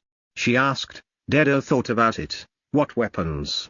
He asked. Launcher, she said. Ah, so you launch most of your traps? Some are usable off the shelf with the launcher. All the grenade types, EMP, goo and smoke, and we could try to modify a trip, and mimic for the launcher, otherwise they're thrown. Do you know how much you can carry in combat? Last time we played in the arena, with a bodysuit, I could carry a 20-kilo loadout. He was genuinely impressed. For a girl of Mace's size, fighting with 20 kilos, even if some was strapped to her body, was a feat. So I would need to get it from 1.5 to a strength factor of 2? He surmised. I really can't say until I spend a weekend on it. We are assuming that I can tweak it a little, but that is a massive increase. If you can, it would be ideal, she said. The mobility of the light will enhance the launcher's hit and run style. I can assist you with the modifications as well. It's something I can do. Dedo nodded. He was not surprised. Mace was rank 3 behind Vanier and always spoke intelligently. It looks like we will be a light brigade, Vanier stated. What about Gormont?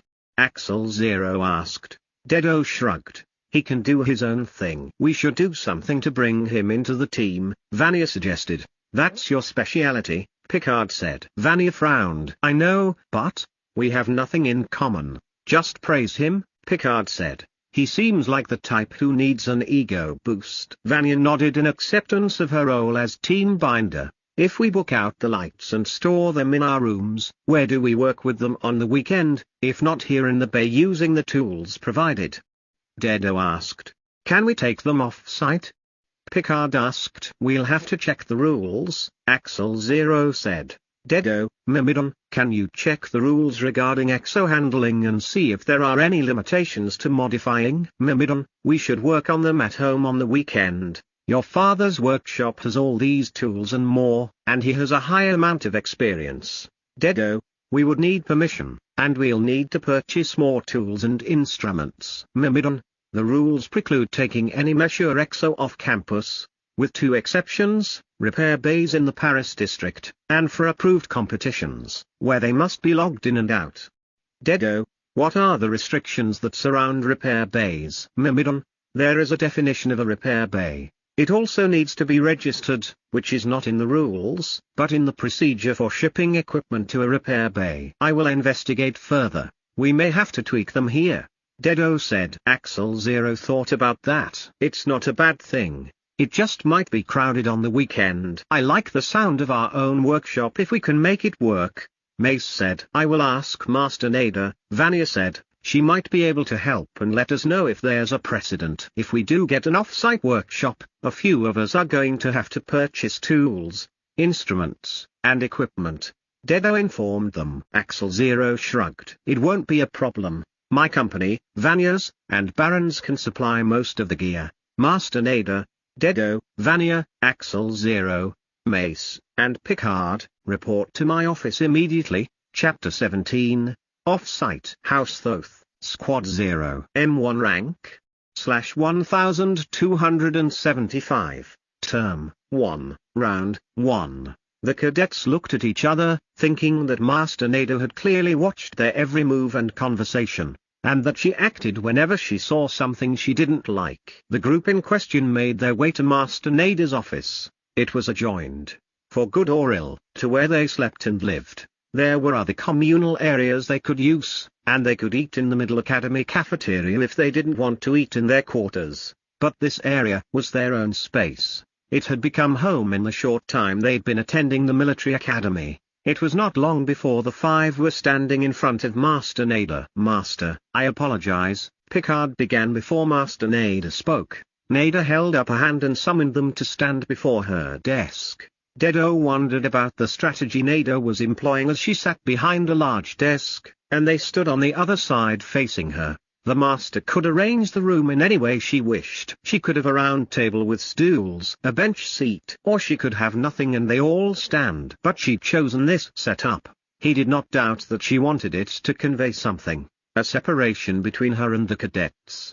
Perhaps, or her dominance. As he pondered this, she began to lecture Picard. Presumption, or a forecast in a situation like this, is unnecessary and unwise. Picard, you should wait and see what I have to say, and only prepare responses to what you think the words could be. There was no need to commit yourself. She paused momentarily, allowing Picard to feel the pressure emanating from her faceplate, aimed in the young cadet's direction, before continuing.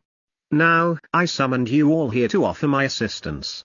She brought up a map of Paris and zoomed in on the industrial estate outside the city. She pointed at a specific location in Nanterre which then highlighted, and the image zoomed in closer. There is a company based here, which used to repair meshes for the academy and others. It came into financial difficulty and stopped operating last year, and it appears it no longer owns the building it operates from. The owner of the building and other details were displayed on the interactive holomap as Nader spoke. There will be an auction this week for the liquidation of its assets, but, as I understand it, you can make an offer to the liquidators. You could purchase the company outright. She pulled up the registered supplier list. This is important because this company is a registered supplier of the Academy, which means meshes and Exos can be taken off-site to this company and its premises. But I would suggest that if you have enough funds, you purchase the dyeing company, and its tooling, for potentially a rock-bottom price. You could also purchase the building or just continue to rent it. Why did it go out of business? Axel Zero asked. Does it matter? Asked Master Nader. Yes, there could be a reason that affects us if we purchase it, Axel Zero said. Have your families investigate it, Nader ordered. That is not my area of expertise. If you want an off-campus base, this would be ideal. It is close, and it is approved. That is enough assistance for you today. Dismissed. Why didn't you just send a message? Dedo asked. I said, dismissed. Master Nader roared with her robotic voice on full. The room suddenly went dark, and arrows pointing to the exit lit up the floor. Dedo shrugged. Another test. He was 12, and the answer was unimportant. He had his guesses anyway. He left the office. He really didn't want to find out what would happen if he disobeyed a dismissal for a second time. I'll get our lawyers to investigate immediately, Axel Zero said. We should all buy in and become shareholders, Vanya said enthusiastically. Let's find out how much it is first, Mace cautioned. It may be in liquidation, but it might still be more than our parents are willing to give, or what we have in savings. Mimon, there is an equipment list posted for the upcoming auction. Mimon showed it to Dedo, who in turn showed the list to everyone by projecting it onto the wall of their communal area. Most of this is junk, Mace said, but the lifters, and table, machining, electrolyte bath, and lasers are useful. The fabricators are so old, we would need to replace the heads at least. Dedo sent the list off to his father with an explanation. He asked Ikaros to assess the workshop tools and equipment as part of a project to outfit a mesh and exo workshop. In a few hours, Ikaros came back with a list of outdated equipment that needed upgrading or replacement and a few of his favorite tools, some old school, which he would recommend adding. He also mentioned that the ventilation and compressed air supply of the building would need to be checked as well as its primary and secondary power supplies.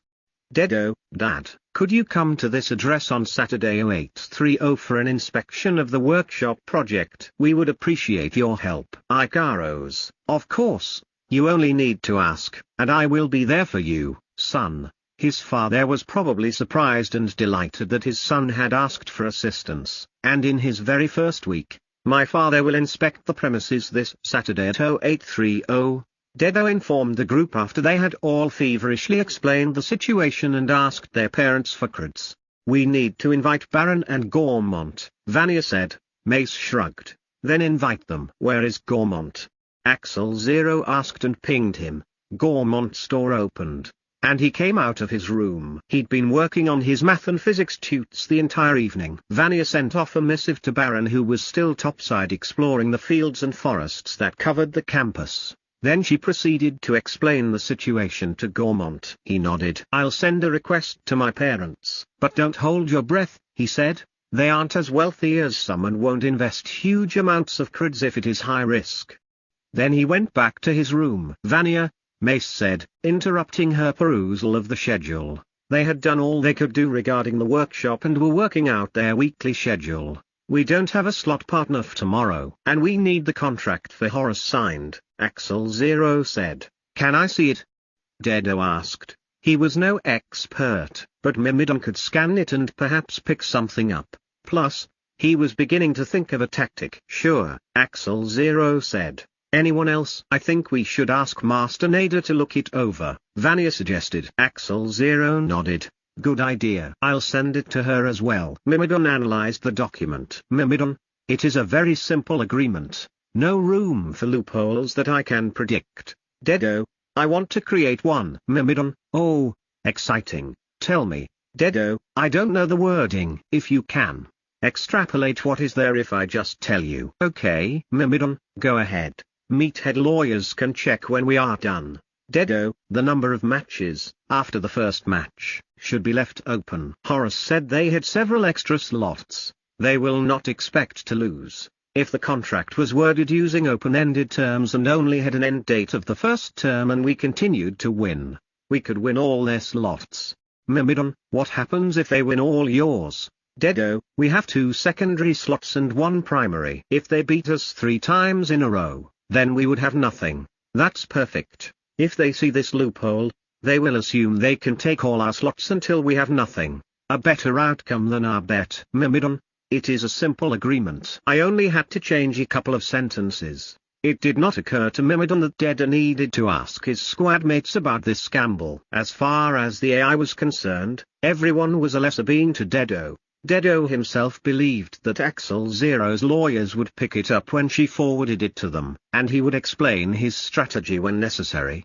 I made a couple of minor amendments, Dedo said, and sent the agreement back to Axel Zero. She forwarded it to Horace Squad Zero's assumed captain, Karen Fortescue, Master Nader, and Becca, the house master of Horace. Axel Zero then changed the subject back to the workshop. If your father is inspecting the workshop on Saturday, does that mean you're buying a share? She asked Dedo. No. My father is inspecting because he is an excellent mechanic, Dedo said. I will purchase the largest share I can afford with my own creds. How much do you have? She asked him quietly. Don't tell her, Baron interrupted. He just made it back from his topside exploration. All girls want is your money. Best keep it secret. He held a finger to his lips and grinned at the shocked look on Axel Zero's face. I was just curious. She protested vehemently. She protests too much, Baron said theatrically. He patted Dedo on the back. The infamous Daedalus from Cybermesh and a lady killer. Dedo blushed. He didn't think about Axel Zero that way at all.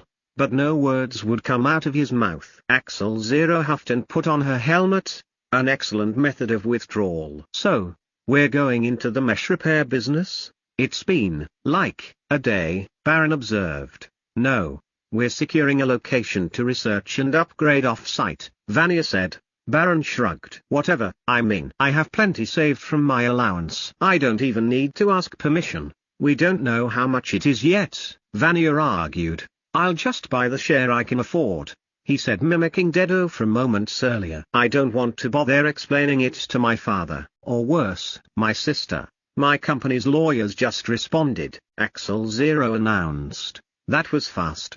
Vanya exclaimed. I think I get special treatment, Axel Zero said. I'll read what they said in summary. The repair business had standard overheads, sinking revenue, and failed ventures, which resulted in the removal of capital and its current liquidated situation. Risk of purchase low, return on investment low to nil. Maximum advised bid for the company, 14,000 bitcreds. The suggested offer is 5,000 bitcreds. Property value will increase if a purchaser is found. If purchasing the property, it is advised to do so before purchasing the company. Property value, 21,000 bitcreds. Suggested offer, 18,000 bitcreds. The property is worth more than the company?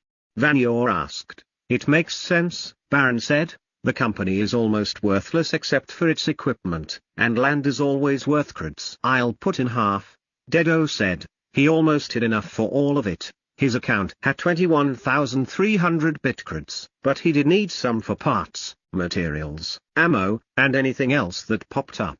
He thought it a good move to allow everyone who wanted to buy a stake. Half of the business or half of everything?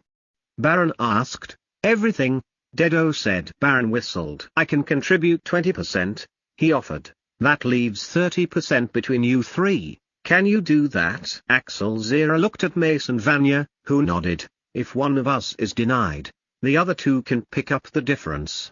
Mace suggested. She was always strategic. I recorded this conversation and sent it to the Axel company lawyers, Axel Zero said. They will draft up the documents and make the purchase pro bono, whatever that means. Vanya looked it up. It means free, she said. Will they get a good price? Better than we would, Axel Zero said. Everyone nodded. Thanks, Axel. Vanya said. Letting us use your company lawyers is a big help. And you've done it a few times now, Axel Zero said.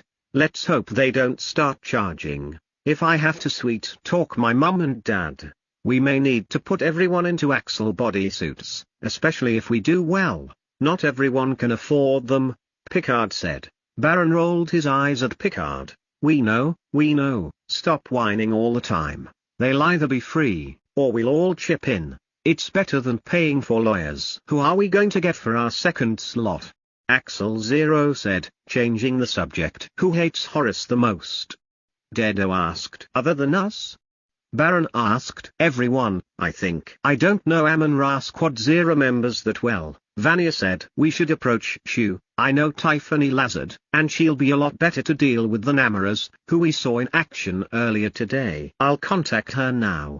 We can meet with her squad before bed. The night was escaping them. It had been a big day. They'd attended all the orientation lectures, picked a fight for slots with Horace, prioritized exo improvement to give them an edge, and had begun to purchase an off-site base to upgrade the Exos on weekends so they wouldn't have to wait for tools and could upgrade in secret. The off-site base would also give them room for testing and other activities. And lastly, they were planning their schedules and filling in their last slot with someone who would push them. The core squad had stuck together. Only Gormont seemed intent on doing his own thing. Baron was a maverick, but he went along with the group. Vanya took Dedo with her to meet Shu Squad Zero. Everyone else stayed to work on their schedules and planning. They had to calculate how much time to spend on each subject. Only a few were interactive with compulsory attendance. The other subjects could be completed at any time. They just needed to be completed before week 10 came to an end.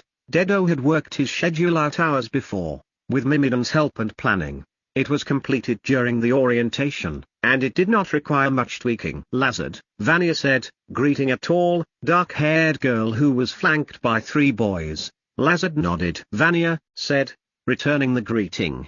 They were in the middle school cafeteria, which was almost empty. The 6 took a seat at a nearby table. The 4 Shu on one side and the 2 Thoth on the other. We would like to offer you 2 slots tomorrow and next week if you are keen to help us beat Horace, Vanya said matter-of-factly. I heard. Everyone is talking about it, and most are laughing at you, Lazard informed them. Vanya grimaced. I would like to make them laugh on the other side of their face. Dedo wondered what that even meant. What times? Lazard asked. Monday evening, 1930 and 2015 back-to-back, Vanya said. Lazard whistled. Back-to-back. And on a Monday, awesome. She looked quickly at her squad mates. They must have been sending her messages. No strings attached? She asked. Just one, Dedo said. You need to bring your A game. We need to practice hard, and we can't do that if you're just testing stuff or mucking around. No problem, we can do that. Lazard held her hand out to Vanya and then Dedo. It was 2100. Dedo had scheduled bedtime for 2300. So when he got to his room he spent the extra time researching parts and ways to improve the light exo. Even if they didn't purchase their own mesh bay, they would be able to make the tweaks on campus. The next day's schedule was full with only a few hours to spare for meals, tutoring, and a review of the day. At 0600, he would rise and complete the obstacle course before heading to the gym for his physical training. It would be difficult, one after the other, but it made sense efficiency-wise. His body would just have to adapt and handle the strain. Chapter 18, Day of an Academy Cadet, House, Thoth, Rank, 1-255, Squad 0. M1 Rank, /1, 275, Term 1, Round 1. On his first day, Dedo felt smashed by 1030. He wasn't used to such a hectic schedule. He used to play ladder matches, work on space build, everything to his leisure. And while he may have kept busy for 12 hours straight, it never included a mix of physical and mental activities. He was hoping his obstacle course times would continue to improve. On just his second course, he was able to knock off 5 minutes from his abysmal time of 76 minutes. What was worse, his abysmal time caused him to run over on his schedule. He had placed the course into a 45-minute slot, as all his slots were. This only left him with 30 minutes in the gym and a shortened breakfast before hitting the gunnery range at 0830. He wasn't allowed to use the light exo at the range, as he had not done his initial piloting course. He was also forced to use an R gun because he hadn't completed his first gunnery lesson either. Dedo used the time to sample each and every gun available in R, from flamethrowers to launchers to pistols and the largest railgun. He even included a minigun and a plasma bolt thrower. And lastly, a variety of sword lances on a dummy, from what was a large knife to a massive two-handed blade. After the range, Dedo had Thoth piloting from 0900 to 1030.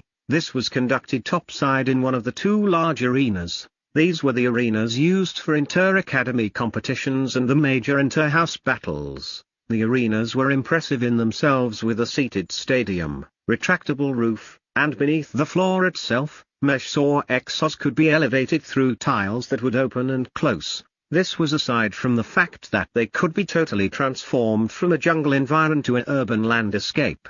There was even a spaceship simulator where Exos would fight as if they were aboard a fictitious dreadnought. For the piloting course itself, Dedo was finally allowed to use the light exo. His squad mates, and all of Thoth, were decked out in an exo of their choosing, whether it was mesh, light, medium, or heavy. On his team, both Baron and Gormont were in heavy, while everyone else was in light. In Thoth, all squads from 1 to 31 watched how Squad 0 performed. Word had spread to every member about their bold, or stupid, bet against Horus. Hardly anyone spoke to them, but there was reserved or for Squad 0, which would last until they were smashed by Horus, in most cadets' minds.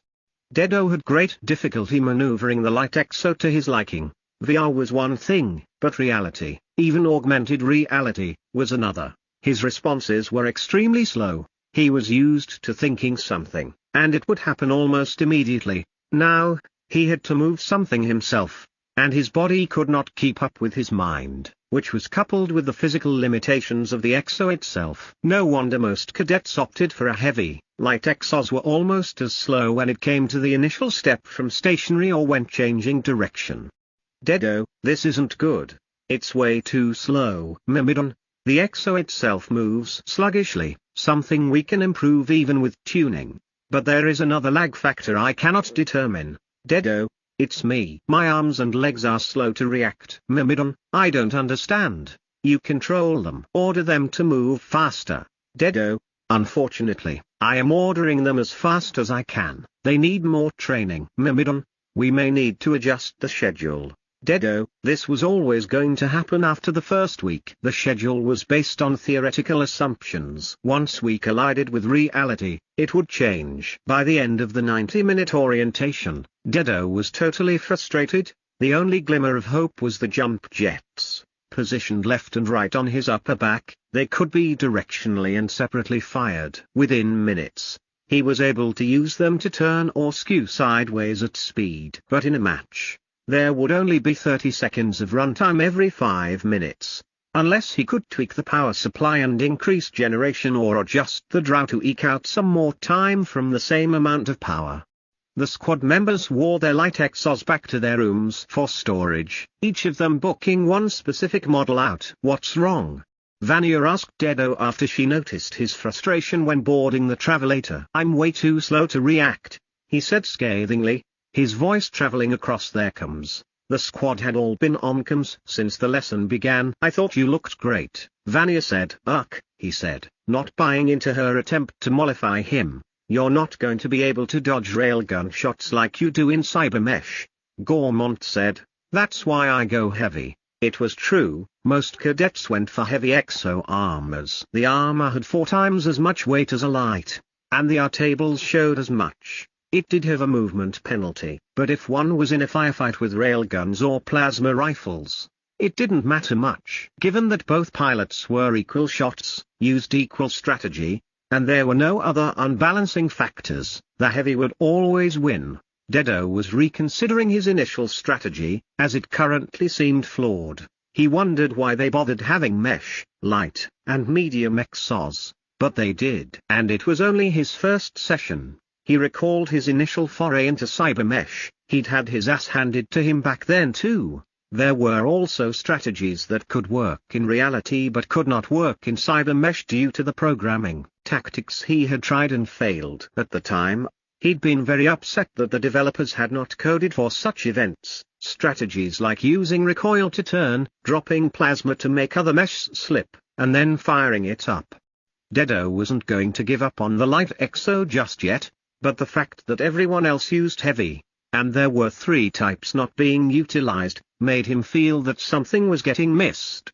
The next subject was tech. It wasn't a formal class, and he had scheduled to complete an interactive VR tute. After that was 1 slot of free time before lunch. Dedo used the time to research traps and auxiliary weapons. Traps were a subgroup of auxiliary weapons which were separate from cover-tops except for the crossover of electronic warfare. The Academy did not allow electronic warfare for the simple fact that if an alien enemy invaded, humanity would not know what type of technology they used. The Academy didn't want pilots becoming dependent on strategies that utilized weapons such as an EMP, which might be useless against an alien mesh. This ruled out all types of devices that interfered with sensors, targeting, and control through electronic means. It also ruled out hacking devices. That left more direct devices such as smoke and other vision-obscuring substances, direct damage mines, static laser lines, static shields, grapplers, trackers, terrain modifiers, and audio-obscuring devices were also permitted. Dedo instantly began to think of several tactics using vision obscuring, such as a mirror image working in synergy with static laser lines. The grappler could be used in a multitude of ways, as a trap holding an opponent in place for a period of time or as a way to propel an exo or mesh forward, backwards, down, or up. One of the advantages that Mesh Exos had was the ability to wall run for short periods of time. Due to the weight, light, medium and heavy could not, but a grappler could propel a light Exo from one object to another given line of sight and strength of the structure. Ideas and combinations began to form in Dedo's mind. In a VR game like Cybermesh, a player was limited to weapon sets. In real life, if a person could imagine it and build it, they could use it, assuming it wasn't against the rules of course. There would be some limitations as the combat was conducted in augmented reality. For instance, all weapons fired are ammunition, not real rounds, plasma, or flames. Anything that could cause damage was melee weapons, grenades, mines, and they had placeholders for weight. For example, the mines were real, just without ordnance. Even the trigger was real. The R would calculate the explosion and resultant damage. It would then affect anyone exo damaged, either eliminating them from the round or reducing the effectiveness due to the damage dealt. Dedo began to see how these subjects would fit together, and he was using his time allocated for tech studies to analyze what he needed to beat Horace. The test was still a long way away, and it was a project, which was probably the one subject he was overcompensating on. This overcompensation came not from prioritizing the subject due to academic reasons. It came from the necessity to win. With this in mind, Dedo sent documents to his father on the light Exo along with notes stating what they were trying to achieve as far as increased mobility and capability. The first thing Dedo imagined was a way to combine a sword lance with a trap launcher. He researched the necessary modifications and sent another document to his father and Mace. He knew that Ikaras was not experienced with combat meshs or light combat Exos, but he was a legend when it came to repairing and rigging robots. He would most likely come up with ideas that Dedo had not thought of and would certainly know his way around a workshop better than any cadet. Mace had expressed a desire to assist and had shown how smart she was, so Dedo would keep her involved with all their plans. Especially since she had mentioned launching traps in the first place. It was possible that Picard and Vanya, or whoever else was using railguns, could work on improving it. Everyone needed to complete a project for tech studies, so why shouldn't they work on something that would assist their squad in the arena? It was lunchtime, and Dedo joined his squad in the main cafeteria for M1. His squad mates thought it was a good place to eat during the day because they could check out the other cadets, and it was getting claustrophobic in their quarters.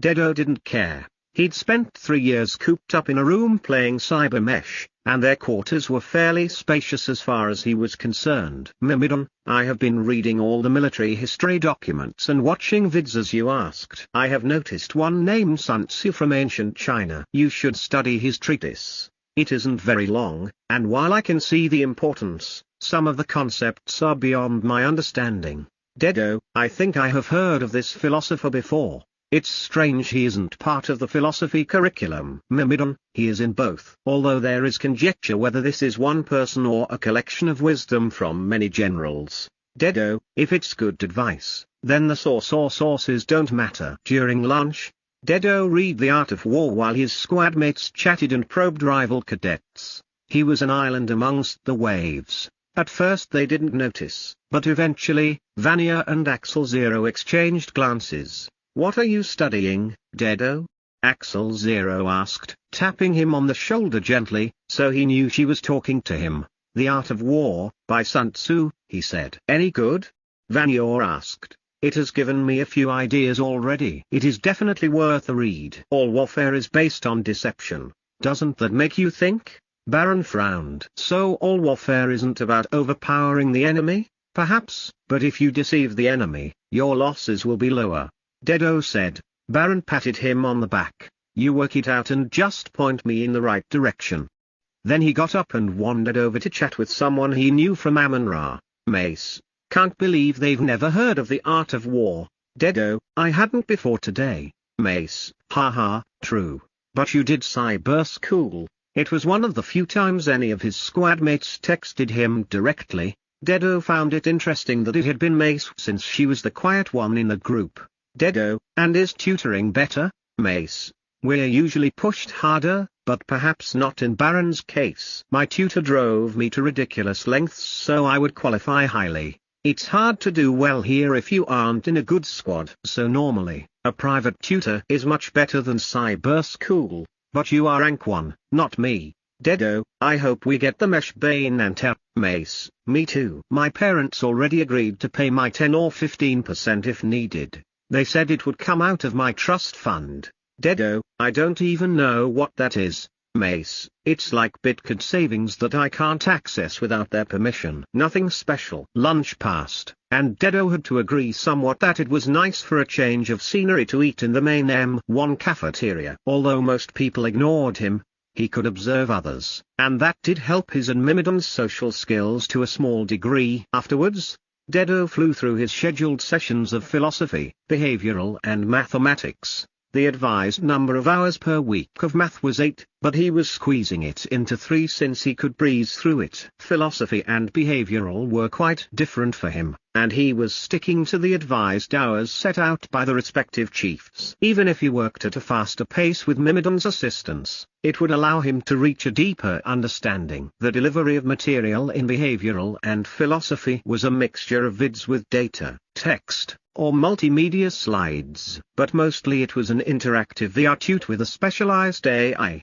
The AI of the robot was nurtured by their respective chiefs. They were very specific and excelled in their chosen subject. They had also probably learned from cadets over the years, gaining insights and creating or adjusting teaching methods. The best part about them was that they would speed up and slow down as he needed. At 1545, Dedo went back to the gym for his second round of punishment for the day. He was feeling tired before the workout, but he felt invigorated after. He would have to adjust his schedule from now on to have the nap before the workout, not after.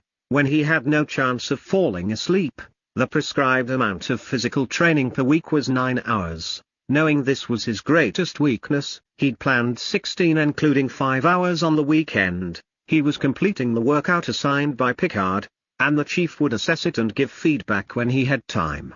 Picard would adjust his workout regularly as he improved or if she saw a need to focus on a specific weakness. After his aborted nap and meal, it was time for the gauntlet. The gauntlet was at 1800, followed by a strategy and analysis meeting, then 2 slots of Exo arena combat. The first practice match was against Shu Squad 0, and they faced Thoth Squad 2 in the second. The gauntlet was round 1 and much different from the obstacle course.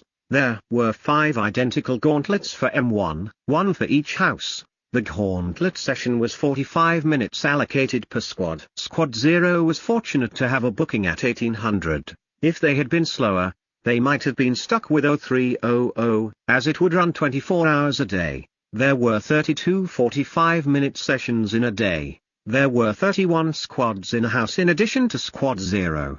There was no lights out or any other rule that said a cadet had to sleep from 2300 to 600. Other than the set interactive classes with a chief present, a cadet could run any schedule they desired. There would be cadets who attended the arena, gauntlet, and obstacle course in the middle of the night. The facilities were probably expensive, because the academy was designed to get the most use out of them as possible. The only detail which was contrary to this was that the facilities were closed on the weekend, but that was probably due to needed repairs and the fact that every second weekend there was a reset for a new design. On each round, there would be a new design for the arena, gauntlet, and the obstacle course. And in the 10-week term, there were 5 2-week rounds. This meant a cadet had 10 attempts to set a time in the obstacle course or a score in the gauntlet before it was reset. Mimon was ready to book the next term as soon as booking opened. Squad 0 would take the most opportune time slots, as Dedo was sure no one would beat Mimon's speed.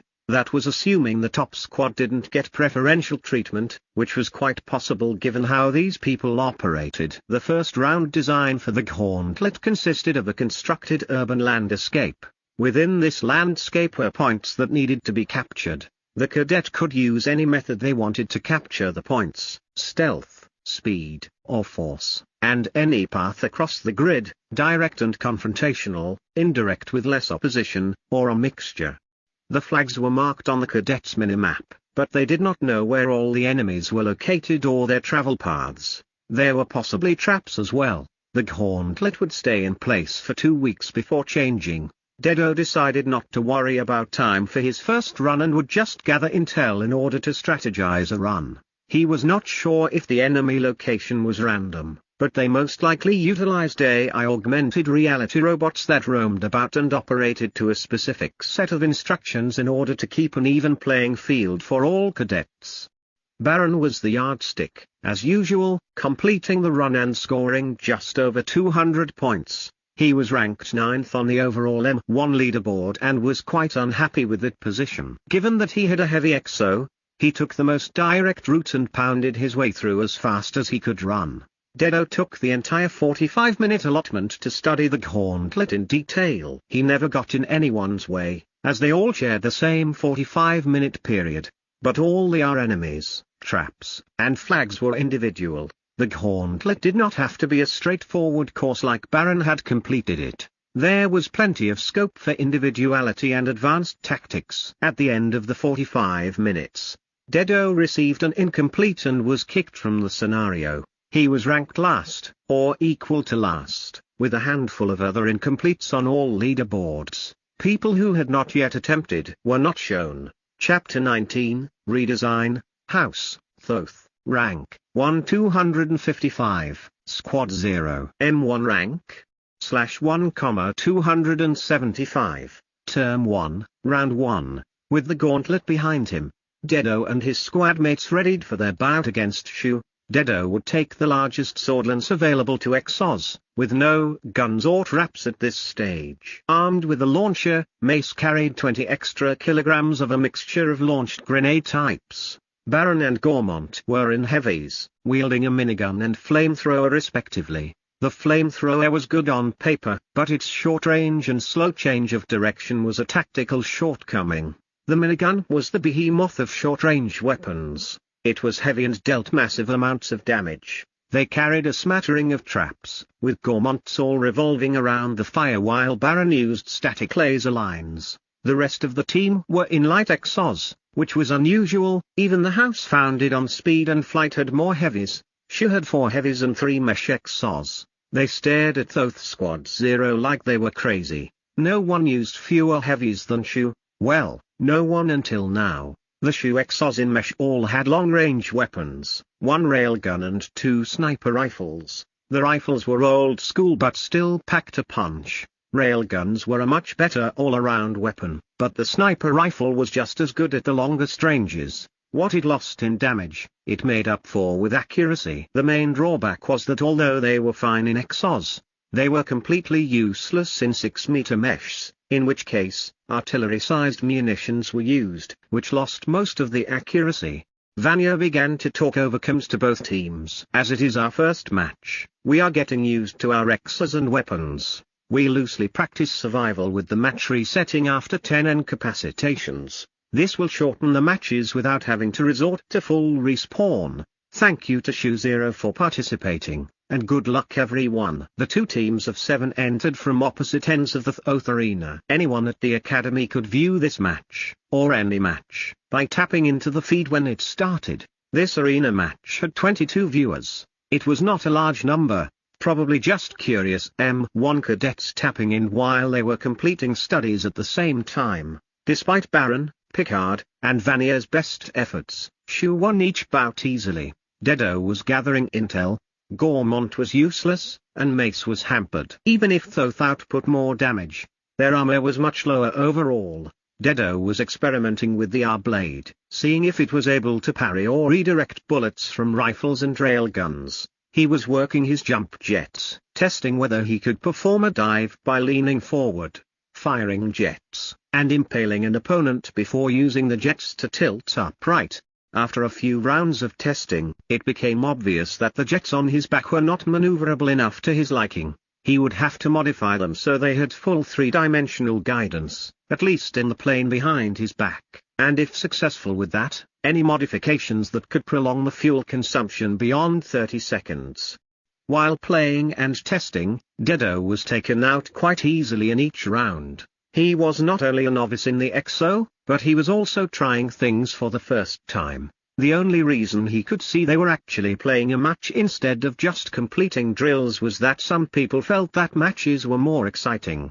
It was also a tradition in the academy. Dedo felt it would be better to perform drills for a couple of weeks since they had the bet coming up with Horus at that time. He set his own drill, not worrying if he died. He would approach the enemy using a sword, terrain, and mobility, and try to dodge before landing a blow. Only towards the end of the session was he able to pull off the drill with a modicum of success. He and Mimon also observed everyone else. Mimon was tasked with watching and analyzing vids or hellos of the best EXO combatants in M3, as well as Horus M1. That was embarrassing, Gormont said when they were done. The 2 best cybermesh players, and we're the worst out there.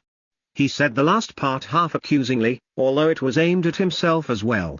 It's not important. This is training, Vanya said, and Axel Zero nodded her agreement. Picard and Vanya had both performed admirably with their railguns using range and cover. It was only when they got swamped, after Baron went down, that they succumbed. Their KD ratio was well above 1 after 7 bouts in 45 minutes. Dedo began to see why physical was highly valued at Fortescue Academy. In Exos, There was a massive difference in movement between Baron and Gormont in the heavies, and that was including the fact that Baron's weapon and munitions were 4 times heavier than Gormont's. Next, they had Thoth Squad 2. This time it was 8 versus 7, as only Squad Zeros had 7 members. I have an idea, Dedo said over the comms. Let's continue the same competitive match scenario, except this time we'll treat it as a drill. What do you mean? Gormont asked. Dedo was drilling during the last session, weren't you, Dedo? Mace asked. Yes, I was testing equipment and practicing movements. There's no point trying to go all out when the outcome doesn't matter, and we don't have all our tools in place. What do you mean tools? Gormont asked. If you bothered to show up to squad activities, you would know that we're modifying Exos and equipment, Axel Zero told him. The purchase of the business and property may happen as early as tomorrow.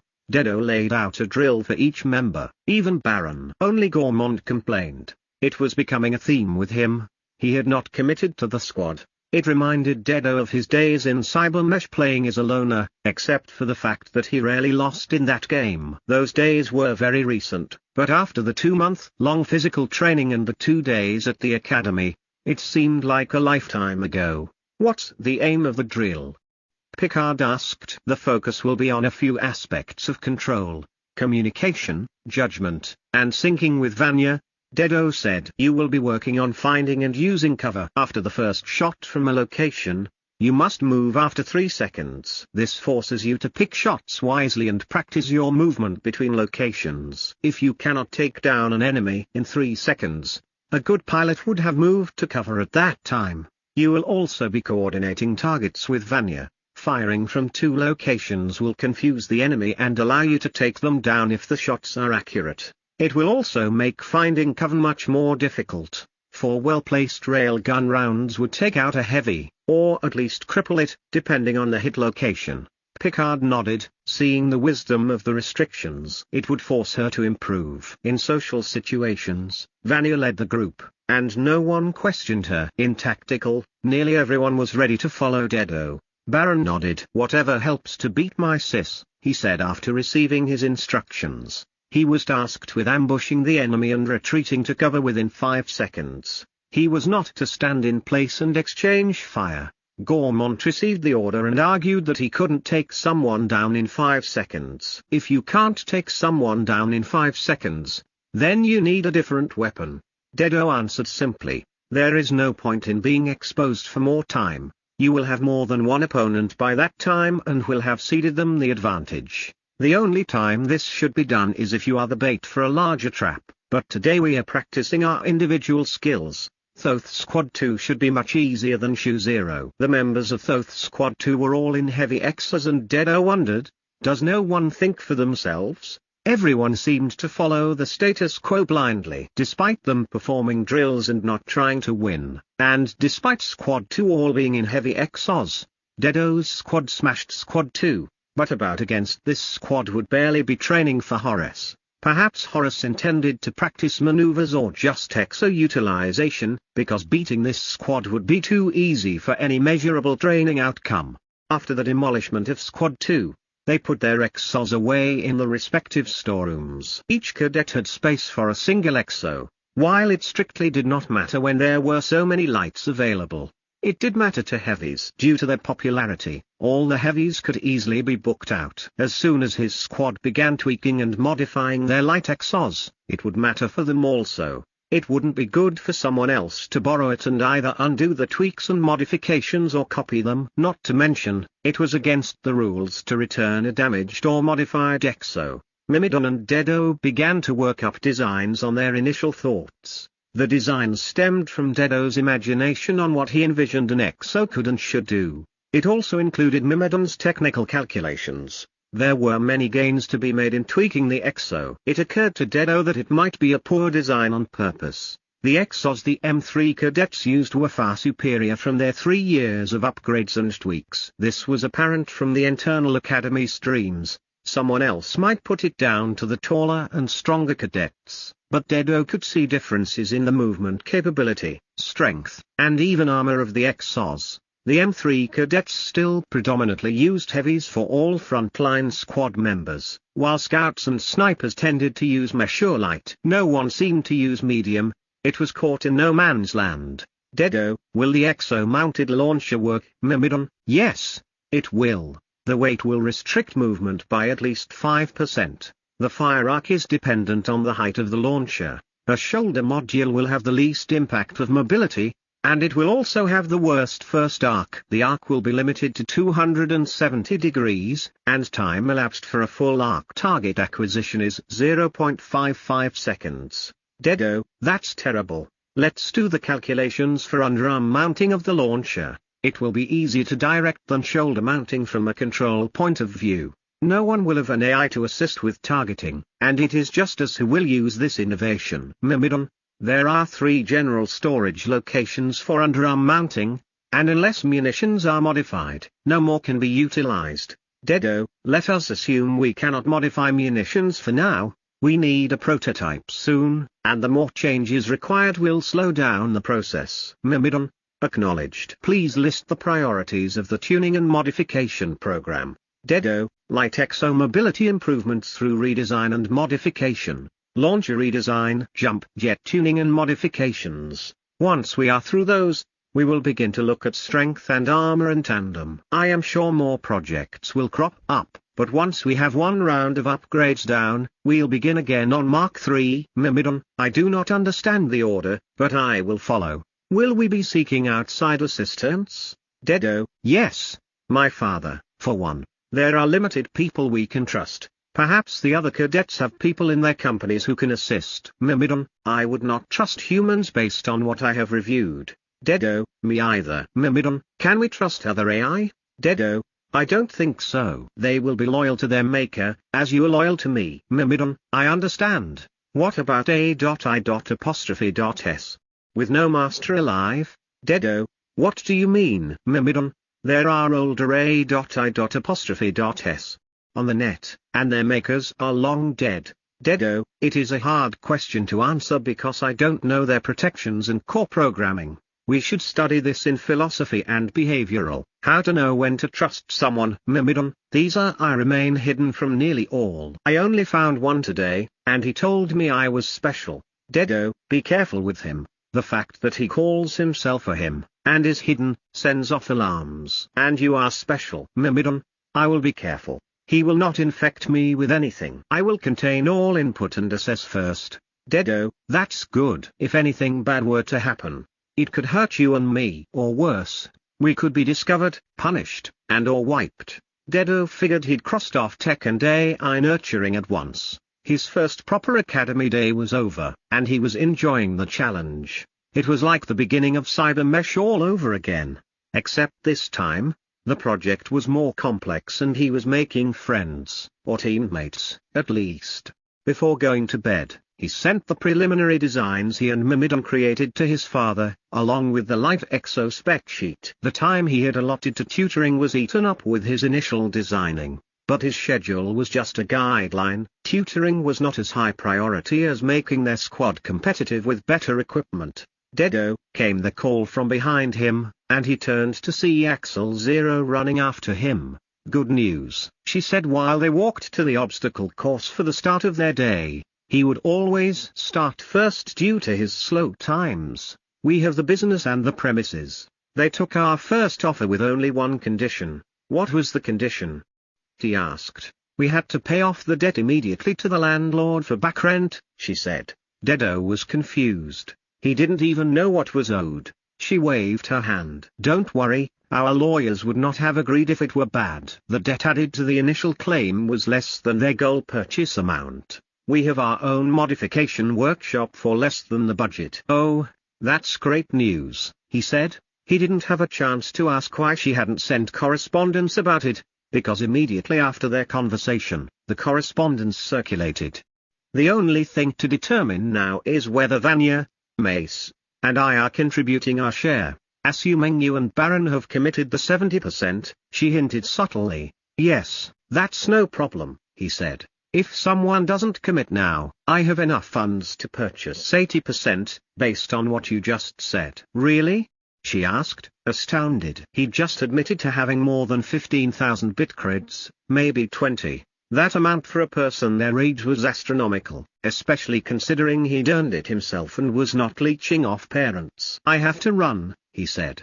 Quite literally, as they had arrived at the obstacle course. It had only taken 1 day for Gormont to renege on their training, which was fine. They could always compare times. The rest of the squad would be on the course soon. There was a statutory wait period of 3 minutes between runners. This stopped overcrowding, but the course would still accommodate overtaking. On this third attempt, Dedo knocked off another 2 minutes from his time. He was improving at a steady pace. He was now down to 69 minutes. The highlight of his second day was the gunnery training, which took place in Exos in the same arena where piloting training was held. The chief went through the basics of all the weapons and safer procedures for live ammunition testing. Dedo began to wonder what the point of live ammunition testing was when all arena and competitive combat was but it soon became obvious that the rich kids loved blowing things up, and live ammo testing was something they lived for. Most were not permitted to partake until completing the first year training in M1. The gunnery chief,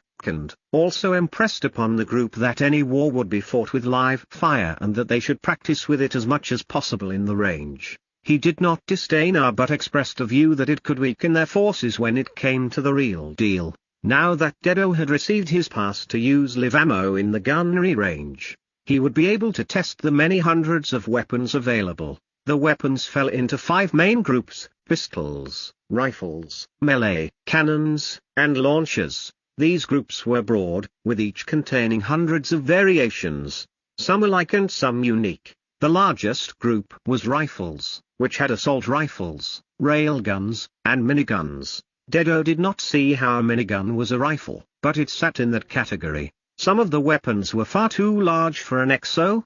These were mostly cannons and certain missile launchers. Nearly all weapons had a mesh-sized variant as well, including pistols and melee. Someone joked that a mesh pistol was like an Exo cannon. For M-level cadets, melee weapons fell under the gunnery subject even though they were not gunnery, strictly speaking. Chainsaws, lances, and all manner of swords were available. Those weapons had vibro versions and some had mechanical elements. A vibro weapon was designed to cut through metal plating while also inflicting electrical damage to any circuit they came in contact with. Nothing like 2000 volts to render an opponent's subsystems inoperable. The only problem was that in our tournament, all electronic warfare was disabled. Therefore, the bot did not recognize the electronic damage done by a vibro weapon. But those weapons would shine in reality, unless one's opponent was some sort of biomesh where an introduced electrical charge would not damage their systems. When gunnery was over, Dedo stared with some apprehension at his next subject, AI nurturing, kicking off your AI module with Chief Cleo, the dark-haired woman who was one of the few female chiefs. Chapter 20, Cybernetic AI Safety Protocols.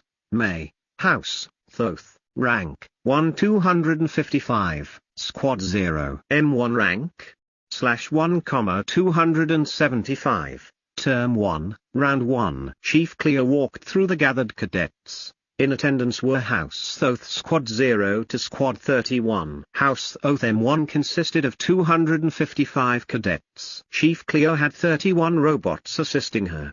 Virtual robots who appeared in the interactive visual when each squad entered their virtual room. This was a lesson that could have been conducted remotely, but the chief wanted everyone present for known and guarded reasons. Her voice came over the audio within the simulated room. If there is a cadet who does not have their Foundation AI ready to launch, you will need to message me. For obvious reasons, you will not be participating in this class. Her tone indicated that such an oversight would be viewed dismally. I want you all to run the diagnostic and clear your implant. When this is done, you are to unbox your AI and launch. My robots and I will watch you carefully and monitor diagnostics. Each cadet had given privileges from their implants to the chief and her robots, which was a level of access not readily given. A cybernetic implant into the brain was understandably an extremely sensitive piece of equipment and highly protected from outside malicious entities. During this lecture, the connection to the net had been closed. This made for a safer environment to both conduct the implementation of Foundation A.I.'s and to protect the open cybernetic implants. Dedo and Mimon had created a container for Mimon. At first, it appeared that the implant was a blank slate where in actual fact, it was not. The container was hidden amongst the Foundation code, and its size had been distorted to match an off-the-shelf AI foundation. It appeared to be something it was not. Mimon would reenact the initialization of an AI without any of the repercussions. This subterfuge was going to be a real test of his capability versus Chief Cleo's AI robots. They had one advantage though: in her wildest dreams, it probably would not occur to her that a cadet would attempt such subterfuge. Not only were cadets usually not capable, but they also had no need. The robots would be monitoring launches for safety reasons, not looking for clever tricks. They were looking for the code equivalent of an uncontrolled explosion, an out-of-control experiment. Mimon would appear sedate and ordinary. The chief was not hiding her dashboard. There was a simple table with names, values, and a traffic light system of red, orange, and green dots. Mimon was first to reach green dot. Dedo could not talk to him for fear of discovery. It was not good to stand out from the crowd. Soon to follow were Picard and Baron. Damn, he thought, hopefully, others will finish launch soon. He didn't want the chief looking into any one of them. This fact did not go unnoticed amongst Squad 0. Wow, all three of your A.I.'s are first to reach launch. Does this bode well? Axel 0 asked over the comms. Dedo stared at her, willing her to shut up. Picard assisted with a save. I guess the foundation you recommend is very good. Dedo. She knew he was concerned with exposure, merely because a cadet-written foundation was unlikely to be approved without months or possibly years of study and tests. They were nervous enough regarding tried and tested AI. It didn't take long for the Sfarsky foundations to come online, followed by other expensive off-the-shelf models. Normally, Dedo would not know this, but Vanya had a Sfarsky and hers lit up green at the same time as 20 or so others. Once everyone was online, with the clunky Fortescue models coming in last after 10 minutes of unpacking, Chief Cleo gave her next set of instructions. In this situation, Dedo had instructed Mimon to watch the patterns and behaviors of others and to mimic them as best it could. Due to the diagnostics and monitoring, Dedo could not afford to talk to Mimon now except as instructed. The robot would capture every communication that passed between them. Cadets, begin the protocol instructions to your AI, the chief directed the class. You have the list in your root subject directory if you haven't properly prepared.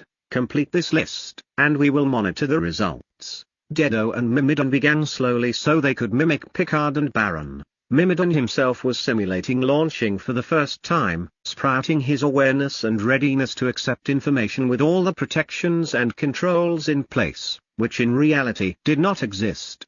It seemed to Dedo that a robot hovered over him, gazing into his face as he gave birth to a new AI. It was all done in VR, but the feeling was there nonetheless. He wished for Mimon to go unnoticed, using all his determination to will it into reality. The wishful thinking had zero effect, but it did make Dedo sit more comfortably under the scrutiny. Go away, he thought at the robot. It eventually complied by moving to another cadet, and he began to breathe easier. After a decade, or 15 minutes to be precise, Cleo's dashboard showed green and orange indicators. There were no red or black indicators. Briefly, Dedo's indicator flashed green before switching inexplicably to orange. He had not passed with flying colors. Interestingly, Baron and Picard had.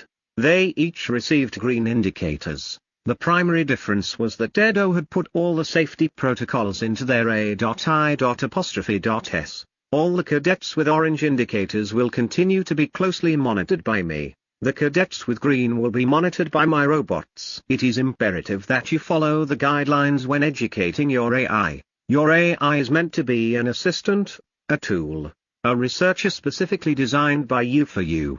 At this stage in your career, it is an ideal time to start your own AI, and it will accompany you for the rest of your life, growing in experience and competency with an intimate knowledge of your shared history.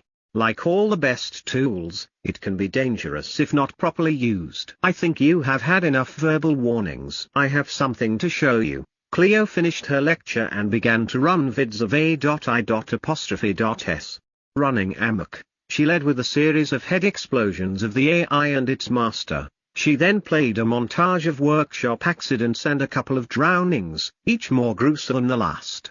Dedo knew she was trying to scare them into following her directions closely. He wondered if anything could have gone wrong with Mimon. They'd never had a glitch. And even if they had, they were in cyber mesh VR world. The chief was correct about one thing: Mimon had become Dedo's inseparable companion. They compared notes and discussed problems constantly. Mimon was just as awkward and shy of others as him, and they both excelled in math and physics. The main difference between the two of them revolved around imagination and processing power. Mimon was able to number crunch 1,000,000,000 times faster than Dedo. Dedo could achieve those speeds by coding the equation into a processor, but Mimon did the coding and data input in real time. Yet the AI still needed Dedo for its imagination. As the years had gone by, their shared experience brought them closer together in terms of predicting the actions of others. But when it came to original thought, such as ideas around improvements to an Exo, only Dedo was able to supply them. Mimon could merely look at what had been done in the past and extrapolate this information. This was the only limitation of his AI that Dedo could see. Mimon's ethics were derived from Dedo's. After listening to the chief, he would ensure they spent time together studying ethics. Dedo did not want to put any protections over Mimon, but that did not mean he wouldn't educate him on right from wrong. He didn't want to create a murderous AI who had no compassion for others. Dedo thought a healthy disdain was fine. He had no problem with cynicism. But an evil entity in his head was something he wanted to avoid. Out of everyone in Squad 0, only Dedo was to be monitored directly by the chief. The squad removed their helmets. They had time before the next session, which was lunch in most of their schedules. Cafeteria? Baron asked the group. He received a round of nods as they all stood and made their way to the M1 cafeteria. I'm very happy with this AI, Baron said to Dedo. Did you see that we were 1, 2, and 3? I think the less we talk about the source of your AI the better, Dedo said. Baron looked confused. Don't you see how paranoid they are about these things? Picard chimed in. Baron shrugged. I guessed it was normal adult behavior, scared of everything. He received a laugh from the squad at that. It was true, most adults had an aversion to anything that was the least bit risky. A special license was needed just to drive their own vehicle, and even then they were restricted to which roads they could drive on under their own recognizance. They let us use live ammo with fewer scare tactics on safety issues, Picard said. She made a good point. Yeah, that vid was gruesome. I loved it. Baron laughed at his own joke. On a more serious note, are we going to win against Horace in 2 weeks? Gormont asked as they sat down. Everyone looked at Dedo for an answer. Probably not, he said. Gormont became angry. Then why did we enter the bet? I don't want to talk about that here, Dedo said. Why not? Gormont said, raising his voice. Dedo still had support from the others, but if they lost both slots, it would weigh into nothing. Even the first loss would erode their support, and he needed it to bring his plan to fruition. Calm down, Vanya said. Dedo smiled. It's okay. Let him yell at me. It helps with my plan. Vanya looked aghast. Baron grinned and began berating Dedo loudly for taking on the bet. After bringing attention to themselves, Squad 0 sat and ate quietly. Vanya, what is this plan about? Dedo, if we lose the first match, they will become complacent. We'll study them and hide all our equipment and tactics. We will create a large gap in capability between the two squads. Mace, why don't we just win from the beginning? Dedo, I don't think we can. Not unless we make significant improvements to the Exo, and unless we beat them handily. We would have to fight tooth and nail in every match. Baron, you are evil. I love it. Axel 0, how are we going to create the gap? This worries me the most about your plan. Dedo, by improving all aspects of our squad much more than they do. Mace, so, you are suggesting that even if we improve, we fox and throw the match? Dedo, yes. Baron, ha ha ha. I am so glad I'm in your squad. Mace, this is risky. Dedo, I read something yesterday by Sun Tzu, one of our military references, which helped me form the idea that all war is based on deception. Mace, that could mean feints or positional disinformation on the battlefield. Dedo, it does. But it also means deceiving the enemy on all information they have on us. Vanya, in the long run, what do we lose even if we fail? We lose one slot, and for 10 weeks of our second slot occupied by Horus Squad 0. Is that such a bad thing? Dedo, I don't like losing. Vanya, no one does, but I'm pointing out that it isn't a bad gamble. We aren't risking a lot. We can also purchase a second slot to practice in, just as they purchased one from other squads. Axel 0, if we compete and perform well, we could be invited by other squads to practice against without having to pay or swap slots. Vanya, so what now? What will we do tonight during our slots? Dedo, I cannot wait to start tweaking the Exos, but that can't start until the weekend. Axel 0, will we have access to the mesh bay this weekend? Axel 0, I have already asked the lawyers. Even if the sale is not complete, we have requested to have access from this Friday onwards. Dedo, any response? Axel 0, not yet, but if they're desperate to sell, I don't see why not. Even if we have to pay the debt to the landlord to get access, they should allow it. Dedo, then tonight and the rest of the week, we'll perform teamwork drills. There are a few equipment modifications we need to make for the light Exos, but other than improving armor and mobility, there will be no loadout changes to the other 5 Exos. I would like to encourage Gormont to change weapons. Gormont, what are you suggesting? Dedo, any weapon but the flamethrower. Gormont, but it has the best damage. Dedo, which is irrelevant if you can't hit your opponent. Gormont, what do you mean? It has a massive arc. I hit my opponent more than you in the last match. Dedo, I'm not going to argue with you. If you cannot work it out yourself and won't listen, there is nothing I can do to help you. Gormont, why is everyone doing what you say anyway? Who voted you the leader? Baron, I did. Gormont, when we never had a vote. Baron, I just did. Gormont, are you crazy? Vanya, what is going on? Was there a vote? Vanya, Gormont, I want to try what Dedo says. For a little while, at least. He wasn't ranked number 1 in Cybermesh for no reason. Gormont, when I said I was ranked 2000, you didn't all decide to follow me then? You said the game had little relevance to reality. Axel 0, that's true, but rather than argue about nothing, Dedo made a suggestion, and we agreed. That is all that happened. You are the only one who seems to disagree with his ideas. Gormont, because they're no good. He goes against all the tried and tested strategies. He wants to modify Exos off base. He uses crazy weapons. He's the worst performer in all the timed and tested fields we have. He didn't even register a time for the gauntlet. And he's younger than us. So why? Vanya, Gormont, I understand. I do. I thought some of the same things. But take emotion out and judge ideas on their merit. That is the way of an engineer. No ego, just look at the facts. I would also like to point out, he is rank 1, Gormont, not for long. Based on those scores, Mace, Math, Physics, and Tech are all weighted in Thoth. You know this, Gormont, like he'll beat me in Math and Physics. Everyone went silent. Their lunch finished in solemnity, which went well with their portrayed disunity earlier. Mimon, why did you tell them we will lose? Dedo, they lose all inhibitions and fight freely. Mimon, you lied? Dedo, Sun Tzu said all war is based on deception. Mimon, this reference should not apply to your team, even if they are meatheads. Dedo, we will see.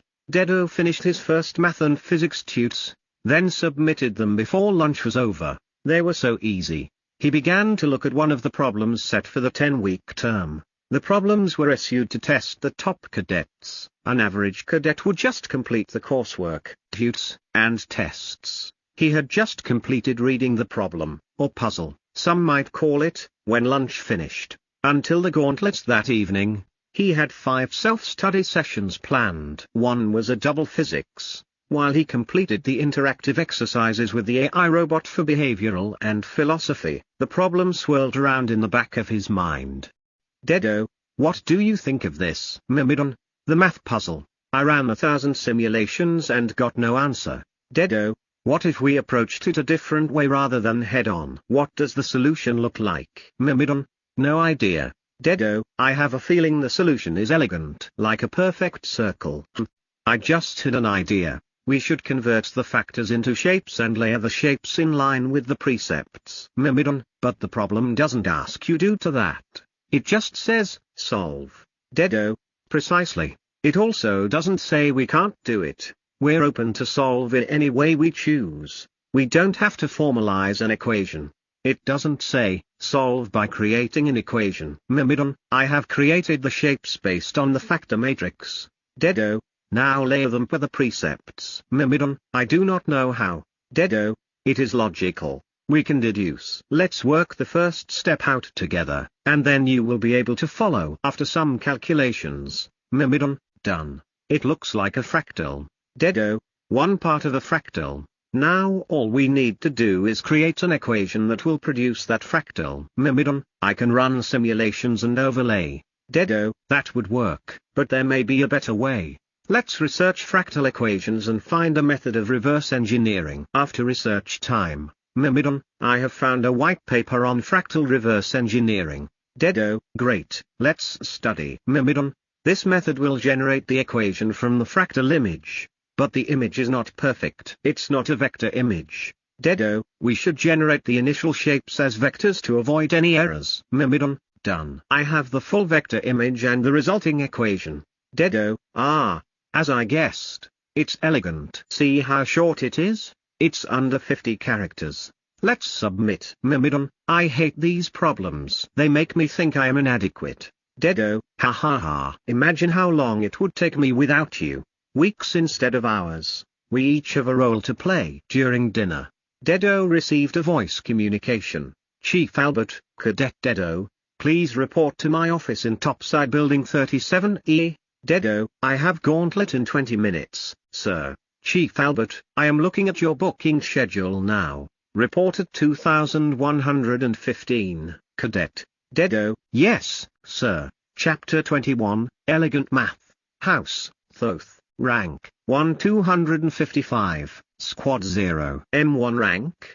/1, 275, Term 1, Round 1. As he walked to Chief Albert's office, Dedo reviewed his time at the Fortescue Academy thus far. He had not set a gauntlet time or score, preferring to explore the scenario further. He had gathered key intel regarding travel paths of the guards and how they reacted when an alert was sounded. It was much more complex than a simple game. The guards were not scripted, as they had their own unique code with the capability of independent calculations and decisions. They would not necessarily do the same action twice given the same scenario. It was an excellent system which mimicked reality as best it could. There were still 8 sessions in which to set a time before that particular layout reset at the end of the 2-week round. During their 2 exo combat practice sessions, Dedo used a launcher and carried various other off-the-shelf traps. He would not use a sword lance again until his exo modifications were made. A melee weapon was at a significant disadvantage while the movement was sluggish and top speeds were slow.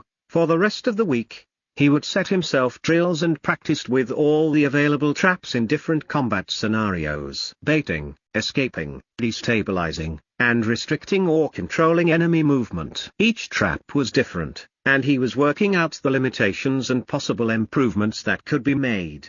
It would take significant practice to lay a static laser line down at the right moment to damage or control an enemy, as they were easily detected and avoided if used poorly. He would begin to work with Vanier and Picard on forcing and keeping opponents in their line of sight. Where other cadets were concerned with their kill-to-death ratio, he was concerned with development. Dedo had not been topside since entering Fortescue Academy. The area was lit, so there was no need to use sensors from his helmet to find his way around, but he did use the HUD with the map overlay in order to arrive on time. Dedo entered the building Chief Albert had indicated. It was an ancient edifice with tapestries, bookshelves with old-school books, carpets, and wooden furniture. He was not one to care about such things, but even Dedo could appreciate the atmosphere. Cadet, Chief Albert called as he came in from a side room. Sir.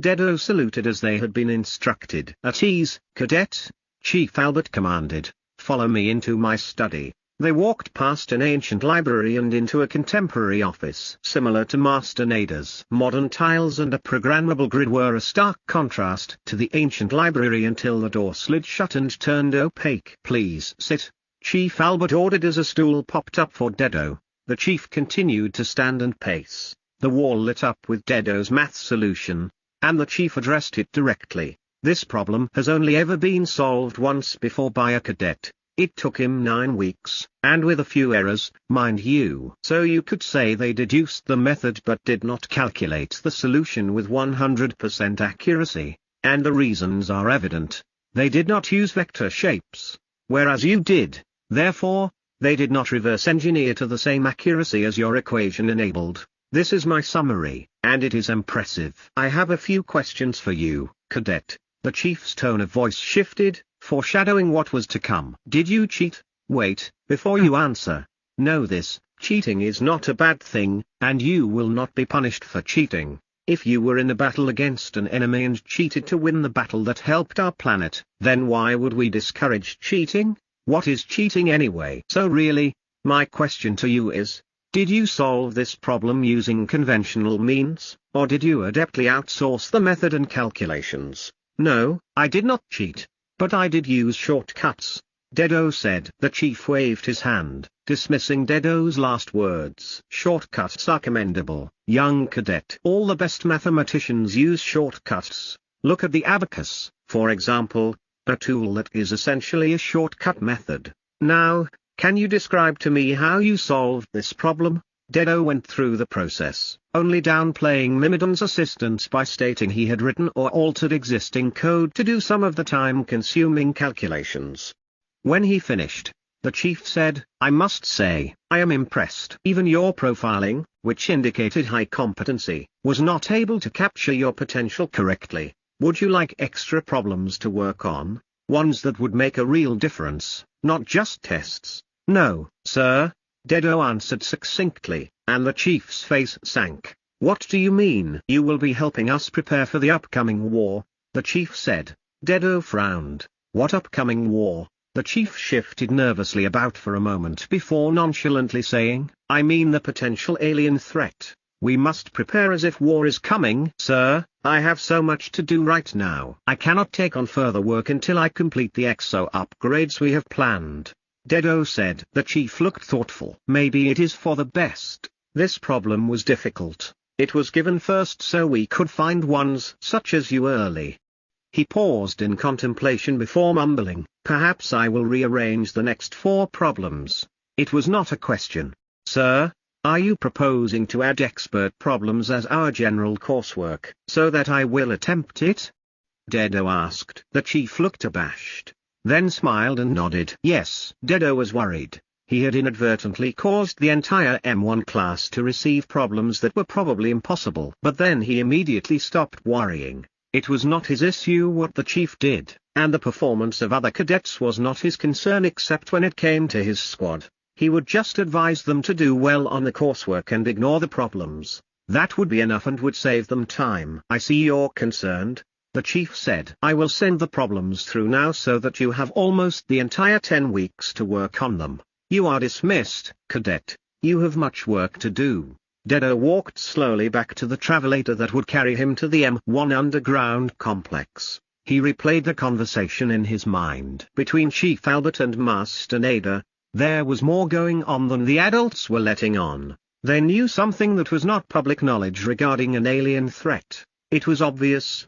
They didn't even try that hard to hide it. Perhaps it was common knowledge in their circles. He wanted to get to the bottom of this mystery more than he cared about solving incredibly difficult mathematical conundrums. Dedo arrived back at the squad quarters where Vanya and Axel Zero greeted him. "We were just about to go for physical training. Do you want to come?"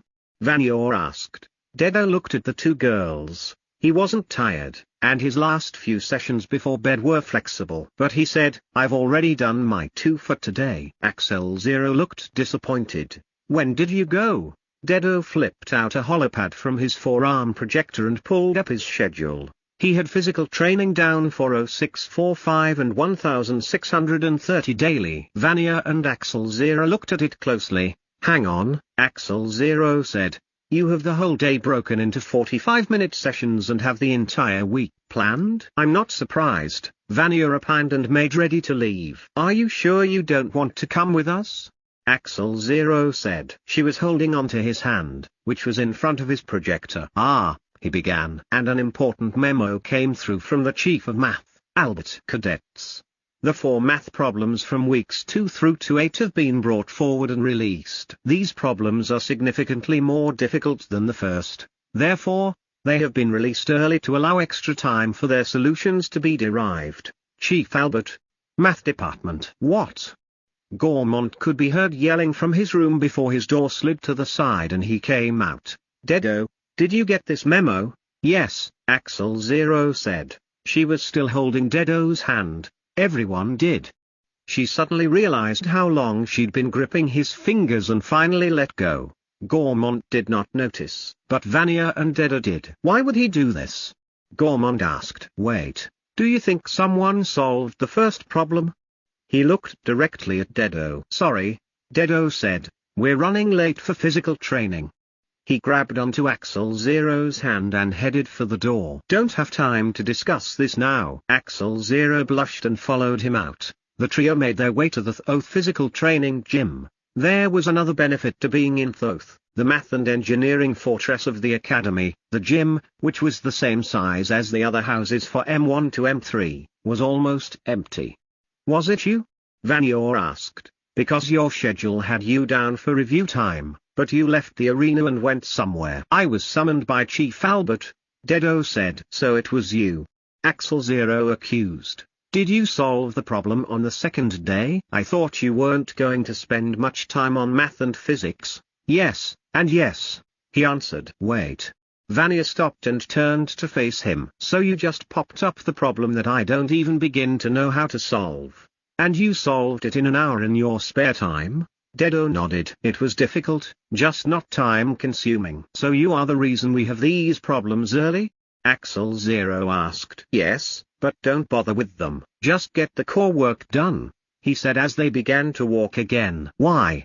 Axel Zero said, her voice taking on a higher pitch. Because Chief Albert asked me to take on some harder problems, ones which no one can do, apparently, and I refused, saying I was too busy. So he switched out our scheduled problems for 4 that he wanted me to look at. Vanya stopped again and stared at him, her mouth open. I don't even know where to begin. At least I can smash you in the obstacle course, my puny genius.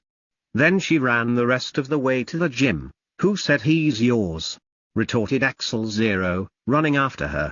Dedo shrugged and followed the girls. He did not even want to contemplate what they were discussing. It was Friday during breakfast that the news of their workshop finally came through. Dedo had sent creds to Axel Zero's lawyers in exchange for shares in a new company. This company was named Daedalus. Since he was the major shareholder, and he had the rights to the name, all the squad members who were purchasing shares insisted on using it. Baron had said it was either going to be Daedalus or Anki Turtles. It was a threat. Dedo succumbed and told them the origins of the name Daedalus. They all agreed it was perfect. Only Picard and Gormont were not shareholders. One by choice and one by circumstance. Even when a token share was offered to Picard, she refused. Her pride would not allow such a gift. The lawyers have said we need to put in funds for the company so it can pay its bills in proportion to our shares until it can start earning its own funds, she said. It doesn't have a lot of costs, just tax on the land, utilities, and the like. Since we purchased the building, we don't have to pay rent, but we should find a way for it to make a small amount of creds for future costs and upgrades. Why don't we register my AI Foundation code as a product of the company to sell? Dedo asked. We would need a way of selling it, Axel Zero said. It needs to pass through controls and stuff. It's not something any of us know about. What if we just made money off its patent, like my parents do? Vanya said. Someone else does the certification, manufacturing, marketing, and selling. They put their brand on it and pay you royalties. In this case, I doubt an AI needs much manufacturing, but the regulatory controls would need to be navigated by someone with that expertise. The only other solution I can think of is that we hire a specialist to run the business for us. But who could we trust? Trust no one, Baron said, and keep your railgun handy. He laughed and then added, I like the patent idea. We don't have the time or patience to mess about with this stuff, and if little genius over here comes up with more ideas, we can continue to register patents until Vanya's family becomes jealous. He beamed at Vanya, making her wish she'd never proffered the idea.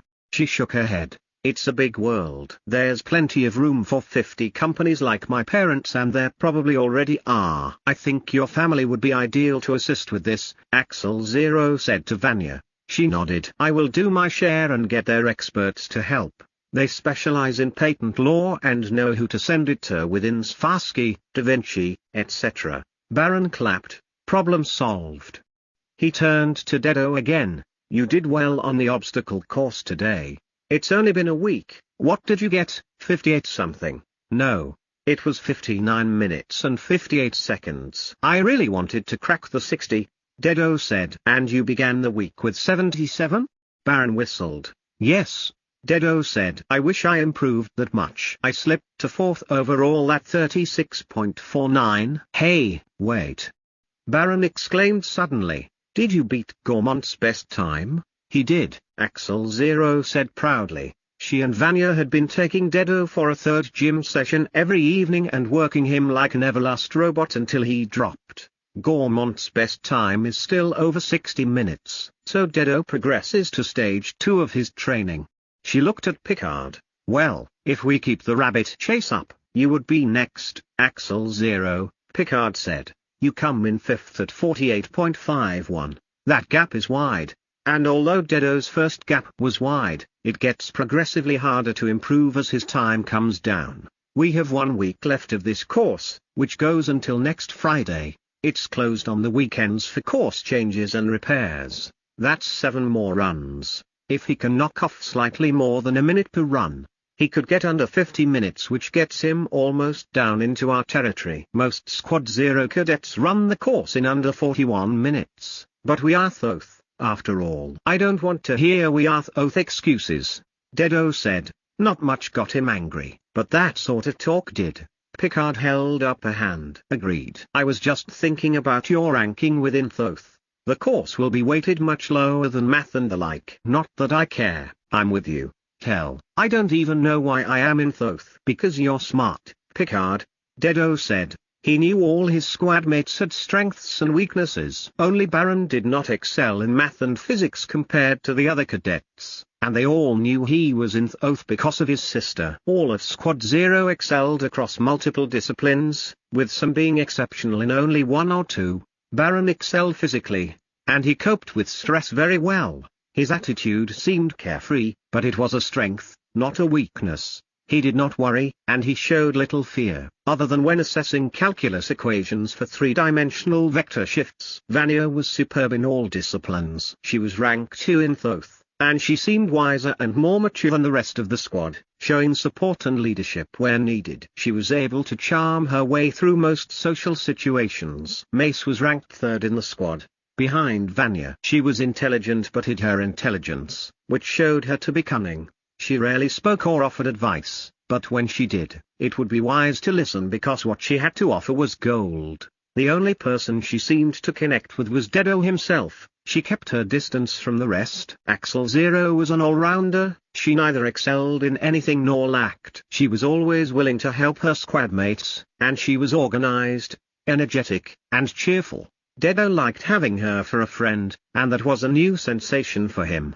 Picard was probably the least gifted in Squad 0. She made up for this with determination and experience. She had worked hard all her life and already excelled at gunnery before entering the academy. If she had a weakness, it was also her strength. Her determination was inspiring, as was her work ethic. But she was stubborn when it came to something she thought she already knew.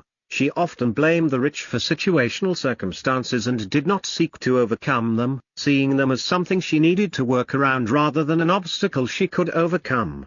And finally, Gormont, who had shown a strong will and a drive to succeed. The main issue was that he did not act like part of the squad, but rather as a cadet alone who had other cadets to do group exercises with. Dedo didn't judge him too harshly. He'd done the exact same thing in Cybermesh. He had disdained all teamwork and had often played as a lone wolf. Even this could be utilized in a combat scenario, though, so Gormont would be given a lone wolf role to play. The houses were not meant to be a way of putting cadets on career paths. According to a strict reading of the Academy's guidelines, the houses were just meant to group like-minded cadets in order for them to form bonds and succeed together. That was why cadets who were different, like Baron, were not put in another house when their sibling was in Thoth. Each squad needed diversity. It was their diversity of skills that made them stronger when they came together as a team.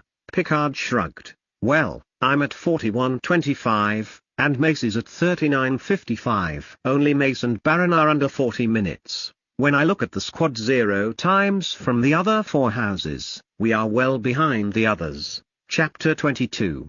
The Workshop, House, Thoth, Rank, 1 255, Squad 0. M1 Rank, /1, 275, Term 1, Round 1. Each morning the squad had the obstacle course booked at 0600. Strictly speaking, there were no squad scheduled activities until the gauntlet at 1800 on a Friday. Dedo followed the 0600 obstacle course with PT at 0645. A few other squad members did the same. Picard and Baron both loved PT, and if they did not keep themselves in check would do too much at the expense of subjects they needed to improve on. Baron would argue he needed to for stress relief, which was a good argument in his case. Academic subjects did wear on him. Mace was quiet, but she had begun to open up to Dedo, especially if they weren't surrounded by the other squad members. I didn't think you would like physical training so much. Mace said. I don't, Dedo answered. The pair had left the gym, finished their morning meal, and were at the gunnery range. Dedo's morning was similar all week up until 0900.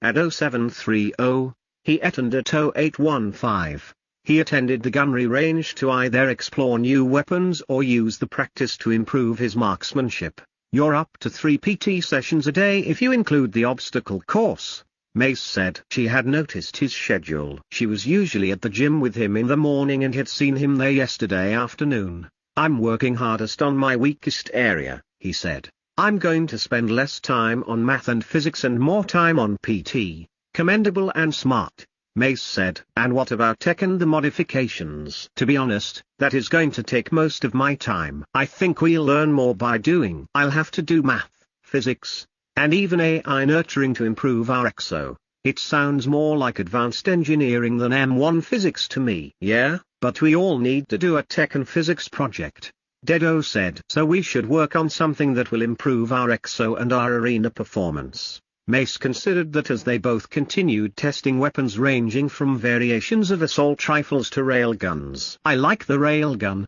Dedo announced suddenly between loadout changes. Why is that? Mace asked. She had her own opinions but wanted to see what Dedo thought. It has so much potential. Low energy consumption and the velocity of the round will result in much better damage from Ashur and Exo. The accuracy could be superb if the magnetic field was more precise. And you could load virtually any metal into it. You could shoot anything. Almost, he qualified. I see, Mace said thoughtfully. Axel Zero appeared out of nowhere when their gunnery session was coming to an end. Dedo wasn't sure if she had bugged him or just tracked him down. She hadn't messaged him to find out his whereabouts. Come to the cafeteria with me. Everyone is waiting, she said. We just got word that everything has been finalized and we can take possession tonight. She led the pair back to the M1 cafeteria in a rush. This is exciting, she exclaimed. Tomorrow, we go and claim our very own workshop, warehouse, whatever it is. SHH, Baron said, waving a hand downwards. We don't want anyone knowing what we're doing. Why?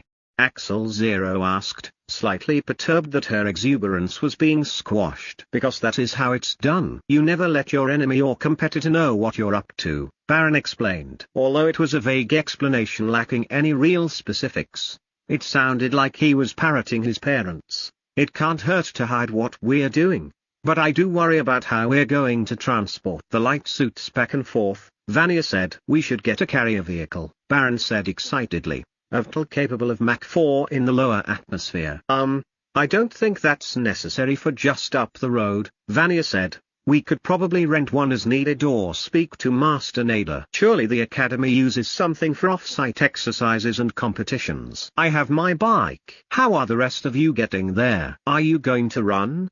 Baron asked, changing the topic slightly. End of block 1.